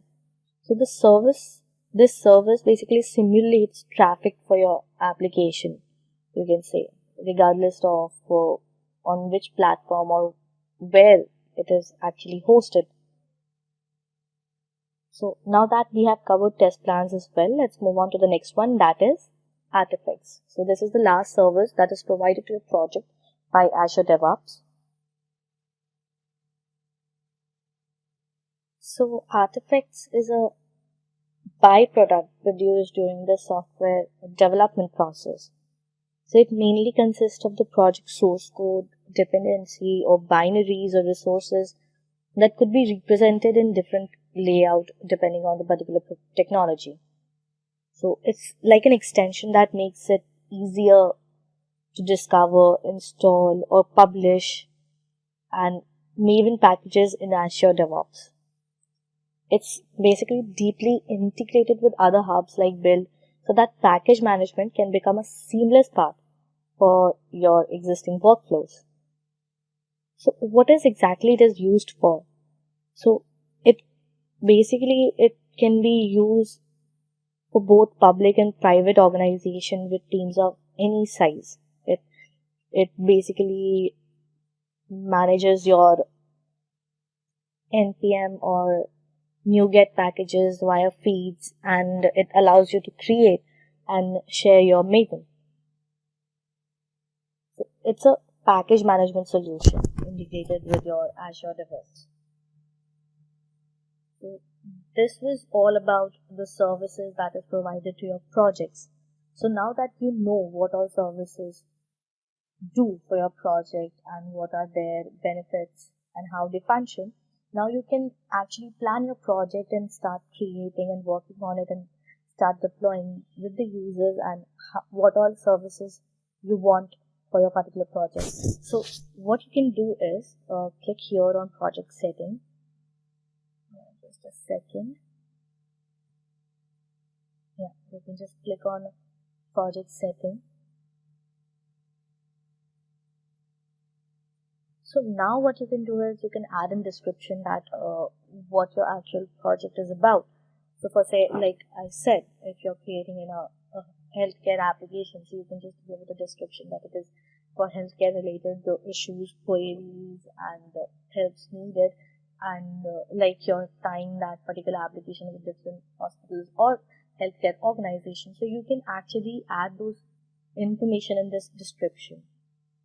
And the process, which basically it is basic or private one, but you do get a range of process for your project when it depending on the visibility of it, like for Agile or Scrum, you can say. So now here you can see that only my ID is attached to it, as I'm the only member here and I'm the administrator.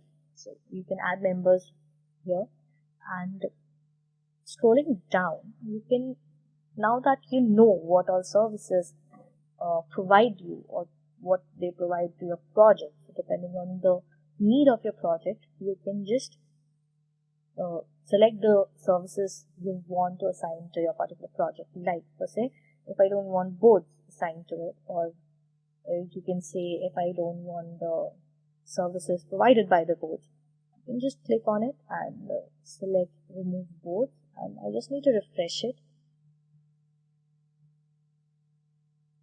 So, yeah, here you can see I have overview, repos, pipelines, artifacts, but I don't have test plans and boards. As you can see, test plan is basically all the collection of whatever you're managing, which is indirectly assigned to boards. So as you remove the boards, the test plans also get removed. Okay, and once like this, you can just select what all services you want specifically, and if you want to delete your project, you can just go ahead and delete it. So this was all about the Azure DevOps services and Azure DevOps Virtual Studio, we can say, and how the demonstration of how a project actually functions in. You can also check out our Azure Cloud Architect course that will help you master the Azure infrastructure by understanding Azure Cloud Architect technology solutions, implementing workloads and security in Azure, creating and deploying apps in Azure, and securing data in Azure. Link is in the description. Also, do subscribe to our YouTube channel and hit the bell icon for more amazing and interesting content. Amazon Web Services is an evolving cloud computing platform that offers various services such as compute power, storage, database, content delivery, and other resources to help business scale and grow. AWS services are provided based on a subscription basis. Similarly, Microsoft Azure provides a set of cloud services to design, create, and monitor applications on a network. Talking about the general features, Amazon Web Services was established in the year 2006. Today, it holds a market share of 31.7%, whereas Microsoft Azure was started in the year 2010 and now has a market share up to 16.8%. Amazon AWS is the world's most broadly adopted cloud platform. It offers up to 165 services globally. These services are used by millions of companies like Spotify, Netflix, Facebook, BBC, etc. Talking about Netflix, the company moved its IT operations to AWS in the year 2009. AWS was able to solve the company's scalability and data management issues. Azure offers several services in various categories, including artificial intelligence, analytics, containers, IoT, and many more. These services are used by many famous companies like Accenture, LinkedIn, Stack, eBay, and Samsung. Accenture chose Microsoft Azure to boost productivity and provide better security to its employees. The AWS pricing model is based on an hourly basis. With AWS, every individual pays only for the services that are required for his work. Every person only pays for the services he consumes. Azure pricing is charged on a per minute basis. The payment system is very simple and doesn't involve any long-term contracts. Microsoft Azure is free of upfront costs and cancellation fees, and only users pay for the resources they consume. With Azure and Amazon AWS, there are no additional costs or termination fees. Moving on to the next factor, let's talk about availability zones. Availability zones are isolated data centers with independent power and networking. These zones protect applications and files from data center failures. In total, AWS has nearly 77 availability zones within 24 geographic regions around the world. The company plans to establish 9 more AWS availability zones and 3 more AWS regions in Indonesia, Japan, and Spain. On the other hand, Microsoft Azure has many isolated availability zones. These zones are located within an Azure region, and they provide fast network connectivity. Azure has 44 availability zones around the world. The company is planning to launch 12 more zones. Now, after discussing the availability zones, let's talk about the services. The services that I am going to compare here come under the following domains: compute, storage, database, security, and finally, networking. AWS and Azure provide a wide variety of services with low migration costs so that every individual can shift his or her current traditional infrastructure to cloud platform very easily.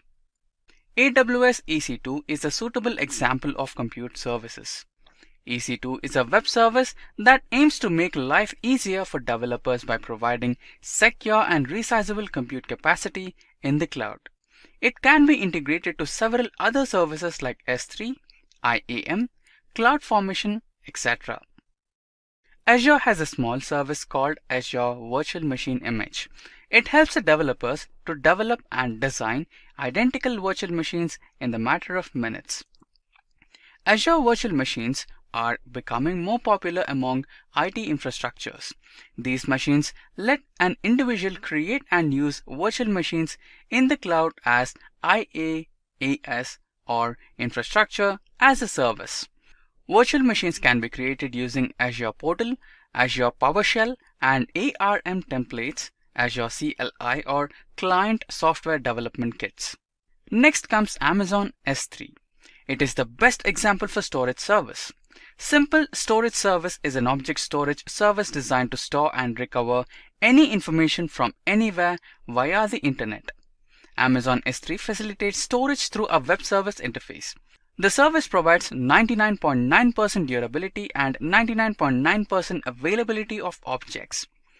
It has the capacity of storing computer files up to 5 terabytes in size. On the other hand, Azure provides a similar service called Blob Storage Service. This service provides a large amount of storage and is highly scalable. It stores an object in the tiers depending on how often the data is being accessed. Blob storage supports widely used frameworks like Java, .NET, Python, and Node.js. It is the only cloud storage service in Microsoft Azure that offers a premium SSD-based object storage tier for low latency networks. AWS provides a secure cloud platform where every individual can manage and deploy their applications.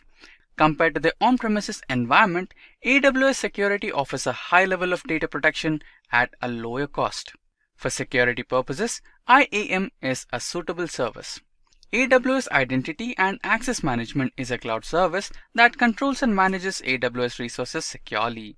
It has no upfront cost, also gives a facility to create and maintain services within a specific set of users on your AWS resources. In Microsoft Azure, Azure Active Directory, or in short also called as Azure AD, is a web service which provides MFA, multi-factor authentication features to users in order to protect their data from cyber attacks. Next is Amazon RDS. It is a web service designed to simplify the setup, operation, and scaling of a relational database. It is simple to set up, use, and scale when required by users. It provides inexpensive and resizable capacity and automates several tasks such as hardware provisioning, database setup, patching, and backups. On the other side, the Azure SQL database automatically updates and backups data in order to focus on the development of applications. Not just that, it also manages database services and responds to client requirements. Client requirements such as scalability of a service, data backup, and high availability of database. Similarly, these cloud providers have plenty of services that help users build and deploy their applications effectively. Moving on to the next topic, let us focus on integrating AWS and Azure with open source tools. Now, we will explain how to build a pipeline using Jenkins along with one of the services of Amazon Web Services, that is the EC2. In this integration process, we have a sample Python application called as a Docker file. This Docker file will consist of a Python base image. The Docker file builds a pipeline in order to create a Docker image upon pushing the code to the repository. Later, the new image is used to start a new AWS service on an ECS cluster. Now, let's have a look at how the integration of open source tools happen in Azure. In your Azure Cloud application, DevOps tools like Docker, Maven, and Jenkins can be integrated. In case you want to integrate the Jenkins pipeline, go to Project and create a subscription, followed by Jenkins. You can specify the required filters based on your requirement. Then choose your endpoint for Azure DevOps to communicate with Jenkins. So that was all about Amazon AWS and Microsoft Azure. Both AWS and Azure are honored to be on top of all other cloud providers. Both provide all necessary features like scalability, high availability, and security. But the moment I hear about choosing the best one, I have to say that all that depends upon the individual business needs. Both cloud providers are the certified ones that hold immense value in the current cloud service market. On AWS versus Azure versus GCP. Talking about market share, Amazon Web Services leads with around 32% of the worldwide public cloud share. Azure owns up to 16% of the worldwide market share. And GCP owns around 9% of the world's market share. Let's talk about each of these service providers in detail. AWS provides services that enable users to create and deploy applications over the cloud. These services are accessible via the internet. AWS, being the oldest of the lot, was launched in the year 2006. Azure, launched in 2010, is a computing platform that offers a wide range of services to build, manage, and deploy applications on the network using tools and frameworks. Launched in the year 2008, GCP offers application development and integration services for its end users. In addition to cloud management, it also offers services for big data, machine learning, and IoT. Now let's talk about availability zones. These are isolated locations within data center regions from which public cloud services originate and operate. Talking about AWS, they have 69 availability zones within 22 geographical regions. This includes regions in the United States, South America, Europe, and Asia Pacific. They are also predicted to have 12 more additions in the future. Azure, available in 140 countries, has over 54 regions worldwide grouped into 6 geographies. These geographical locations have more than 100 data centers. GCP is available in 200 plus countries across the world. As of today, GCP is present in 61 zones and 20 regions, with Osaka and Zurich being the newly added regions. Now let's talk about pricing. These services follow the pay-as-you-go approach. You pay only for the individual services you need for as long as you use them without requiring long-term contracts or complex licensing. Now on screen, you can see the pricing for each of these cloud service providers with respect to various instances like general purpose, compute optimized, memory optimized, and GPU. Now let's talk about the compute services offered. First off, we have virtual servers. For AWS, we have EC2. It is a web service which eliminates the need to invest in hardware so that you can develop and deploy applications in a faster manner. It provides virtual machines in which you can run your applications. Azure's virtual machines is one of the several types of computing resources that Azure offers. Azure gives the user the flexibility to deploy and manage a virtual environment inside a virtual network. GCP's VM service enables users to build, deploy, and manage virtual machines to run workloads on the cloud. Now let's talk about the pricing of each of these services. AWS EC2 is free to try. It is packaged as part of AWS's free tier that lasts for 12 months and provides 750 hours per month of both Linux and Windows virtual machines. Azure Virtual Machine Service is a part of the free tier that offers this service for about 750 hours per month for a year. The user gets access to Windows and Linux virtual machines. GCP's VM service is a part of a free tier that includes micro-instance per month for up to 12 months. Now let's talk about Platform as a Service or PaaS services. For AWS, Elastic Beanstalk is an easy-to-use service for deploying and scaling web applications and services developed with Java,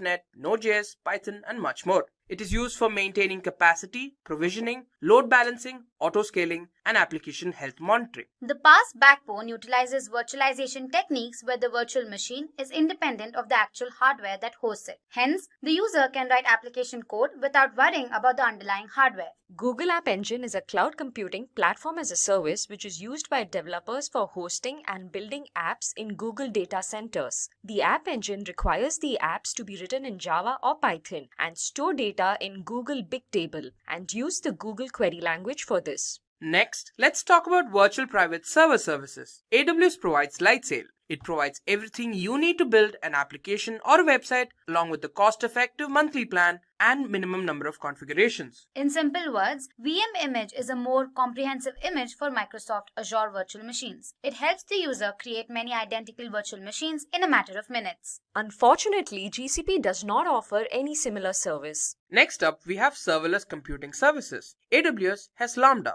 It is a serverless compute service that lets you run your code without facilitating and managing servers. You only pay for the compute time you use. It is used to execute backend code and scales automatically when required. Azure Functions is a serverless compute service that lets you run event-triggered code without having to explicitly provision or manage infrastructure. This allows the users to build applications using serverless simple functions with the programming language of their choice. GCP Cloud Functions make it easy for developers to run and scale code in the cloud and build event-driven serverless applications. It is highly available and fault-tolerant. Now let's talk about storage services offered by each of these service providers. First off, we have object storage. AWS provides S3. It is an object storage that provides industry standard scalability, data availability, and performance. It is extremely durable and can be used for storing as well as recovering information or data from anywhere over the internet. Blob storage is an Azure feature that lets developers store unstructured data in Microsoft's cloud platform. Along with storage, it also offers scalability. It stores the data in the form of tiers depending on how often data is being accessed. Google Cloud Storage is an online storage web service for storing and accessing data on Google Cloud Platform infrastructure. Unlike the Google Drive, Google Cloud Storage is more suitable for enterprises. It also stores objects that are organized into buckets. Amazon provides EBS or Elastic Block Store. It provides high-performance block storage and is used along with EC2 instances for workloads that are transaction or throughput intensive. Azure Managed Disk is a virtual hard disk. You can think of it like a physical disk in an on-premises server but virtualized. These managed disks allow the users to create up to 10,000 VM disks in a single subscription. Persistent storage is a data storage device that retains data after power to the device is shut off. Google Persistent Disk is durable and high-performance block storage for GCP. Persistent Disk provides storage which can be attached to instances running in either Google Compute Engine or Kubernetes Engine. Next up, we have disaster recovery services. AWS provides a cloud-based recovery service that ensures that your IT infrastructure and data are recovered while minimizing the amount of downtime that could be experienced. Site recovery helps ensure business continuity by keeping business apps and workloads running during outages. It allows recovery by orchestrating and automating the replication process of Azure virtual machines between regions. Unfortunately, GCP has no disaster recovery service. Next, let's talk about database services. First off, for AWS, we have RDS or Relational Database Service. It is a web service that's cost-effective and automates administration tasks. Basically, it simplifies the setup, operation, and scaling of a relational database. Microsoft Azure SQL Database is a software as a service platform that includes built-in intelligence that learns app patterns and adapts to maximize performance, reliability, and data protection. It also eases the migration of SQL Server databases without changing the user's applications. Cloud SQL is a fully managed database service which is easy to set up, maintain, and administer relational PostgreSQL, MySQL, and SQL Server databases in the cloud. Hosted on GCP, Cloud SQL provides a database infrastructure for applications running anywhere. Next, we have NoSQL database services. AWS provides DynamoDB, which is a managed, durable database that provides security, backup and restore, and in-memory caching for applications. It is well known for its low latency and scalable performance. Azure Cosmos DB is Microsoft's globally distributed multi-model database service. It natively supports NoSQL created for low latency and scalable applications. GCP Cloud Data Store is a NoSQL database service offered by Google on the GCP. It handles replication and scales automatically to your application's load. With Cloud Data Store's interface, data can easily be accessed by any deployment target. Now let's talk about the key cloud tools for each of these service providers. For AWS, in networking and content delivery, we have AWS Route 53 and AWS CloudFront. For management, we have AWS CloudWatch and AWS CloudFormation. For development, we have AWS CodeStar and AWS CodeBuild. For security, we have IAM and Key Management Service. For Microsoft Azure, networking and content delivery, we have Content Delivery Network and ExpressRoute. For management tools, we have Azure Advisor and Network Watcher. For development tools, for management, we have Azure Advisor and Network Watcher. For development, we have Visual Studio IDE and Azure Blob Studio. For security, we have Azure Security Center and Azure Active Directory. For GCP, we have the following tools. For networking and content delivery, we have Cloud CDN and Cloud DNS. For management, we have Stack Driver and GCP Monitoring. For development, we have Cloud Build and Cloud SDK. And finally, for security, we have Google Cloud IAM and Google and Cloud Security Scanner. Now let's talk about the companies using these cloud providers. For AWS, we have Netflix, Unilever, Kellogg's, NASA, Nokia, and Adobe. Pixar, Samsung, eBay, Fujitsu, EMC, and BMW, among others, use Microsoft Azure. So as seen on your screens, the companies that use GCP are Spotify, HSBC, Snapchat, Twitter, PayPal, and 20th Century Fox. Let's talk about the advantages of each of these services. Amazon provides enterprise-friendly services. You can leverage Amazon's 15 years of experience delivering large-scale global infrastructure, and it still continues to hone and innovate its infrastructure management skills and capabilities. Secondly, it provides instant access to resources. AWS is designed to allow application providers, ISVs, and vendors to quickly and securely host your applications, whether an existing application or a new SaaS-based application. Speed and agility. AWS provides you access to its services within minutes. All you need to select is what you require and you can proceed. You can access each of these applications anytime you need them. And finally, it's secure and reliable. Amazon enables you to innovate and scale your application in a secure environment. It secures and hardens your infrastructure. More importantly, it provides security at a cheaper cost than on-premise environments. Now talking about some of the advantages of Azure. Microsoft Azure offers better development operations. It also provides strong security profile. Azure has a strong focus on security, following the standard security model of detect, assess, diagnose, stabilize, and close. Azure also provides a cost-effective solution. The cloud environment allows businesses to launch both customer applications and internal apps in the cloud, which saves on IT infrastructure costs. Hence, it's OpEx friendly. Let's now look at the advantages of GCP. Google bills in minute-level increments, so you only pay for the compute time you use. They also provide discounted prices for long-running workloads. For example, you use the VM for a month and get a discount. GCP also provides live migration of virtual machines. Live migration is the process of moving a running VM from one physical server to another without disrupting its availability to the users. This is a very important differentiator for Google Cloud compared to other cloud providers. GCP provides automatic scalability. This allows a site's container scale to as many CPUs as needed.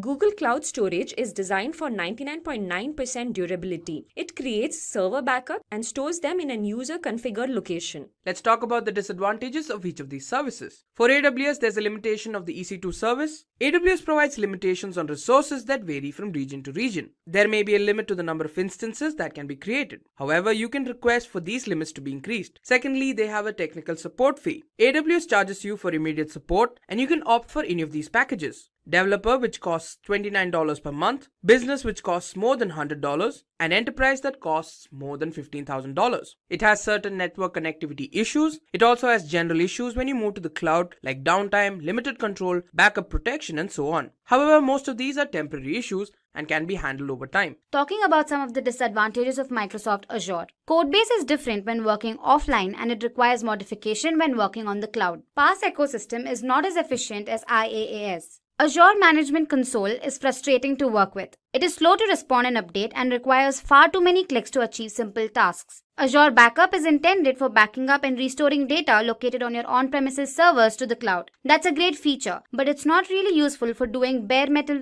restores of servers in a remote data center. Let's now look into the disadvantages of GCP. So when it comes to cloud providers, the support fee is very minimal, but in the case of GCP, it is quite costly. It is around $150 per month for the most basic service. Similar to AWS S3, GCP has a complex pricing schema. Also, it is not very budget friendly when it comes to downloading data from Google Cloud Storage. We'll go over the Microsoft Azure certification test in this video and present useful information to assist you to decide on a career path. Microsoft offers 3 certification paths for a variety of technical jobs. To gain certification, you must complete a series of exams. And the first one is Fundamentals Certification. These certifications are suitable for those who are just getting started in technology or considering a career shift. Second is Role-Based Certification. To begin acquiring valuable job role abilities, choose a role-based certification. Third is Additional Certification.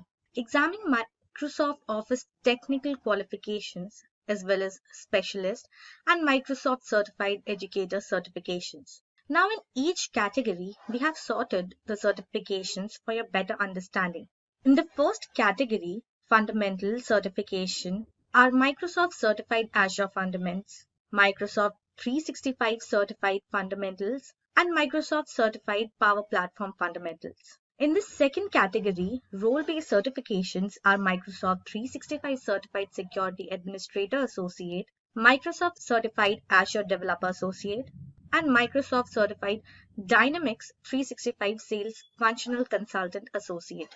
And in the third category, additional certifications are Microsoft Certified Azure for SAP Workload Specialty, Microsoft Certified Educator, and Microsoft Office Specialist, Microsoft Word Expert. So let's start with the first one, Microsoft Certified Azure Fundamentals. The Azure Fundamentals certification allows you to demonstrate that you understand cloud concepts, Azure services, Azure workloads, Azure security and privacy, and Azure pricing and support.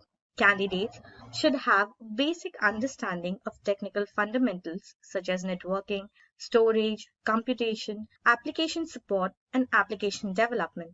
Candidates for the Azure Fundamentals certification should have a solid understanding of cloud services and how Microsoft Azure deliver them. This certification is for applicants who are new to Azure or who are just starting to work with cloud-based solutions and services.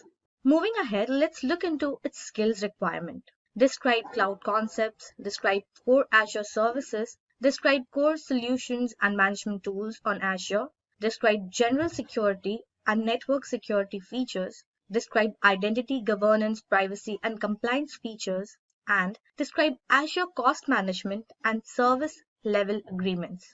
This certification is suitable for job roles like administrator, business user, developer, student, technology manager, and its exam code is AZ900. Price of this examination is $99 USD and the renewal time is 2 years. Coming to the next one is the Microsoft 365 Certified Fundamentals certification.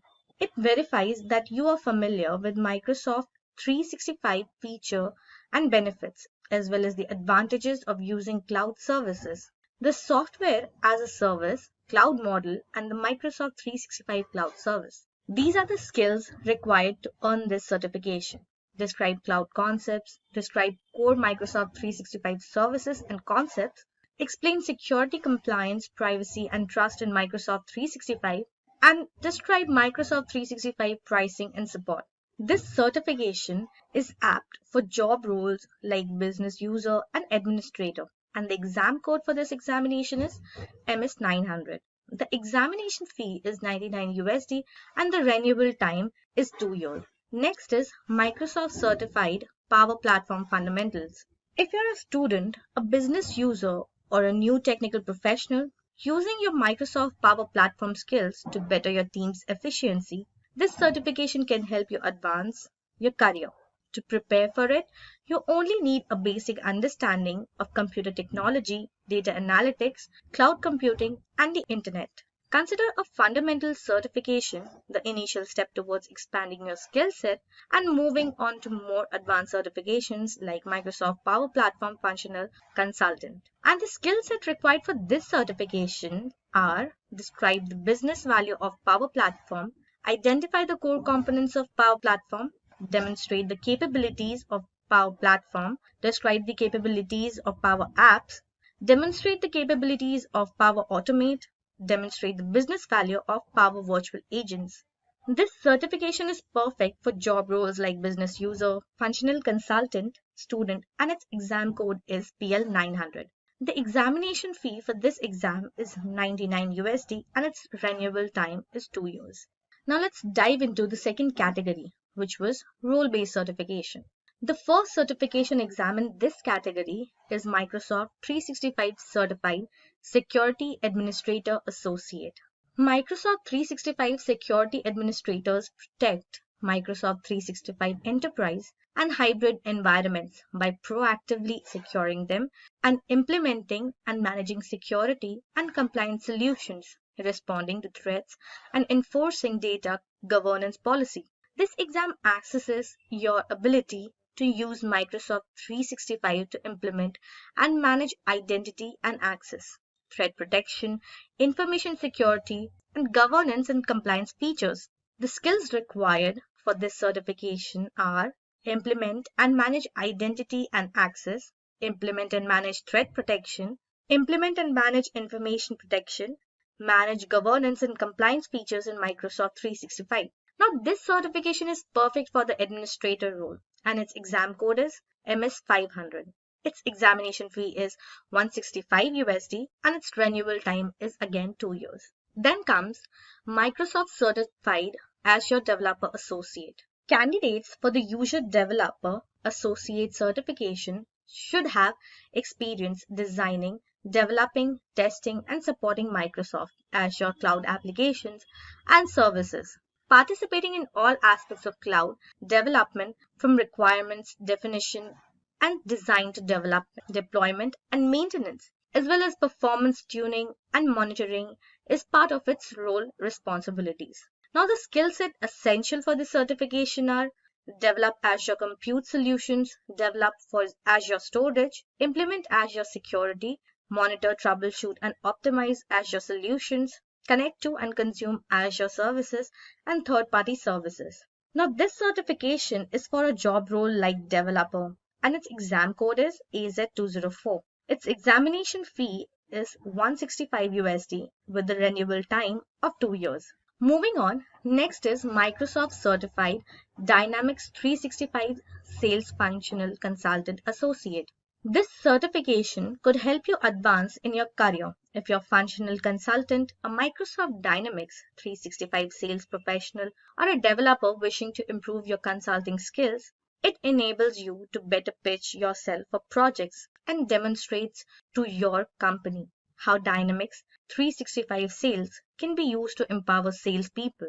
You have expertise with Microsoft Power Platform and are familiar with Dynamics 365 model-driven apps and data modeling techniques as a candidate for this certification. For this certification, skills required are: perform configuration, manage core sales tables, configure additional tools and services, configure Microsoft Dataverse, create apps by using Microsoft Power Apps, create and manage Microsoft Power Automate, implement Microsoft Power Virtual Agents chatbots, integrate Microsoft Power Apps with other apps and services, and manage solutions.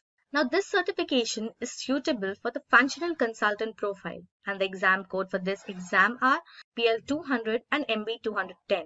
The examination fee for this exam is 165 USD and the renewal time is 2 years. Now comes the third category, additional certification. And the first certification exam in this category is Microsoft Certified Azure for SAP Workloads Specialty. Architects or engineers with substantial experience and knowledge of the SAP system landscape and industry standards that are particular to the initial migration or integration, as well as the long-term operation of an SAP solution on Microsoft Azure, should apply for this certification, making recommendations on services and modifying resources as needed for optimal resiliency, performance, scale, provision, size, and monitoring are among the responsibilities of an architect or engineer for Azure for SAP workloads.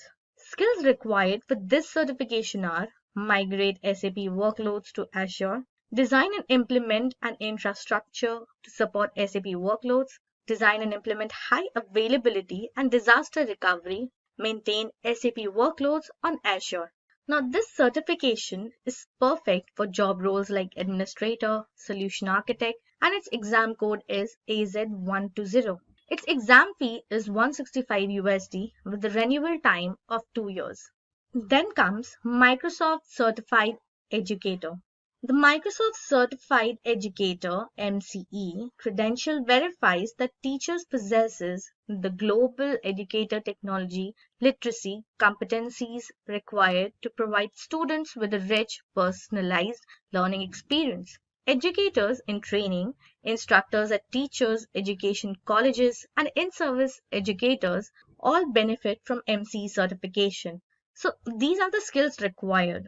Facilitate student collaboration, skilled communication, self-regulation, real-world problem-solving and innovation, facilitate student use of information and communication tools, and use ICT to be an effective educator. Now, this certification is suitable for developer and educator profiles, and its exam code is 62193. Its examination fee is $127 USD, and its renewal time is 2 years. Now comes the last but not the least one in this category, and it is Microsoft Office Specialist Microsoft Word Expert. Earn the Microsoft Office Specialist Word Expert certification to show that you have the skills needed to get the most out of Word. This credential demonstrates proficiency in the creation and management of professional papers for a variety of purposes and scenarios. The skills essential to gain this certification are manage document options and settings, use of advanced editing and formatting features, creating a custom document elements, and use advanced Word features. Now, this certification is suitable for job profiles like business users, and its exam code is MO101. The exam fee for this certification is 100 USD, and its renewal time is 2 years. So this was all about Azure certification part. Apart from this, not only will you need to learn how to design, manage, and protect Azure cloud systems in order to become certified and land a job, but you'll also need real hands-on experience. I will take you through its various important factors that you need to know before proceeding with this certification. So without further ado, let's get started. But before moving any further, please do subscribe to our YouTube channel and do hit the bell icon to never miss an update from Simplilearn. So let us first see what all topics that we are going to cover in this video. First, we will explore the basics and understand what Azure certifications are. Then we will explore what Azure Administrator Certificate is about. After which, we will look into who can take this certification. Then, we will see what all syllabus we need to cover on to appear for this examination. After that, we will explore how to apply for this certification. Later on, we will discuss some tips and tricks required for this examination preparation. And then we will look into some of the practice questions for your better understanding. And in the end, we will see what will companies hire Azure administrators. So let's first understand what Azure certification is. Aspirants who wants to manage, upgrade, and establish applications and networking routes over the global channel can get a specialization in cloud computing with the Microsoft Azure certification. Microsoft Azure is well known and respected around the world as the most trustworthy cloud provider. As a result, folks who have earned a Microsoft certification have a plethora of options to choose from. Now that we know what Azure certification is, let's move on to the explanation of what Azure Administrator Associate certification is about.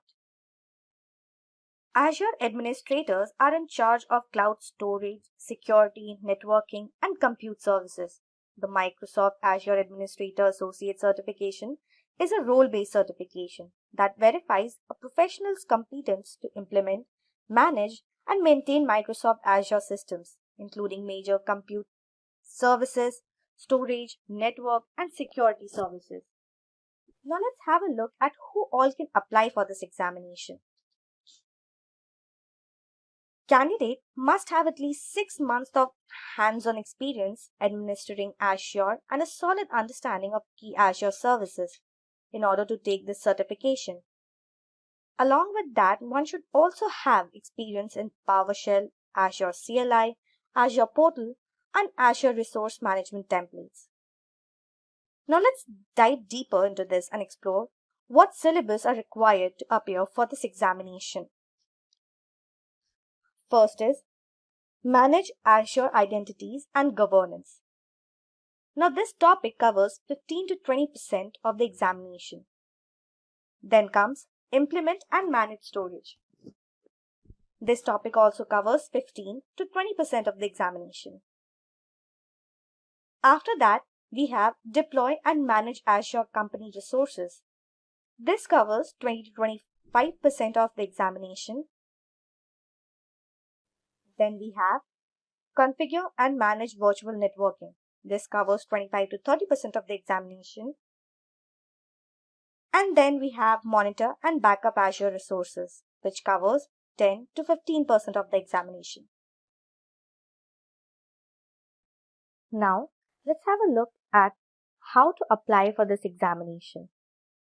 Now, the details you need to focus on are the cost of the examination is $165 USD and its annual salary is $107,683. The duration of this examination is 120 minutes and the number of questions varies between 40 to 60. The types of question can be either multiple choice or multiple response. And the passing score to ace this examination is 70% with the renewal time of 2 years. Now that we have covered all the technical details needed to appear for this examination, let's have a look at some of the important tips for the preparation of this examination. First is, check Microsoft official AZ-104 exam page. You should review the official AZ-104 exam detail page on the Microsoft website before beginning your preparation. This is Microsoft's most reliable page for sharing the most up-to-date and accurate exam information. Second is, understand the exam topics.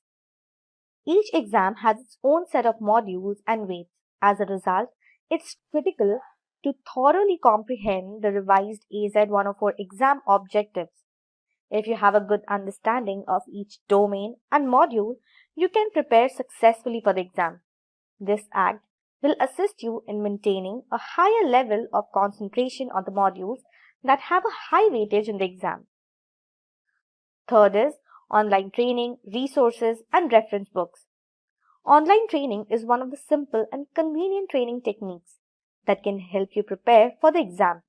You will study the topics of the exam modules from industry experts through online training classes. You can also pay for customized instructor-led instruction from any other training provider to prepare for exam goals. But this can be costly. Also, you can seek help from books like Microsoft Azure Administrator Exam Reference AZ-103 book that is a part of Exam Reference series.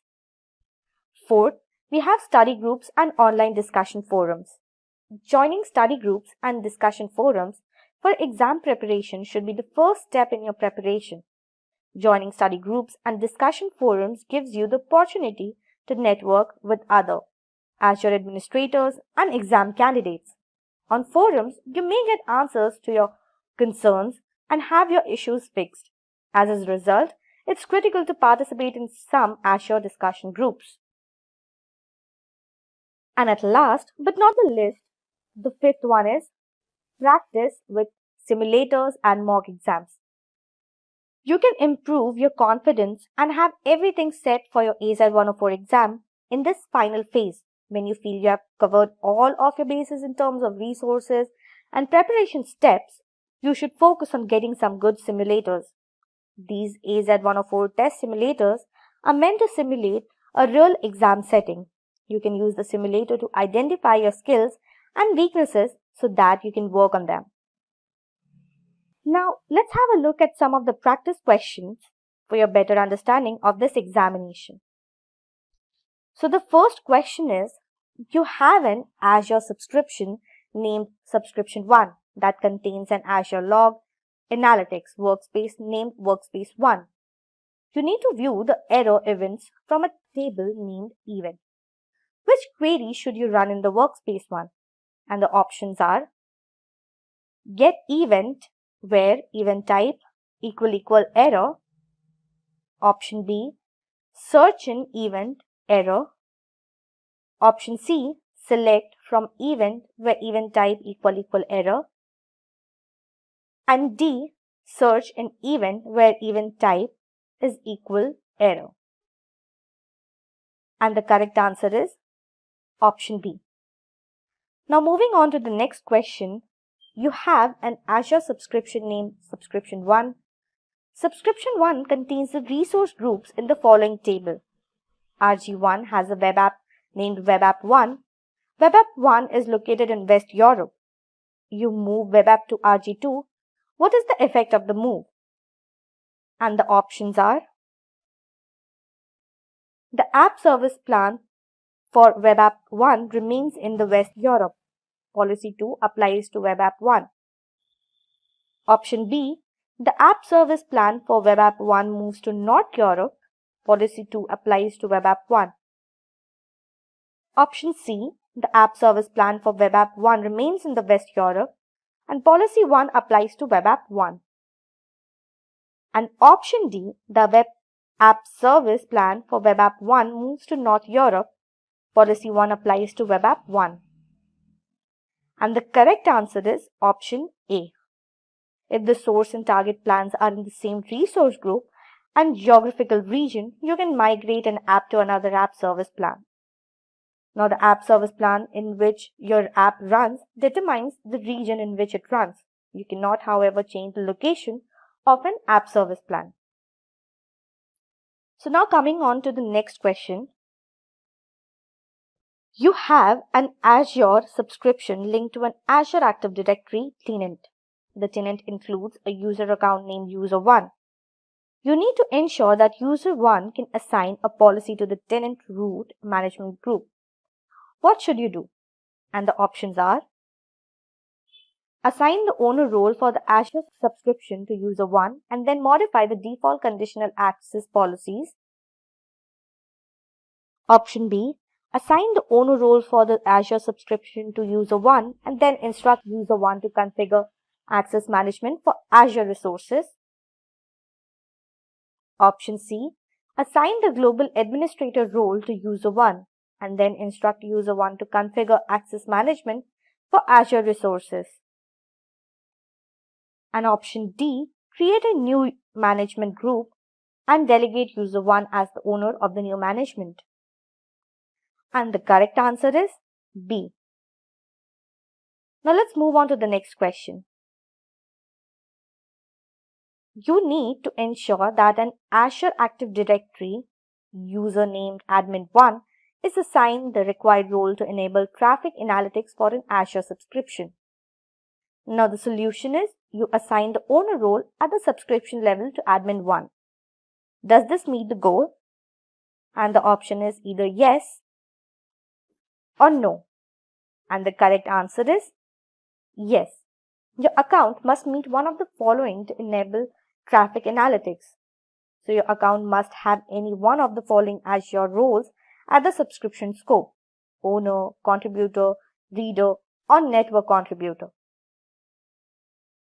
Now the next question is, you have an Azure subscription.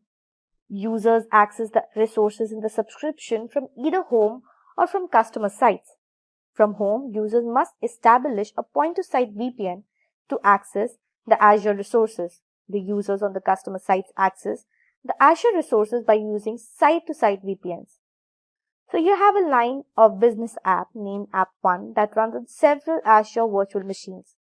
The virtual machines run Windows Server 2016. So you need to ensure that the connections to App1 are spread across all the virtual machines. So what are the two possible Azure services that you can use?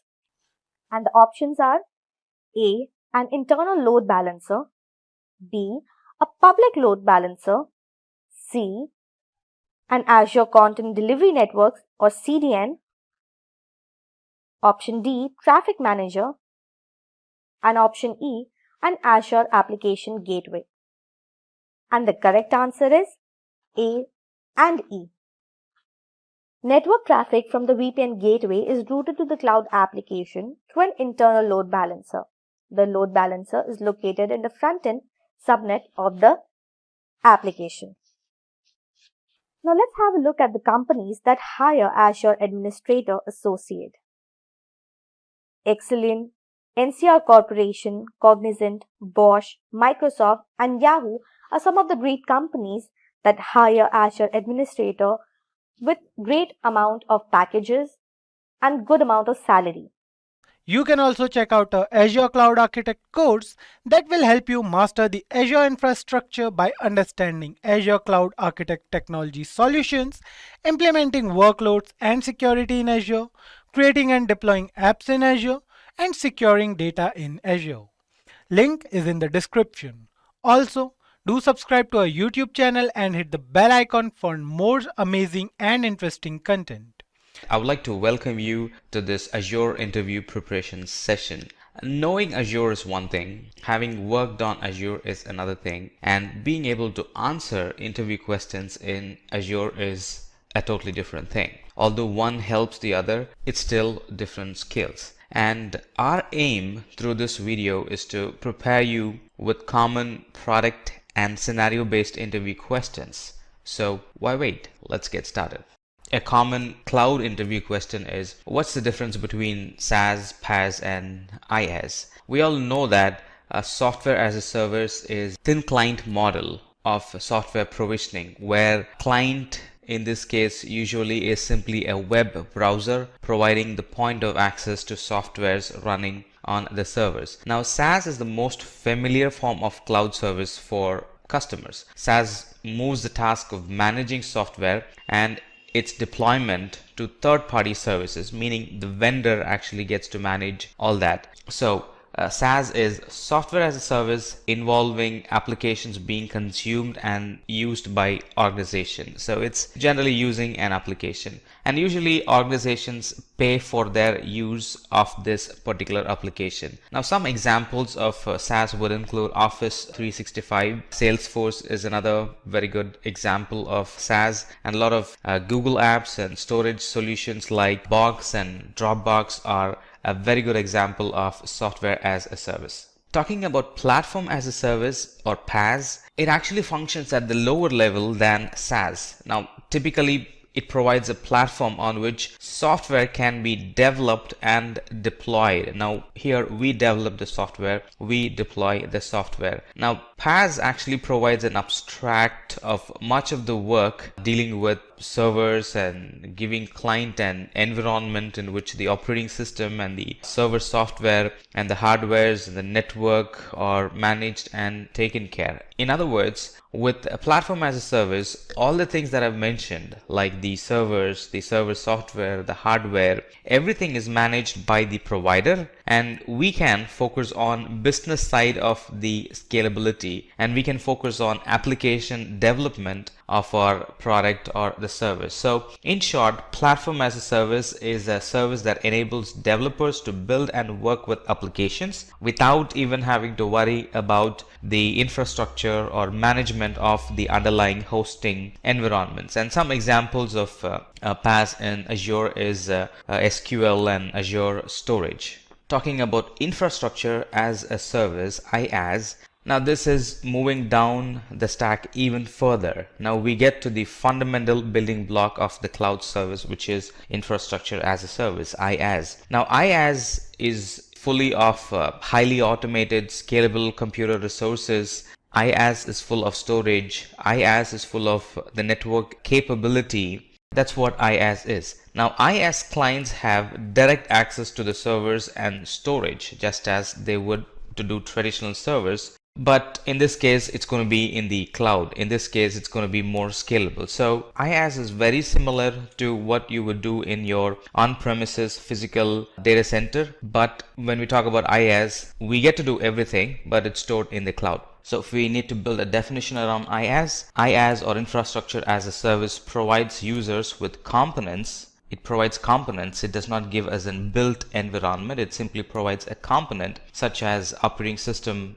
networking capabilities, and a lot more. Now this is a paid for based on the usage and can be used to host applications. In other words, this is pay as you go type. The more you use, the more you pay. The less you use, the less you pay. And some of the examples of IaaS in Azure is virtual machine. That's a great example for IaaS, and VNets for networking. That's another good example for IaaS in Azure. Another common question in Azure interview is, what are the instance types offered by Azure? The main intention of this question is, how well have you understood the different offerings in Azure, and how well are you trained to pick the right offering for the right service? Now one size does not fit all, and there are a lot of services in Azure that under the carpet it does the same thing, but depending on how different your requirement is, we'll have to pick the appropriate service. So this question, what are the different instance types offered by Azure, it's to test how well have you used the product and services available in Azure, and how well have you applied them for the given requirement. You shouldn't be provisioning more, you shouldn't be provisioning less at the same time. So it's kind of matching the right service to the right requirement. So what are the instance types offered by Azure? As you see in the list, we have general purpose, compute optimized, memory optimized, storage optimized, GPU virtual machines, and high performance compute virtual machines. Now, answering just the names won't be enough in an interview. You'll have to go further and explain why and in what scenario you would use general purpose, and what are the use cases, what type of servers is a good fit for general purpose, and what type is a good fit for compute optimized, so on and so forth. And that's exactly what we're going to do now. So the general purpose VMs, they provide a balanced CPU to memory ratio, and it's very good for testing, very good for a development environment, very good for small and medium databases, and also for low to medium traffic web servers. And some of the use cases are, like we said, test servers, low traffic web servers, small to medium databases, some enterprise grade applications. It's also good for relational database. It's also good for servers used for in-memory caching. It's also good for some small analytic database, very good for microservices. And if you're trying to build a proof of concept for an idea that you just have or just parked, this is another good server for doing proof of concepts, because you're not going to send actual traffic to it. I just want to show that your idea works. So general purpose server is a very good use case for those scenarios. And the largest instance size we can get in general purpose is standard D64 V3. Which comes with 256 gigabit of memory and 1600 gigabit of SSD temporary storage. On the other hand, compute optimized VMs have a high CPU to memory ratio and are very good for medium traffic web servers, very good for batch processing servers, very good for application servers. Now, because it's compute optimized and compute means CPU, it's an excellent choice for workloads that demand faster CPU, but does not need as much memory or temporary storage virtual CPU. Some of the workloads that run very well on compute optimized are analytic workloads, gaming servers require more CPU, they run really well. Batch processing are some of the applications that can be placed in compute optimized, and by doing that we get the actual benefit of the compute optimized instance. And the largest instance size or the largest instance size type is standard F72s v2. And here we get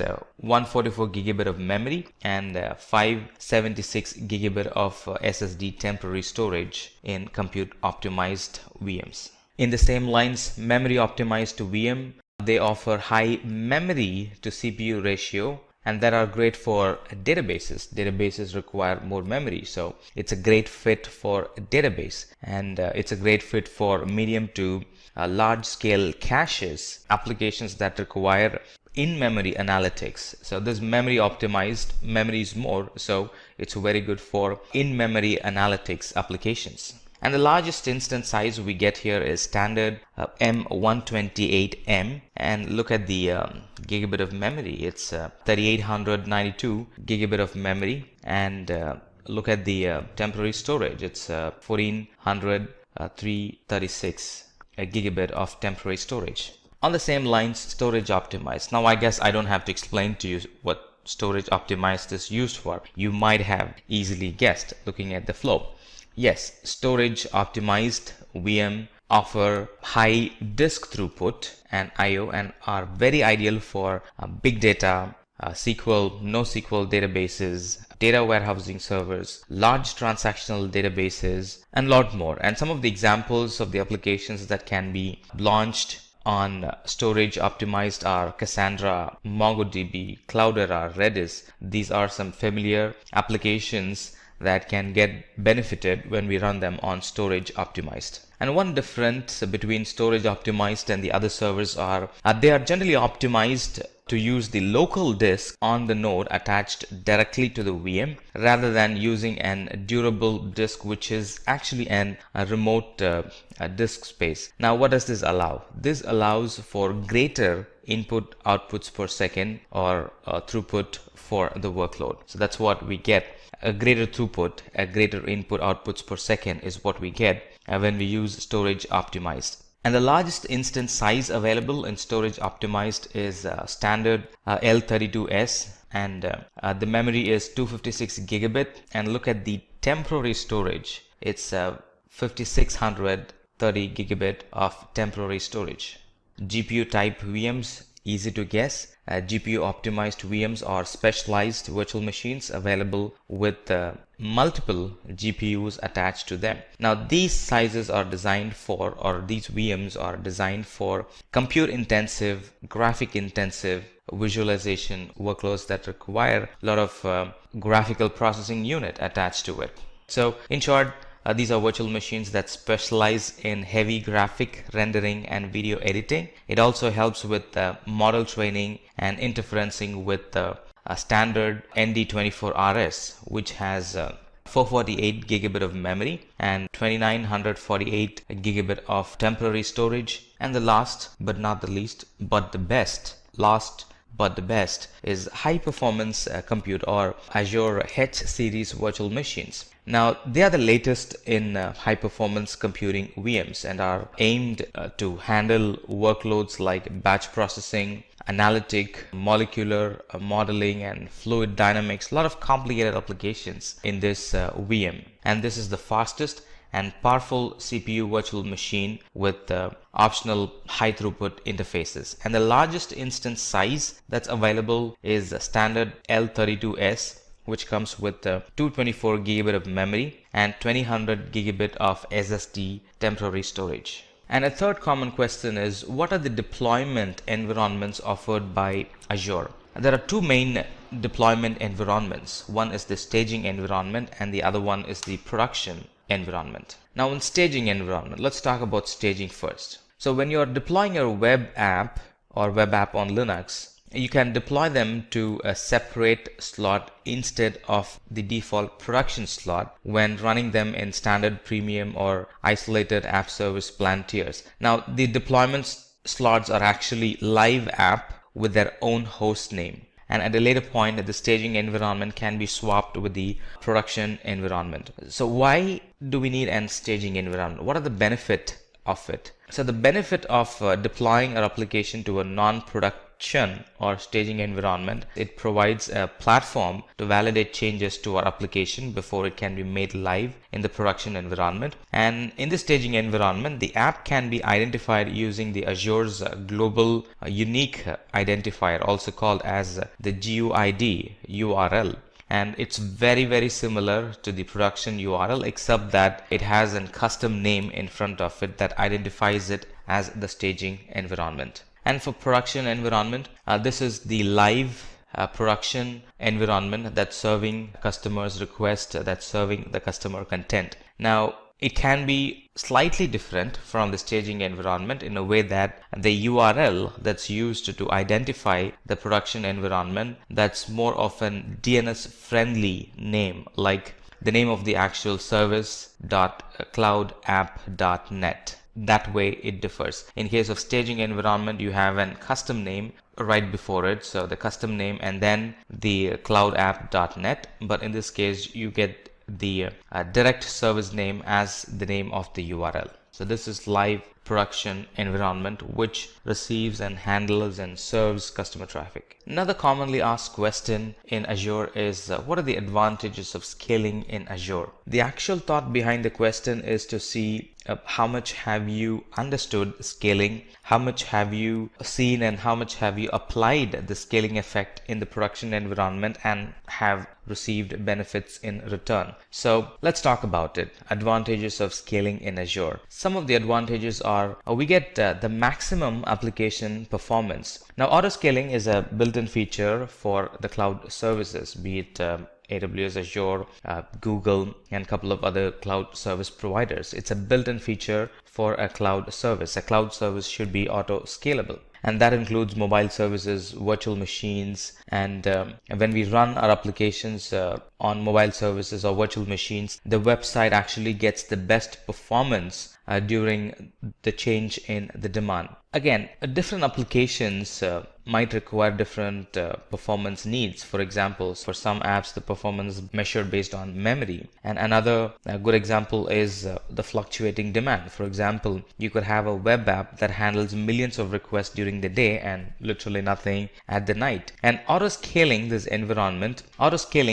any of these environment will automatically scale or fatten your environment so to receive all the incoming traffic, and during lean period it actually gets slimmer and slimmer so to help you with the cost. So it actually maximizes the performance. That's what auto scaling does. And like we said, auto scaling scales up and scales down based on demand. It not only scales up but also scales down so to help you with the cost. And if you know the particular pattern in which the application is going to receive traffic, then we can very well go ahead and schedule scaling to our application or schedule scaling that infrastructure based on time. If we already know that Monday to Friday, that's the traffic that I would get, and it's a constant one. It's not a public facing, but it's an internal application. So I know all the 500 users or the 1,000 or the 5,000 users who will be using it. So at any given point, it's just 5,000 users. It's not going to go beyond that. And during Saturday and Sunday, literally nobody's going to be in office. So no load at all. So in that case, I pretty much know how the pattern is going to be. I can go for scheduled scaling if I know the pattern. And auto scaling, like I said, not only helps with keeping the application highly available, it also helps with the cost effectiveness of our infrastructure. So anytime there's a VM or a group of VMs running on less CPU,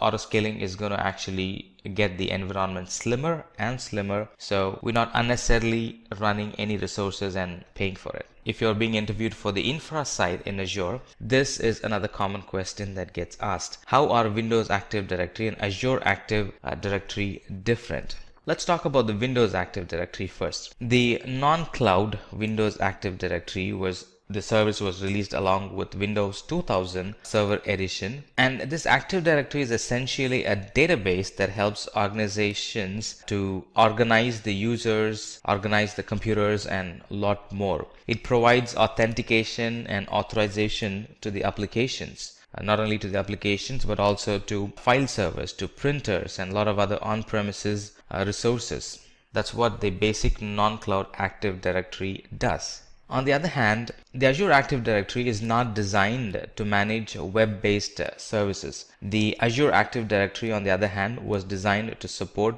web-based services that use REST API interfaces for Office 365, Salesforce.com, etc. Unlike the plain Active Directory, this uses a completely different protocol. So protocol wise, it's different, and the services that it supports is quite different. Now besides that, it also has a couple of other differences as well, and let's look at them. So the actual Active Directory, or the Windows Actual Directory, is a directory service that facilitates working with interconnected, complex and different network resources in a very unified manner. On the other hand, Azure Active Directory is Microsoft's multi-tenant, cloud-based directory and identity management service. And the Windows Active Directory has 5 layers to store data, to store user details, and to issue the management certifications. On the other hand, Azure Active Directory integrates or compresses the 5 layers into just 2 layers. Here, Windows Active Directory works with on-premises servers like applications, file servers and printers, etc. On the other hand, Azure Active Directory, it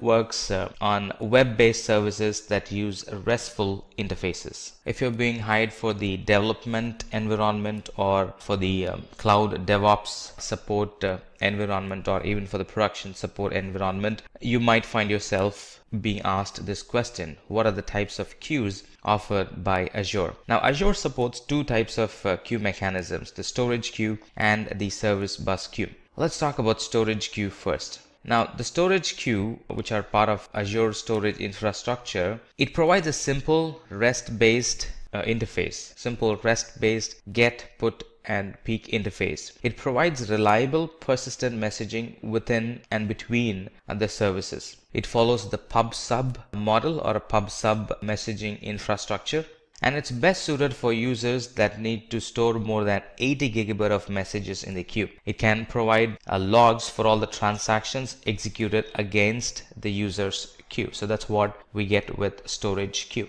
And on the other hand, service bus queue, the service bus queues are built on top of broader messaging infrastructure, and they are designed to integrate applications and applications component that can span multiple communication protocols. So that way it differs. So this is good for applications and components that may span multiple communication protocols and even totally different network environments. So in short, these service buses, or the service bus queues in Azure, are part of Azure's messaging infrastructure, and they integrate applications or application components that can actually span multiple different protocols and multiple different network environments. It also provides an first in first out style for delivery, and the user's queue size has to remain under 80 GB.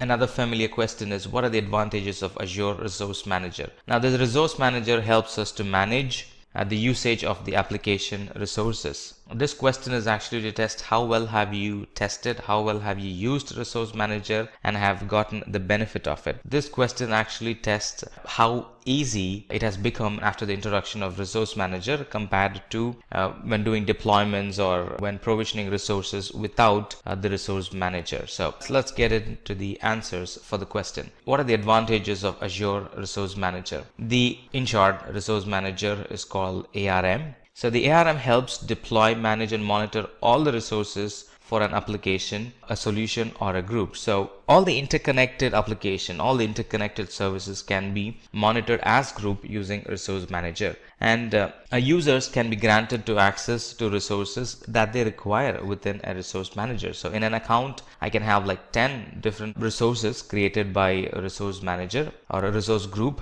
created by Resource Managers, and I can allow, deny connection to those services or only to those services based on whether the user should be accessing one and not accessing the other. So that way it becomes easy to give access to a group of application. It helps in getting billing details for the group of resources. Now, which group is using more, which group is using less, and which group has contributed more to this month's bill, stuff like that. So those details can be obtained using Azure Resource Manager. And provisioning resources is made much easier with the help of this Resource Manager. Another question is, how has integrating hybrid cloud been useful for Azure? Well, with the use of hybrid cloud, we get the best of both the worlds. So what's hybrid cloud? It's nothing but combining the public cloud and the private cloud and allowing data and applications to be shared between them. So whenever the compute or the processing demand fluctuates, hybrid cloud computing gives businesses the ability to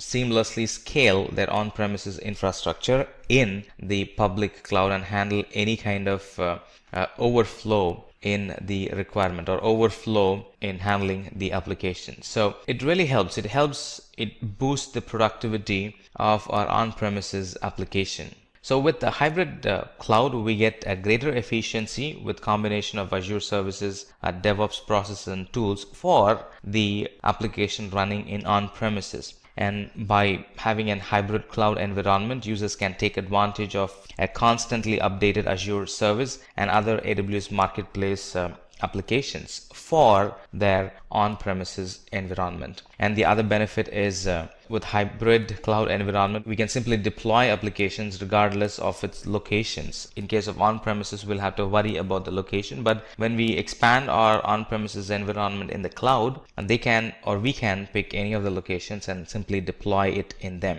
And this enables the applications to be created at a greater speed. What's federating in Azure SQL? Now this question is very specific about SQL. How can we scale the SQL database? Now this is a very good question, or a valid question, or an important question in the interview, because many customers or companies have not been able to meet the user demand because they could not scale out the databases. The theory of scaling out or adding servers to accommodate the increased workloads and traffic is not hard to understand, but the implications can be very complicated. The implications can be very expensive. We're well aware of scaling the web servers, that's very common, but how do we scale the database? So Microsoft provides the tools and technologies so we can scale out the database in the cloud, and that's what is called SQL or federation in Azure SQL. So the way we scale out the SQL database is by sharding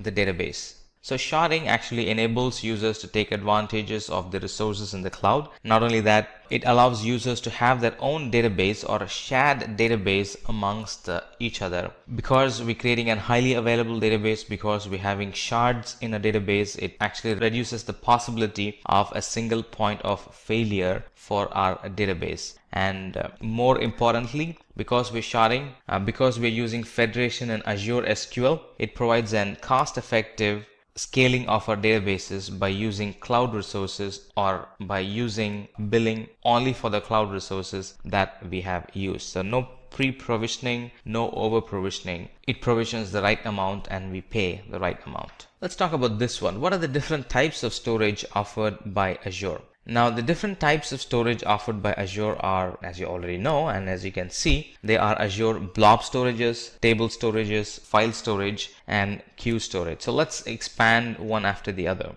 Now blob storage are nothing but a massive scalable object storage, and that's very good for storing text and binary data. And Azure blob storage is Microsoft's object storage solution for the cloud. Now, blob storage is optimized for storing massive amount of unstructured data that can be in form of text or in form of binary data. So in short, blob storage enables users to store unstructured data, and those data can be in the format of pictures, music, video files, and a lot more. And it stores them along with their metadata. And another advantage or another feature benefit that we get from blob storage is when an object is changed, it is verified to ensure it is of the latest version, number one. And number two, it provides maximum flexibility to optimize the user's storage needs. And this unstructured data is available to customers through an URL or an REST-based object storage. So they are the benefits that come along with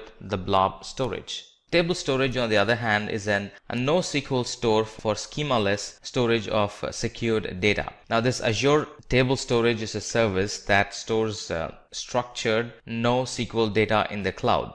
And because this table is schemaless, it's very easy to save your data. It's very easy to adapt your data as the need for your application grows. and this table storage is very fast and cost effective for many type of applications. So some of the type of data that we can store is table storage is good for flexible databases like user data for web applications, address book storage, device information storage, and if you want to store metadata, this is a very good use case to store them in Azure table storage. Azure Files is another storage.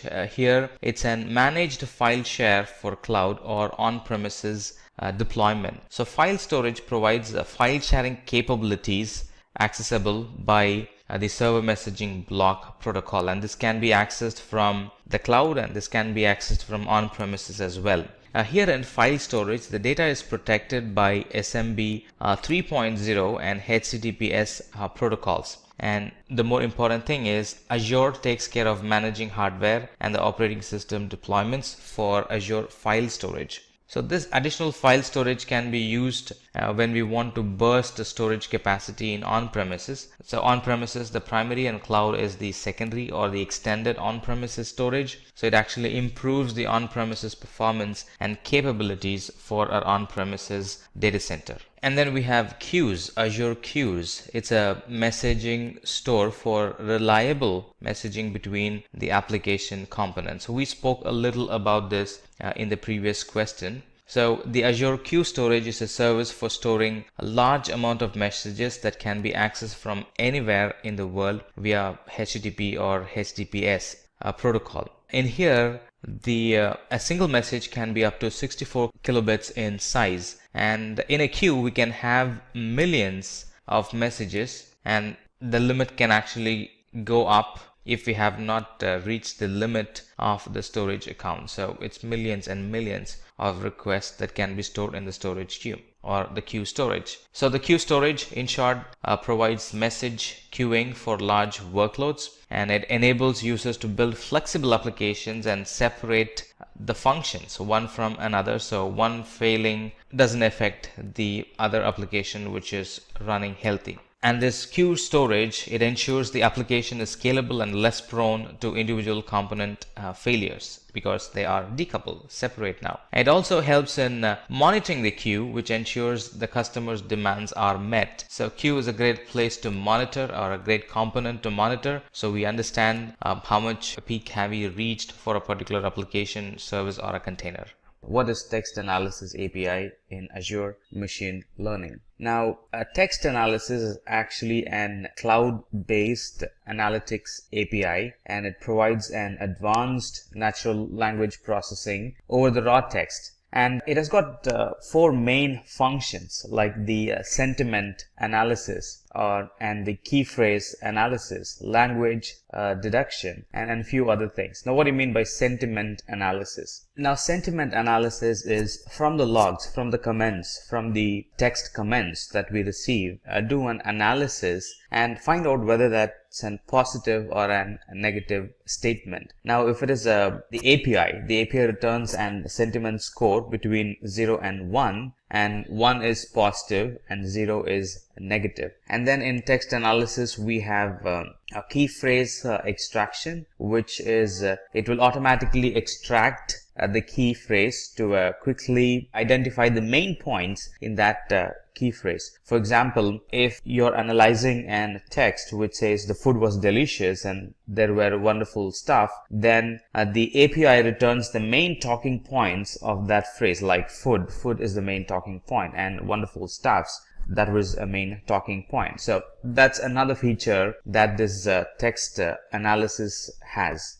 And then we have language deduction in text analysis, right? Irrespective of what you paste, it can try to gauge and try to align it to the 120 or up to 120 languages that it supports. So I can simply take text from the internet and I can paste it, and text analysis software is going to identify the language and then can run phrase and sentiment analysis on those texts. Right. So in short, text analysis is an API, a set of web services that can be used for text analysis. It can be used to analyze unstructured statement, sentiment analysis, key phrase extraction, and lot more. And the results are generally between 0 and 1 being positive and 0 being the negative sentiment. There is no much training, or in other words, this is not as complicated as a couple of other text analysis softwares are available in the market. We can simply paste, we can simply upload the text, and we can call the service and it runs a sentiment analysis on it all by itself. Let's look at this question. What are the advantages of Azure Queue Storage? If you're going to work in a development environment, if you're going to work in an environment that embraces DevOps, this could be a question. What are the advantages of Azure Queue Storage? Now, Azure Queue Storage is built to flexibly operate the applications and separate the functions between the applications that run large workloads. So when we design applications for scale, these applications can be decoupled so that they can scale independently. A thing happening on an application is not dependent on another application, and anything happens to a section of the application will not affect the other application because they are now decoupled and connected through the queue storage. So the queue storage gives us asynchronous message queuing for communication between the applications, irrespective of whether they are running in the cloud or whether they are running in desktop or whether they are running on premises or on mobile devices. So in short, this queue storage enables message queuing for large workloads in a simple and cost-effective and a durable manner. Talking about the advantages is it provides rich client libraries for Java, Android, C++, PHP, Ruby, and a lot other services getting added during every new release from Azure. And the main advantage again is it enables users to build flexible apps and separate the functions for bigger or greater durability. Again, introduction of queues into our application, it ensures our users' applications are scalable and less prone to individual component failures, meaning one component failing is not going to take the whole application down. Right? If one component fails, it's just that component that fails. The rest are healthy and the rest are going to function. It also helps us to monitor the queues and ensure the servers aren't overwhelmed by sudden traffic bursts. So how much do I have in the queue kind of determines the traffic for my application. And if the queue is more, I can always go and auto scale my environment, and the queue is less, I can always go and shrink or make my environment thinner so it can save cost. And anytime there is more data in the queue, I can auto scale, monitor the metric and do auto scaling based on that metric. So the environment knows that there are more data coming in. I need to expand myself to handle that much amount of data. This is a very common question. What are the two kinds of Azure Web Service roles? Now, a service role is a set of managed and load balanced virtual machines that work to perform some task. And based on what it's going to run on top of it, is it going to run a web service or is it going to run a worker service, defines what kind of roles that gets attached or that goes on these virtual machines. So we have two types, web role and worker roles. The web role is a cloud service role that's configured to run web applications developed on programming languages, technologies. And majorly they support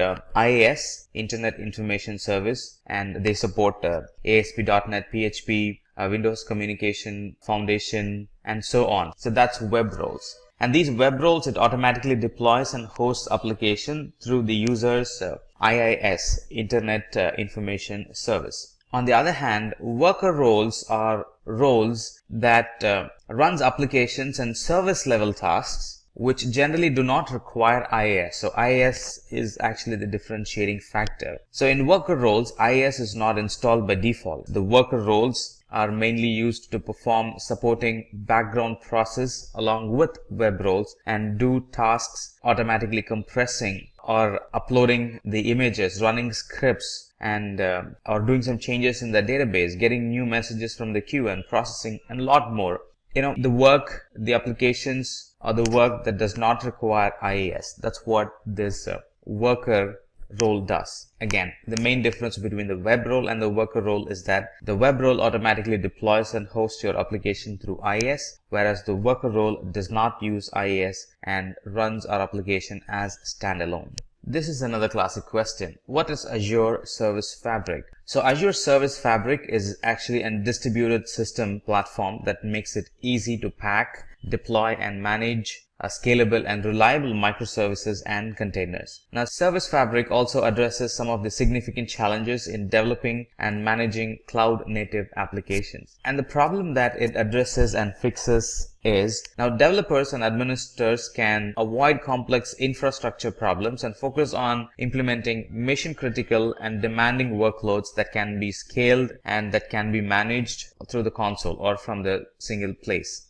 In short, Service Fabric provides a platform that makes the process of developing microservices and managing application lifecycle a lot easier. And the advantages of Service Fabric is that now we can produce application with faster time to market because all the worry about the infrastructure is taken away from us. We don't have to design an infrastructure. All that we need to worry about is simply the application and the application lifecycle. Again, the advantage is it supports Windows, it supports Linux. Not only that, it supports servers on premises and in the cloud. With Service Fabric, we can scale up our environment to even 1,000 machines in just a single command. Or if there is an immediate need for 1,000 machines, I can immediately scale them up to 1,000 machines. That's possible with Service Fabric. Now let's look at this question. You can expect this question if the customer is running hybrid environment, meaning having some of the applications in on-premises and running some of the applications from the cloud. And for some reason,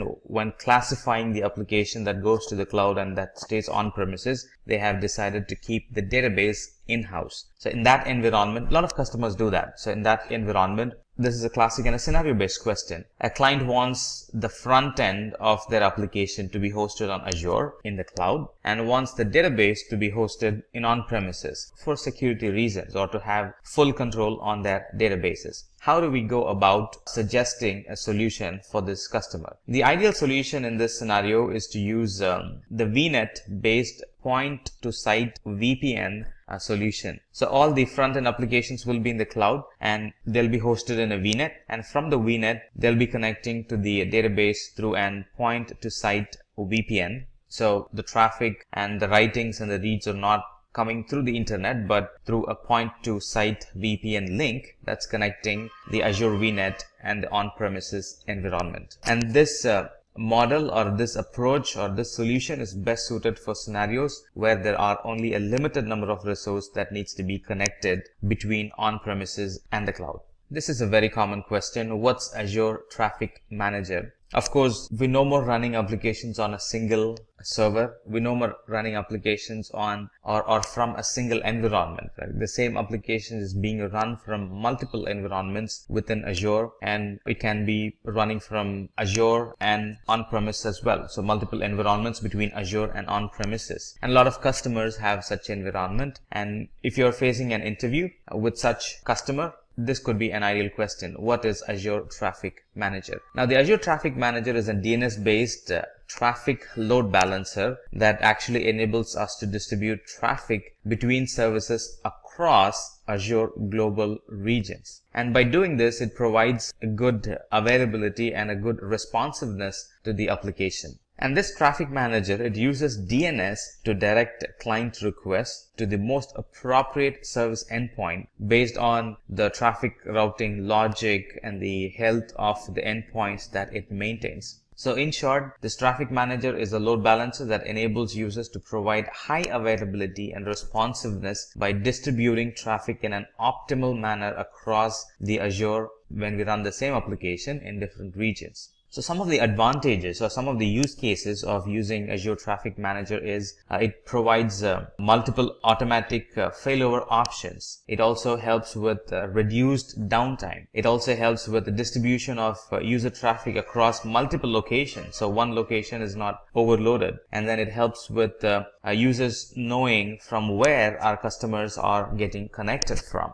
That's another big use case with Azure Traffic Manager. Let's look at this question. Right, this is an ideal question. Now there are a group of servers connected together within an virtual network, and now we need to move them or create a separation between them. How do you go about achieving it? So the question goes like this. You need to isolate network traffic among VMs in a subnet, which is part of a virtual network with little downtime and impact on the user. So that's the given scenario. And the best way we can do it is create a new virtual network and move all the VMs in that subnet to the new virtual network. Now, this feature is not possible with a lot of other cloud service providers like AWS and a lot of other providers. Now, in those environments, we might need to shut down, we might need to stop the VM, create a new VM based on the image, and it's an hefty process. But here in Azure, I can simply move the VMs from one subnet to another virtual network without needing for any additional security like the network security group. I can simply isolate them if I need to by creating a simple new virtual network and moving the servers to the new virtual network. Look at this one. This is another common question. With respect to Azure, what is public, private, and hybrid cloud? So this is really to test how well have you understood the different cloud offerings in the market, public, private, and hybrid, or at least the three basic offerings in the market, public, private, and hybrid cloud. Now, the public cloud is the most common way of deploying cloud computing applications, and it has resources like servers, storage, and are owned and operated by third-party cloud service providers like Microsoft Azure. Microsoft Azure is a very good example of public cloud. So here, every component that the user is using is running only on Azure. That's public cloud. Right, let me talk to you about some of the advantages of public cloud. Some of the advantages is low cost because there's no need to purchase hardware or software, and we pay only for the services that we use in public cloud. And there is literally no maintenance because the service provider maintains the environment for us. And with public cloud, we have nearly unlimited scalability, meaning we can get resources on demand and can meet our business requirements on demand. And the public clouds are very highly reliable because they have a vast network of servers and they ensure that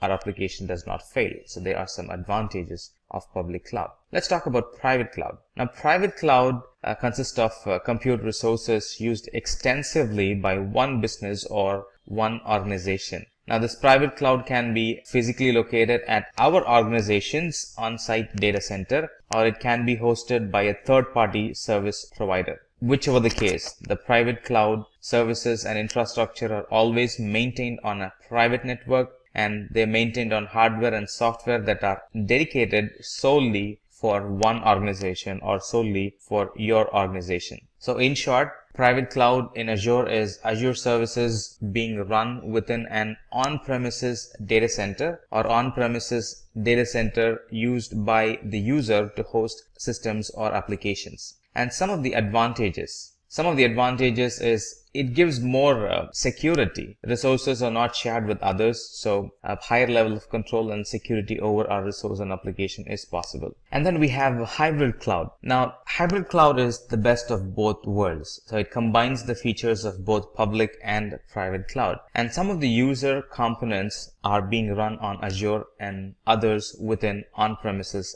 data center. So they kind of share the resources. In other words, they kind of share the application. Half of the application would be running in on-premises and half of them would be in the cloud, and they would be working in harmony to support the application and the business need. So that's hybrid cloud. This is another good example question that wants to test how well you pick services or how well have you understood Azure products and services and are picking the right service for the need. So the question would go like this. What kind of storage is best suited to handle unstructured data?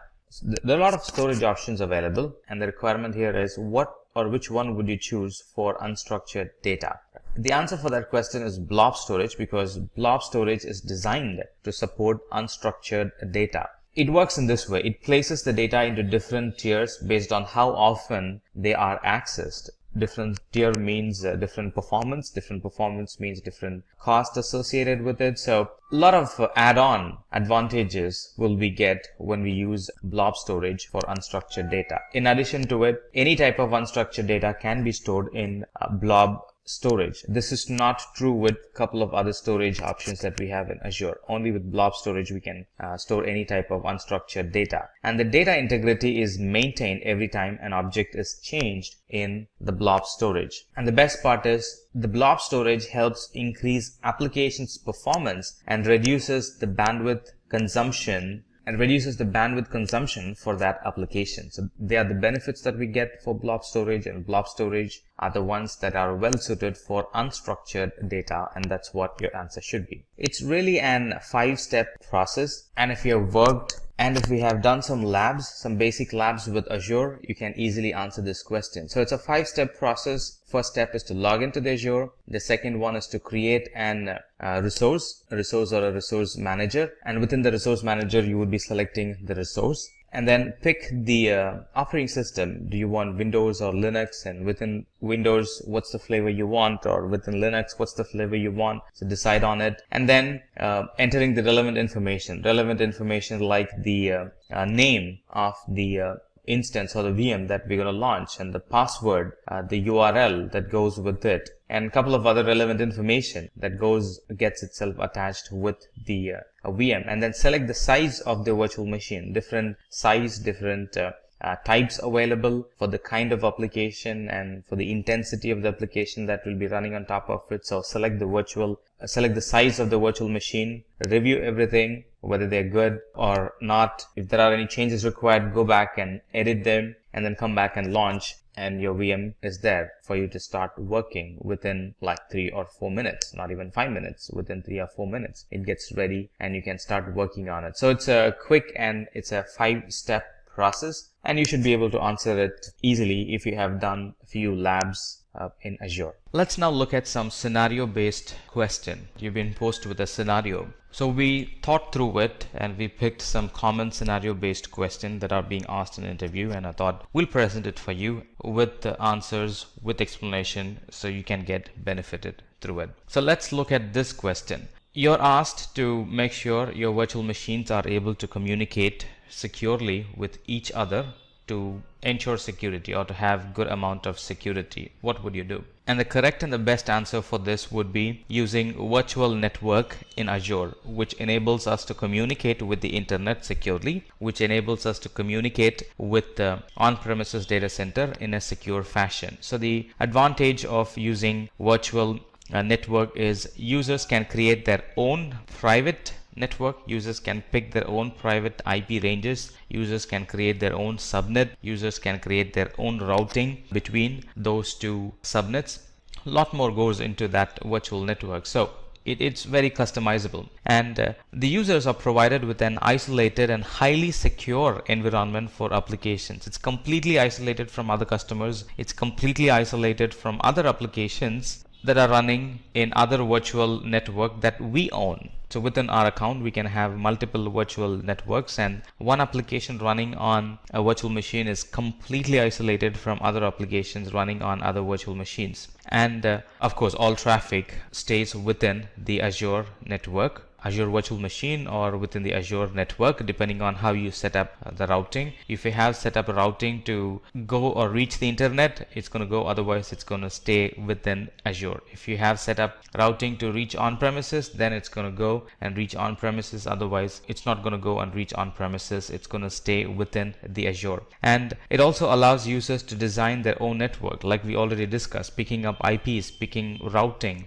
picking subnets, how many servers should be present in that particular subnet, or how many servers should that subnet accommodate, the size of the subnet, the IP ranges, the NATing, the masking of IPs, creating of VPN, all that's possible with the virtual network. So it really allows users to design their own network, and using virtual machine is how we secure applications in the cloud. Let's look at this other scenario. How do you ensure that every time a user logs in, they are not asked to re-enter the password as part of authentication. So you really don't want your users to re-enter the password every time they log in to a different application. Well, all the applications have their authentication mechanism in place. All of them wants to authenticate the user before they log in. Ensuring the user does not log in every time does not mean that wiping away all the authentication and authorization that's present in that application. You still need that in place, but how do you make the user hassle-free so they're not asked to re-enter the password or the same password again and again? Let's look at the options available. The first one is to enable Microsoft account authentication.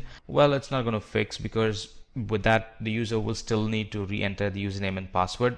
Deploy Express Route. It's not going to fix either, because Express Route is a network level service that connects on-premises to the cloud. So that has got nothing to do with prompting or not prompting for password. And then we have set up VPN between on-premises data center and Azure, set up AD domain controller in VM, and implement integrated Windows authentication. Well, you can use the same username and password for on-premises and the cloud, but this setup, the VPN and the AD controller setup, it's not going to stop you asking for repeated passwords. So this is all about using the same password in on-premises and in the cloud, and this has got nothing to do with not prompting the user to re-enter the password. All right, so that's same password is different from not prompting the user to re-enter the password. They are two different scenarios, so that is also out of the equation. And the last one is configure AD sync to use single sign-on. That's the right one. So when we configure the AD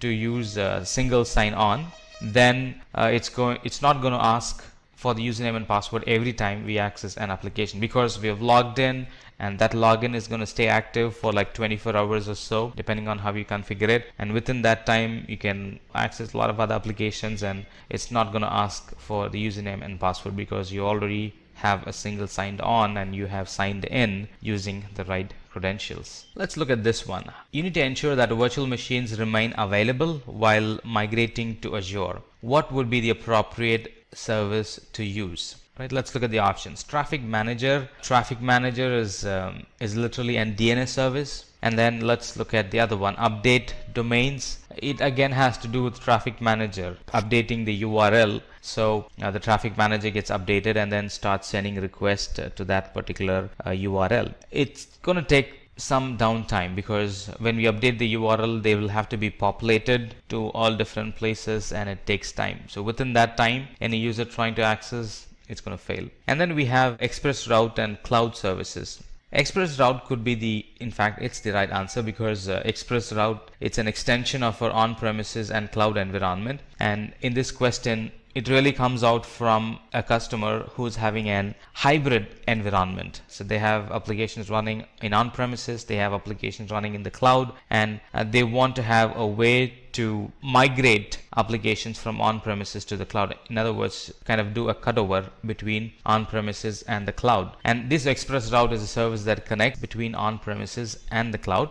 So when you do the cutover, the traffic is now sent to the cloud instead of being handled in on-premises. In fact, the services and the application is getting shut down in on-premises. So the request will come in the same pattern. Instead of they being handled in on-premises, they are now routed to the cloud using Express Route, and the API calls get addressed or the queries gets answered in the cloud through the Express Route service. Look at this question. You are an administrator for a website called WebGame, and you are required to validate and deploy changes made to your website by your development team with minimum downtime. So the real question is, how do you validate the deployment changes that's made by the development team? Let's look at the options. Create a new linked resource, create a staging environment for the site, enable remote debugging on the website, and then create a new website. Well, why would you want to create a new website? Just to validate the changes. And doing a remote debugging is not going to help, because debugging only captures logs of the changes happening. It does not do anything with validating the changes. Create a staging environment could be, or is the right answer, because when we have staging environments, anything that we run on production can be run on staging environment, and any failures that would happen in production, if we simply run it in production, can be captured when we run the application in the staging environment. So that way, staging environment is a very helpful and useful service, and that way I can catch any errors. In other words, I can validate the changes that were done by my development team before I move it to production, and that reduces the downtime in the production environment. Look at this one last question that we have for you. It's our standard tier application is used across the world and uses Azure Website Standard Tier. It uses large amount of image files, so you can get it. This could be an e-commerce website which has a lot of pictures in it, and this is causing the application to load slow. How can we handle this situation? Let's look at the options given. Configure blob storage with custom domain. Well, this application has pictures, but only the pictures is not all that the application has. Right? So configuring blob storage might not help. This could be an very interactive website, and that can't be run from blob storage. Let's look at the other options. Configure Azure Website Auto Scaling to increase instances at high loads. Now, it's the picture that's causing issues for the website. It's not the CPU, or it's not the memory unavailable, memory not enough, that's causing the application to be slow. So we need to identify what's causing the application to be slow. So it's not the CPU, it's not the memory. So configure Azure for auto scaling is not going to help. And then what are the other options? Let's see. Configure Azure CDN to cache all responses from the application's web endpoint. A CDN could be the right answer, but look at that. It says a CDN to cache all responses from the application's web endpoint. CDN is not designed for that. Though it can do it, that's not the best way to use CDN to capture all responses from the application's web endpoint. The proper design for CDN would be to cache the frequently used ones. In other words, cache the static content, which are photos, videos, logos, and pictures, and a lot more. Static content that never changes. Let's look at the last option. Configure Azure CDN to cache site images and content stored in Azure Blob Storage. Absolutely correct. So here we will have to redesign the application to store the pictures, high quality, lazy loading or slow loading pictures, because of the high quality and the bigger size. So store them in CDN, and then the content, let it be stored in Azure Blob Storage. That's the right way of designing the application, and if we do it, this application is going to run faster, or the application is going to respond faster to the users. So that's a wrap on our full course. If you have any doubts or questions, you can ask them in the comment section below. Our team of experts will reply you as soon as possible. Thank you and keep learning with